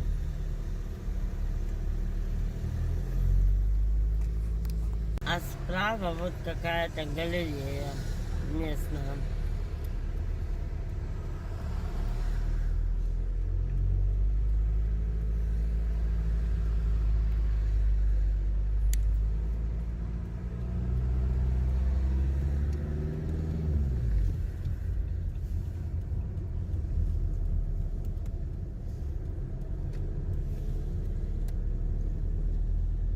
Поверните направо. Затем Да, мы так поверните можем направо. кататься на новых веников. Нет парковки.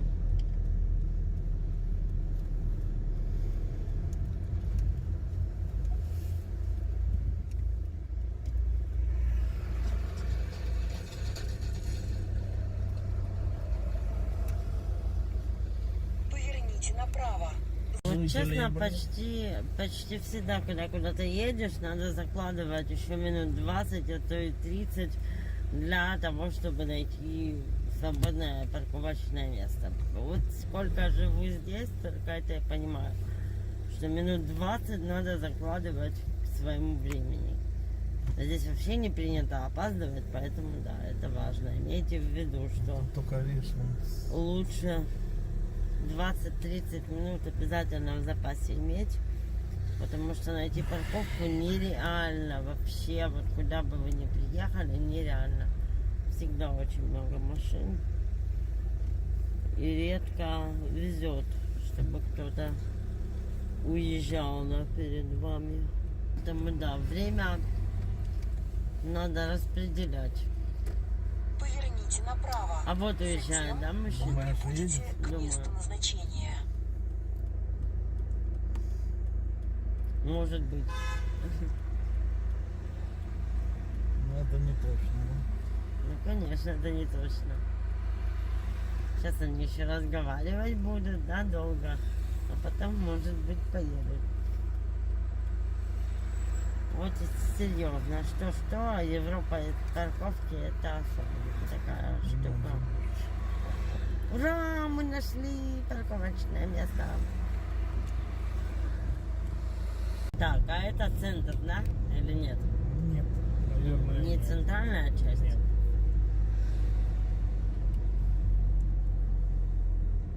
Вы ушли с маршрута.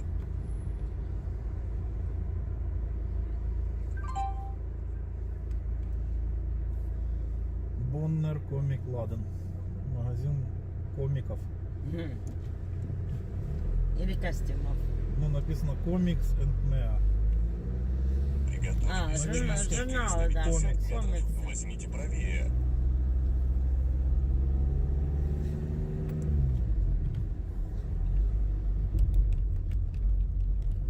Трамвайчик.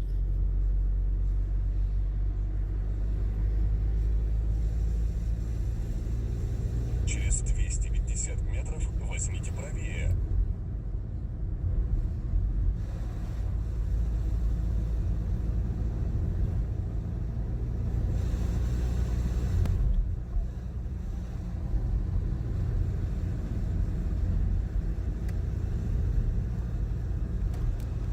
Тоже Возьмите красивенький. правее.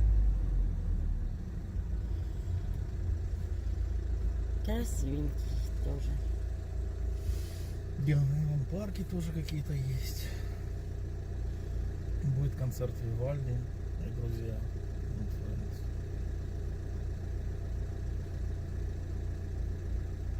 Вот, Бетховен хаус. Мгм. Да, вывески читаем. Die vier Jahreszeiten. А вот тут в этом городе будет находиться, вернее, находится моя школа, в которой я учусь теперь. Языковая. Иди съезд.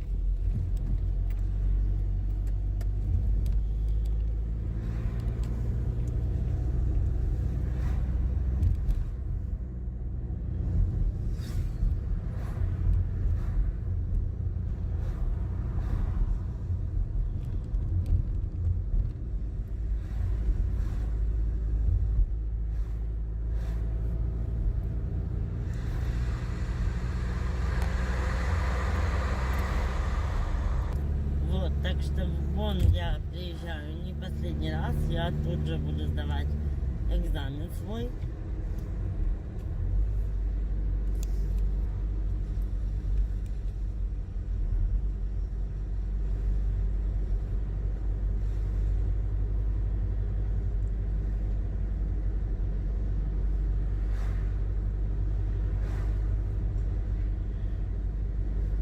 Магазин мотоциклов.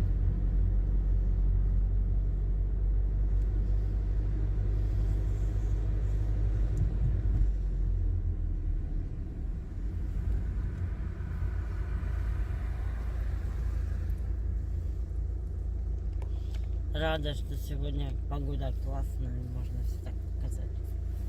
Удобненько.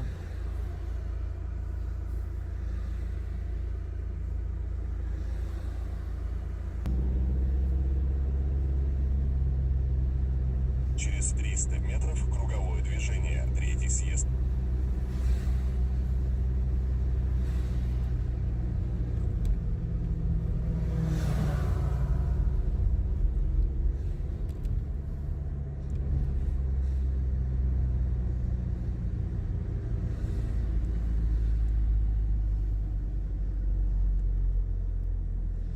Непонятно, какая часть города, да, мы не знаем его, Непонятно. чтобы рассказать, в какой мы части Бона.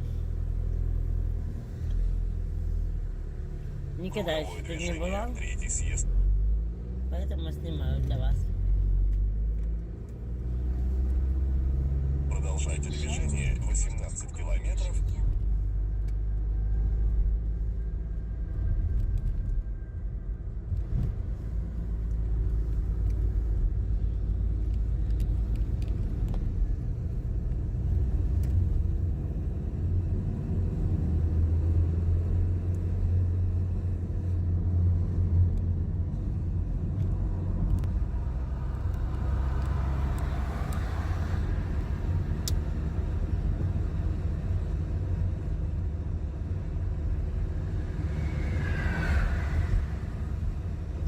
Такая у нас поездка с вами получилась. Я сейчас домой доеду. Обязательно что-нибудь съем и потом уже иду к стоматологу. Следующее видео, я думаю, об этом выйдет у меня на канале. Я расскажу, как все прошло. Вот еще здесь очень красиво, мостик. Просто замечательно. Я одна очень Да, люблю. вон слева тёрь. Ну да, слева я. Говорю, я одна очень люблю Мосты. мосты, да. Наверное. Когда через мост едешь, мне Мосты самое стрёмное в дороге. кажется так красиво.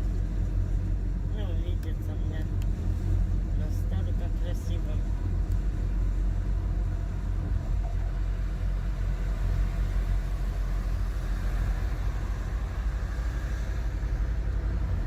А почему мосты самые стрёмные? Потому что на ней, как всегда, затруднено движение.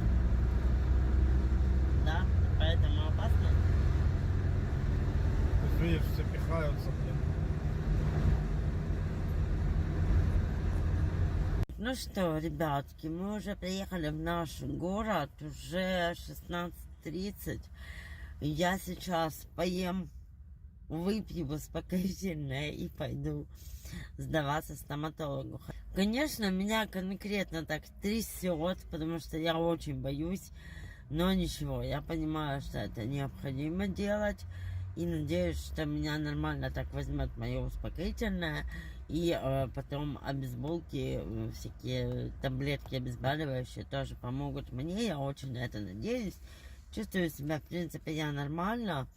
Я хорошо выспалась предварительно, а это важно перед любой, даже маленькой операцией. Обязательно хорошо выспаться предварительно. И сейчас я обязательно также поем, потому что подозреваю, что после операции какое-то время мне нельзя будет кушать. Вот. Но настраиваюсь на позитив. Я уверена, что все пройдет быстро и легко. И будет все хорошо. Я очень этого хочу. Потому что, ну блин, удаление зуба это, конечно, морально такой тяжелый процесс. Вот, пожелайте мне удачи. Ну что, дорогие друзья, на этом наше короткое путешествие в город Бонн уже подошло к концу. Я надеюсь, что вы насладились видами этого прекрасного городка. Подписывайтесь на мой канал, и мы с вами увидимся в новых роликах уже совсем скоро. И не забудьте нажать на колокольчик, чтобы не пропустить следующее видео. А следующее видео у нас будет с вами посвящаться моему удалению зубомудрости. Я буквально сегодня уже иду к стоматологу, поэтому вот следующее видео будет именно об этом. Я расскажу и поделюсь всем все, что было, как все прошло, было больно, не было больно, поэтому не пропустите. И до новых встреч. С вами была ваша из Германии. Пока-пока. Привет, мои хорошие, с вами Маша из Германии, это мой новый влог, я давно для вас не снимала видео, потому что не было на это у меня времени, но, к счастью, время появилось, и я снова с вами.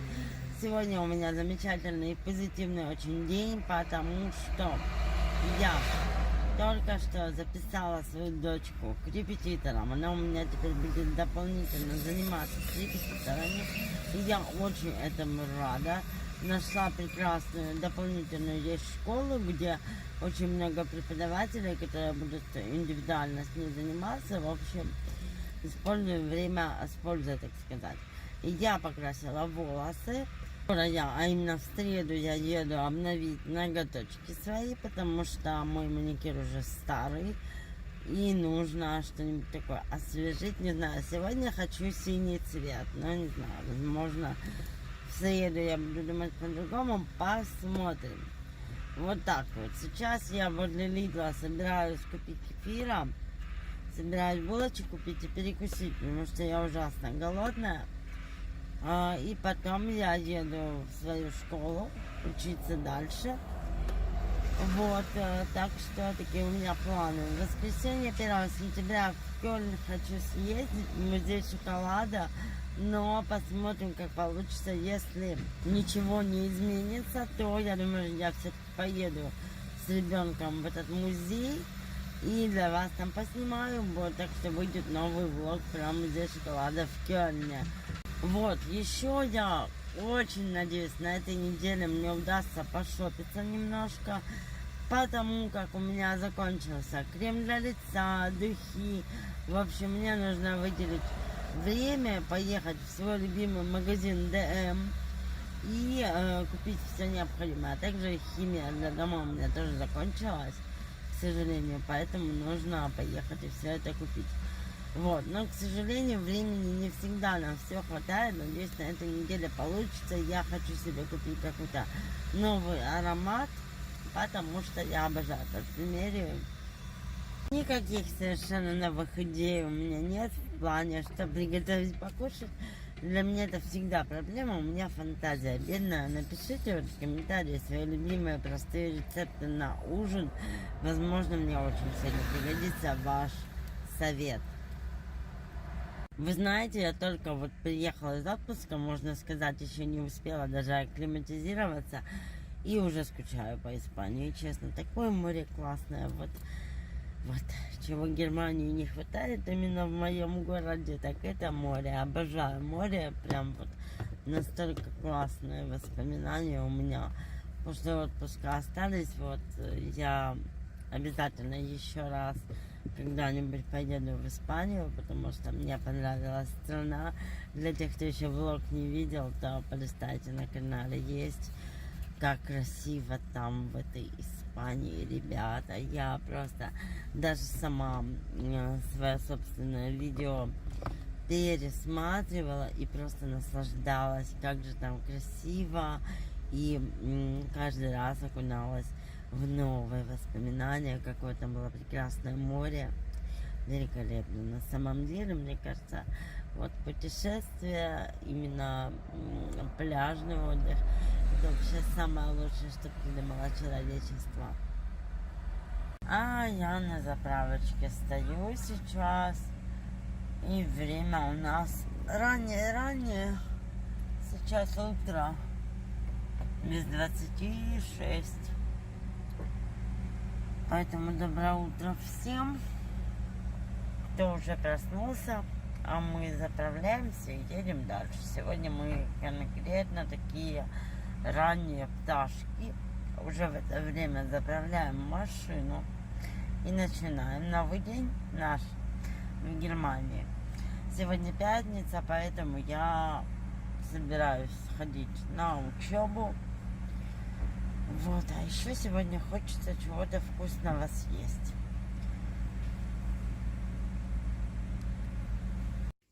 Вот так мы проводим вечера. Вот так вот. Спокойной ночи, скажи всем. А мы заехали в Кёльн.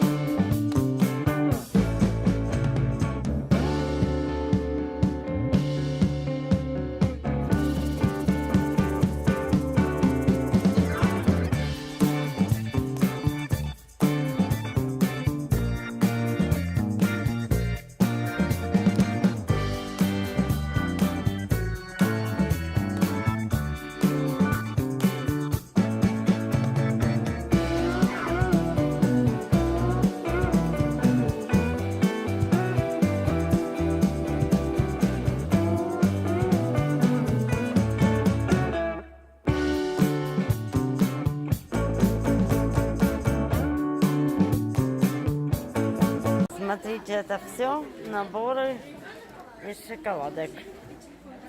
Какая красота.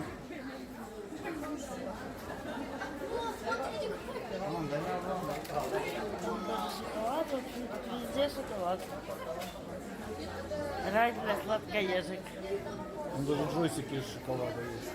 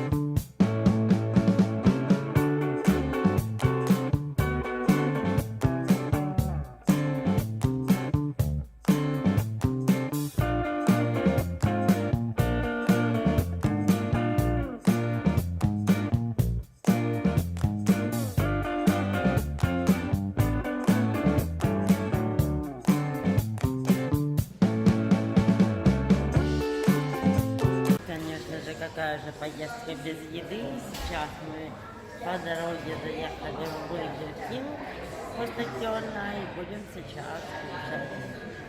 Безумно понравился интерьер сегодня в Бургер Кинг. Красиво очень. Люстры, я такое люблю.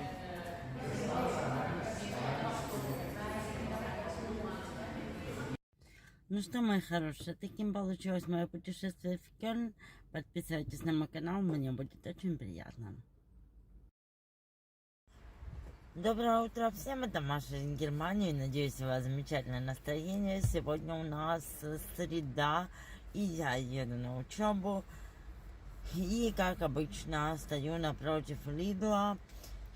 Приехала в магазинчик, который называется Aldi, потому что сегодня безумно захотелось мне йогурта.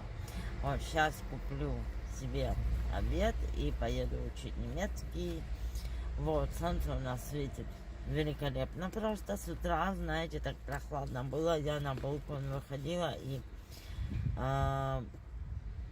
поняла, что в футболке мне не выйти, будет холодно, поэтому оделась потеплее. Но сейчас уже так, смотрю, распогодилось немножко и нормально, тепло. Вот, скоро у нас уже летние каникулы, поэтому настроение такое отпускное, так скажем, хочется куда-то поехать, на море очень хочется. Вот, я планирую, что куда-то поеду, не знаю еще точно куда, но надеюсь, что все это сбудется. Так что я кушать, я учиться, и скоро увидимся. Посещали меня такие мысли, не открыть ли мне рубрику на моем канале с пустыми баночками, но потом поняла, что нет, это не так уже мне интересно. Вот, хотя раньше я сама смотрела таких блогеров, которые показывают пустые баночки с косметикой, но нет. Я лучше буду вам показывать просто, наверное, покупки в видео, и этого будет достаточно. То, что касается косметических средств и бытовой химии, наверное, буду просто в видео показывать или во влогах, поэтому я думаю, что отдельной рубрики не будет. А мы приехали в какое-то очень интересное местечко. Мы тут еще не были, сейчас вам все буду показывать. Я тут, короче, сколько живу, каждый день открываю для себя какие-то красивые, невероятные места. Вот мы сегодня ехали к реке. Вот этот ресторанчик слева от меня. И вот так вот здесь симпатично. Много людей гуляют, катаются на лодочках, на каяке. Красиво. Очень.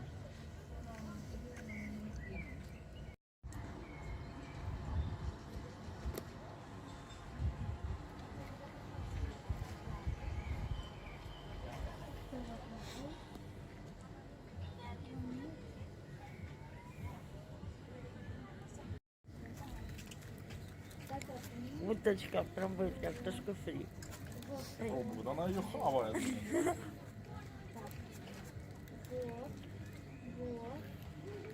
Попрошайка. Итак, мы приехали на Банхоф для того, чтобы продлить ребенку проездной. Шулетики тут называется. В общем, приехали. И сейчас пойдем стоять в очереди. Все, мы пришли. И это капец, какая большая тут очередь. Сейчас я вам покажу. Стоять нам очень долго. Долго. Я не знаю, сколько часов мы здесь простоим. Но ничего, придется стоять.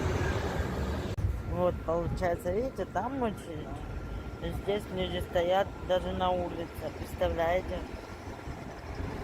Итак, я домой приехала только что с ДМ, магазина своего любимого. И хотела вот в рамках этого влога показать вам то, что я купила, свои такие небольшие новинки.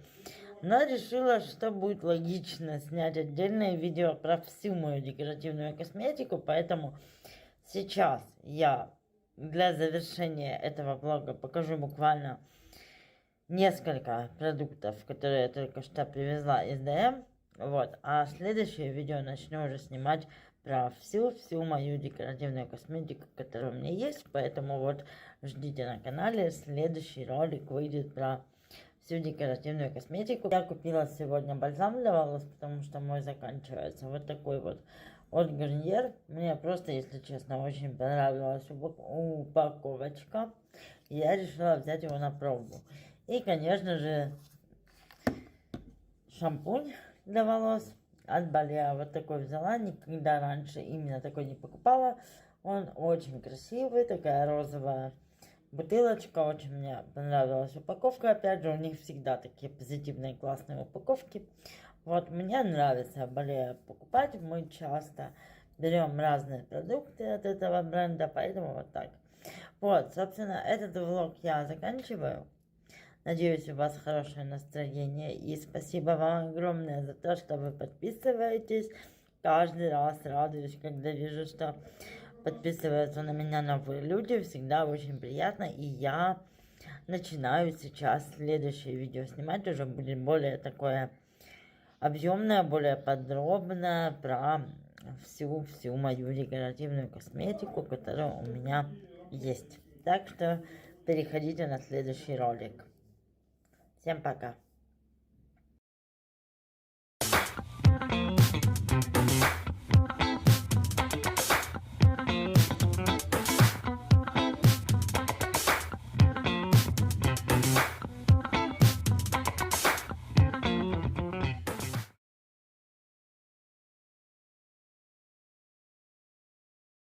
Shake and win millions of prizes with the AliExpress $1 challenge.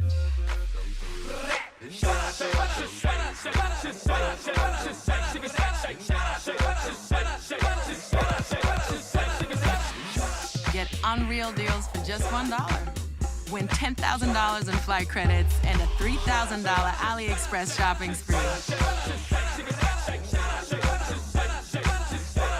Download, shake, win.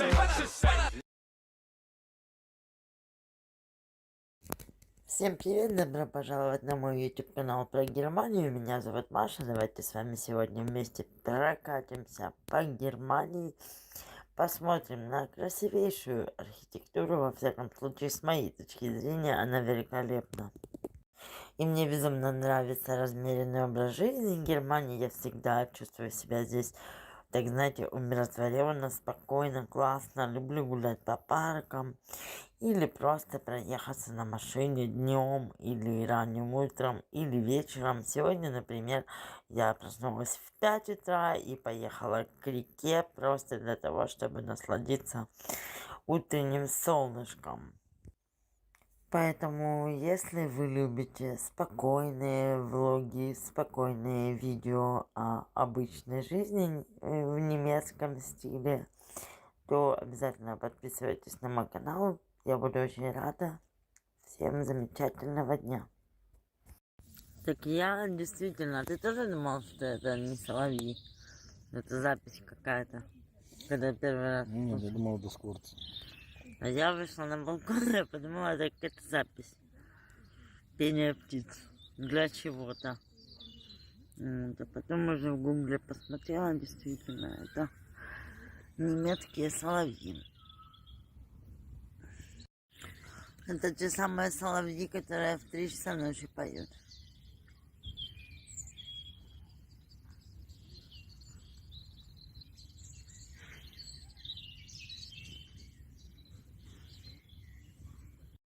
А вот там чуть дальше у нас этот Шпильплац. Да, так называется. Детская площадка. Шпильплац. Киндершпильплац.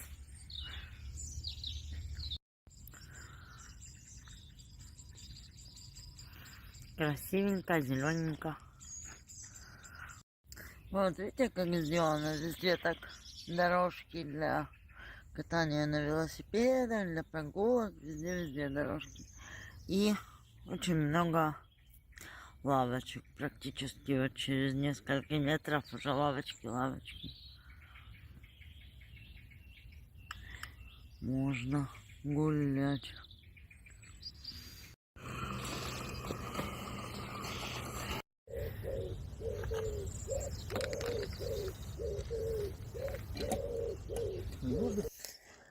Вот, я очень надеюсь, что вам нравится формат видео, где мы с вами просто прогуливаемся по Германии, потому что лично я к этому формату неровно дышу, где мы можем с вами просто вместе погулять, о чем-то пообщаться, да, в таком жизненном, приятном и спокойном, и просто расслабиться. И я надеюсь, что именно мой канал вам помогает расслабиться. Мне бы очень этого хотелось, хочется вызывать у вас приятные эмоции, спокойные, хорошие, да, умиротворение какое-то.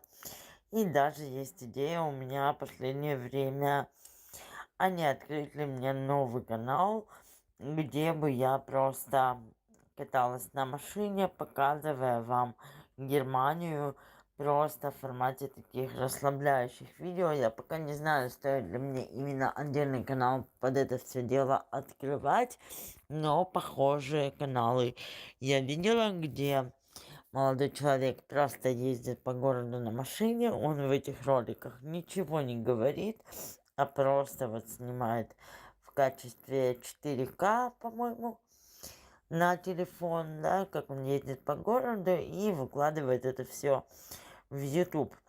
Вот. И, как я думаю, на каждый товар есть свой покупатель.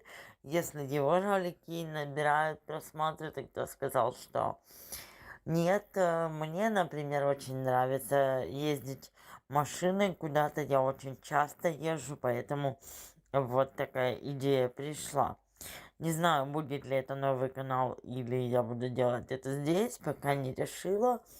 Но если это будет новый канал, то я обязательно вам на этом канале, на основном, расскажу об этом и ссылкой, конечно же, поделюсь. Вот, так что продолжаю ехать я домой и наслаждаться видами немецкими. Очень уже теплая, приятная погода, не холодно, не жарко, ветер не дует, и вообще все так приятно, и весна замечательная.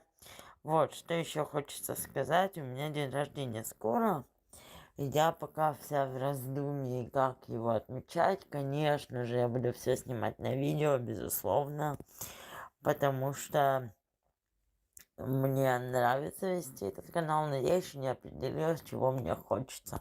В обычной жизни я люблю поездки, конечно же, это мое такое слабое место, и я всегда люблю куда-то съездить. Прямо вот всегда, никогда не теряю возможность куда-то съездить.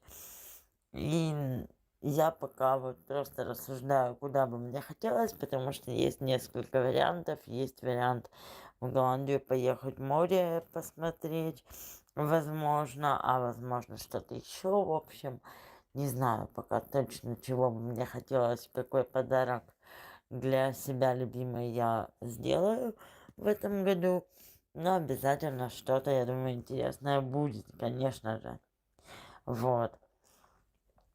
Буквально несколько недель остается до моего дня рождения, вот с тех пор, как выйдет этот ролик, и я пока взвешиваю, прислушиваюсь к своим желаниям, чего бы мне хотелось, да, в этот день, потому что дома я праздновать, честно говоря, не люблю. Я люблю куда-то или поехать, или куда-то сходить, вот, чтобы все-таки праздник был плюс-минус таким ярким, эмоциональным, да, мне это нравится. Вот, так что такие дела. Наверное, я буду заканчивать на этом свое видео. До новых встреч. Я думаю, мы с вами увидимся уже очень скоро. Я потихонечку привыкаю снимать влоги для вас почаще. Спасибо за ваши подписки на канал, за лайки, за комментарии, конечно же. Очень надеюсь, что мы с вами станем добрыми друзьями надолго на этом канале. Мне всегда приятно видеть ваши реакции, ваши комментарии, вашу обратную связь. Для меня это очень важно, потому что я человек, который очень общительный, и, в принципе, YouTube канал для меня важен. До новых встреч!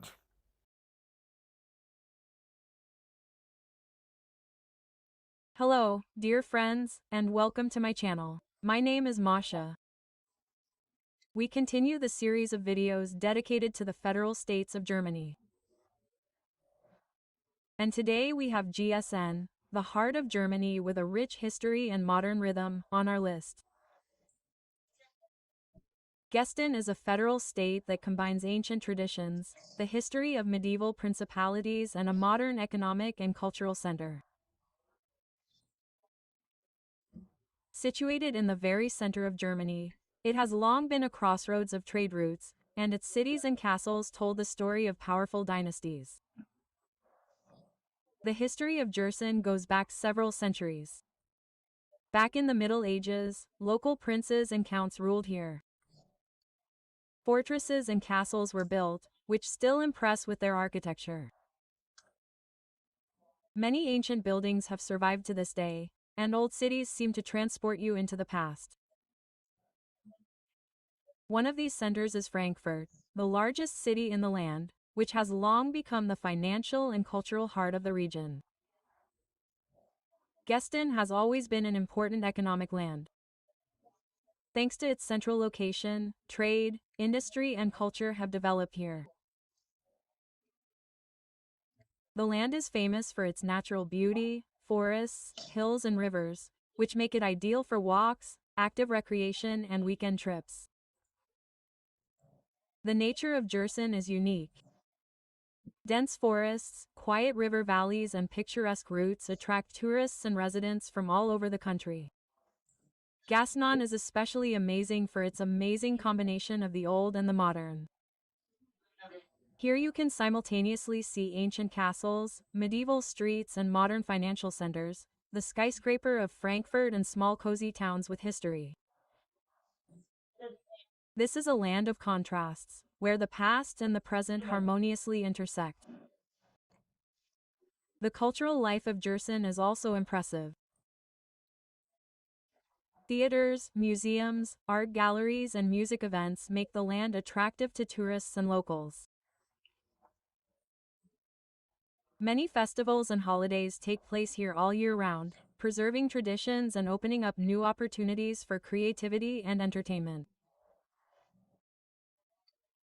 Gießen, a land that inspires its history, nature, culture, and economic strength, make it a unique part of Germany. Here you can immerse yourself in the past, enjoy modern achievements, and discover the true soul of central Germany. Hessen is not just a land in the center of Germany. It is a place where the past meets the present and where you can discover something new every day. If you think that Hessen is only Frankfurt with its skyscrapers and banks, you are very much mistaken.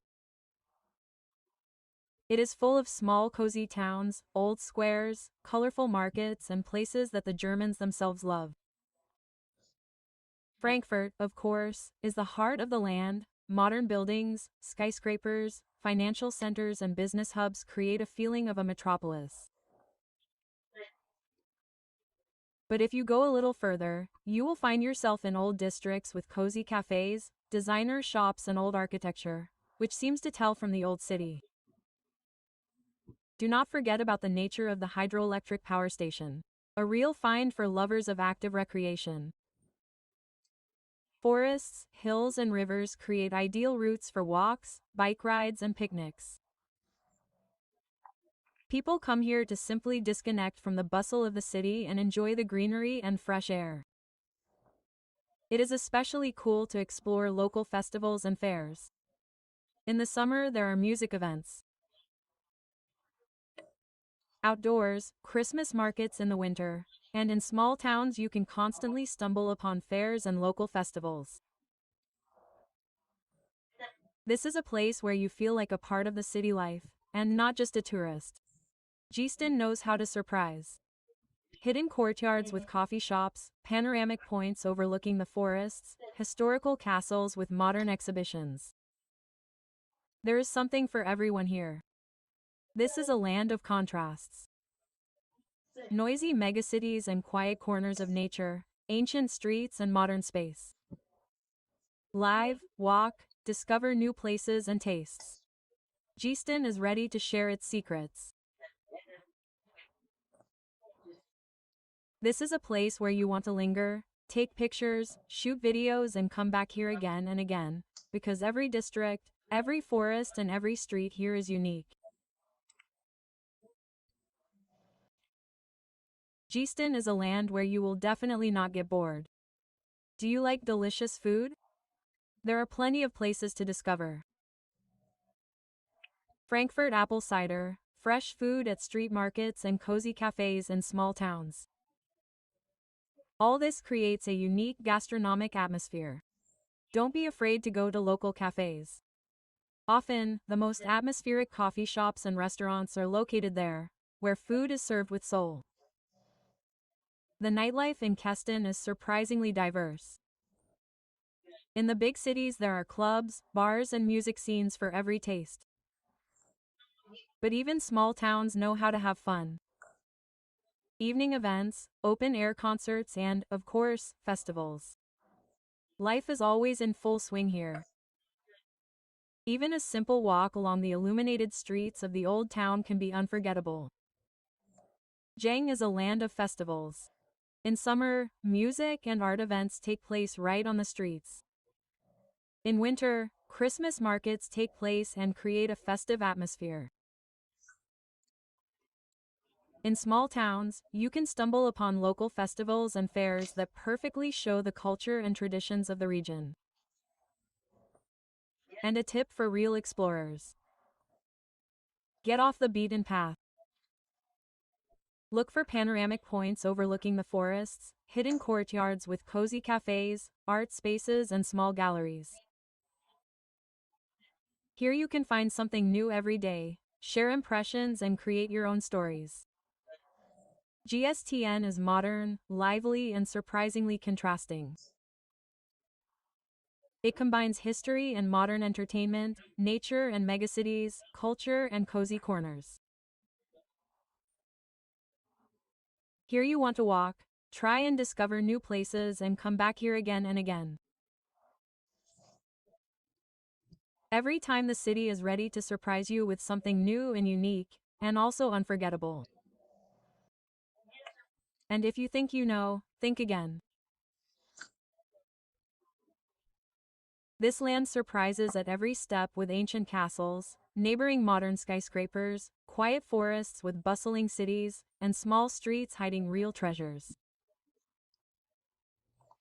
Festivals and events are a separate topic. Summer concerts, fairs, Christmas markets. There is always a reason to leave the house and feel the spirit of the region. And for those who are looking for unusual places, hidden courtyards, small art spaces, and coffee shops in old buildings will be a real discovery. Go where curiosity leads. Explore each district, try local food and drinks, and take pictures of everything that impresses. And communicate with the locals. They know the best secrets of GSNA. Getin is a land of contrasts. Energy that inspires. Here you want to walk, discover new things, and come back again, because every day the city is ready to surprise. This is a place for life, travel, inspiration, and, of course, positive emotions. If you like this video and you want to know more about life in Germany, if you like my stories, then be sure to like this video and subscribe to my channel. We will see each other very, very soon. And I wish you a wonderful mood, and bye-bye. Hello everyone, my dear friends, Masha with you. Welcome to my channel. Today we will talk about Mecklenburg land, the frontier. I will tell you about prices, a little history, and also about the main attractions. If you are thinking about traveling or living in Mecklenburg, the frontier, let's start with what worries many people right away. Prices. Life here is relatively calm and comfortable, and the cost of housing and food is noticeably lower than in large cities in Germany. Renting a one-room apartment in the center of a small city, for example, Rostock or Schwerin, will cost €600 per month, and in the suburbs about €500. Products in supermarkets cost about the same as the national average. Bread is about €2, milk about €1, meat and fish are a little more expensive, especially in the markets. Cafes and restaurants also please with reasonable prices.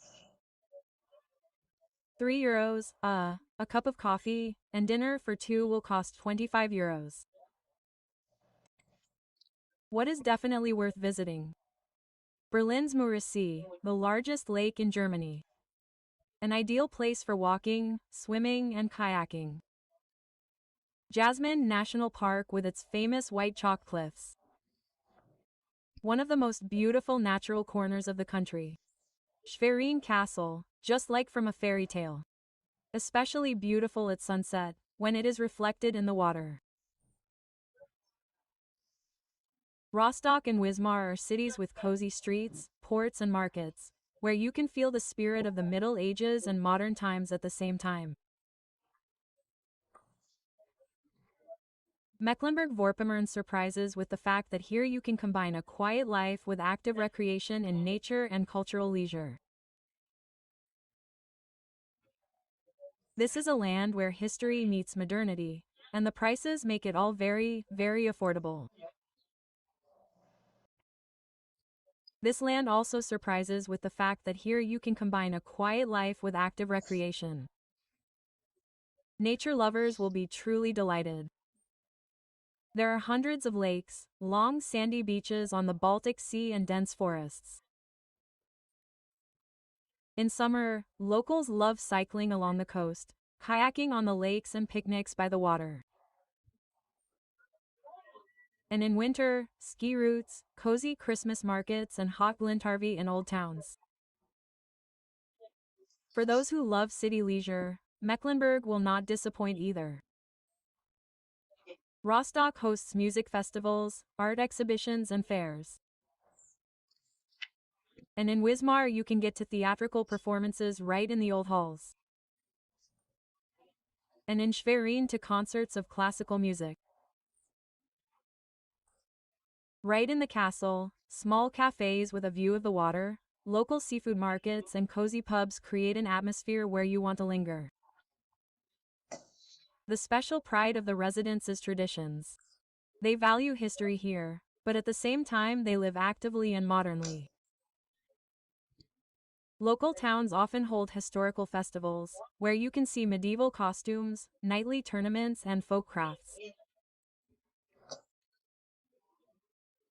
And if you like fishing or a boat trip, the Baltic Sea is all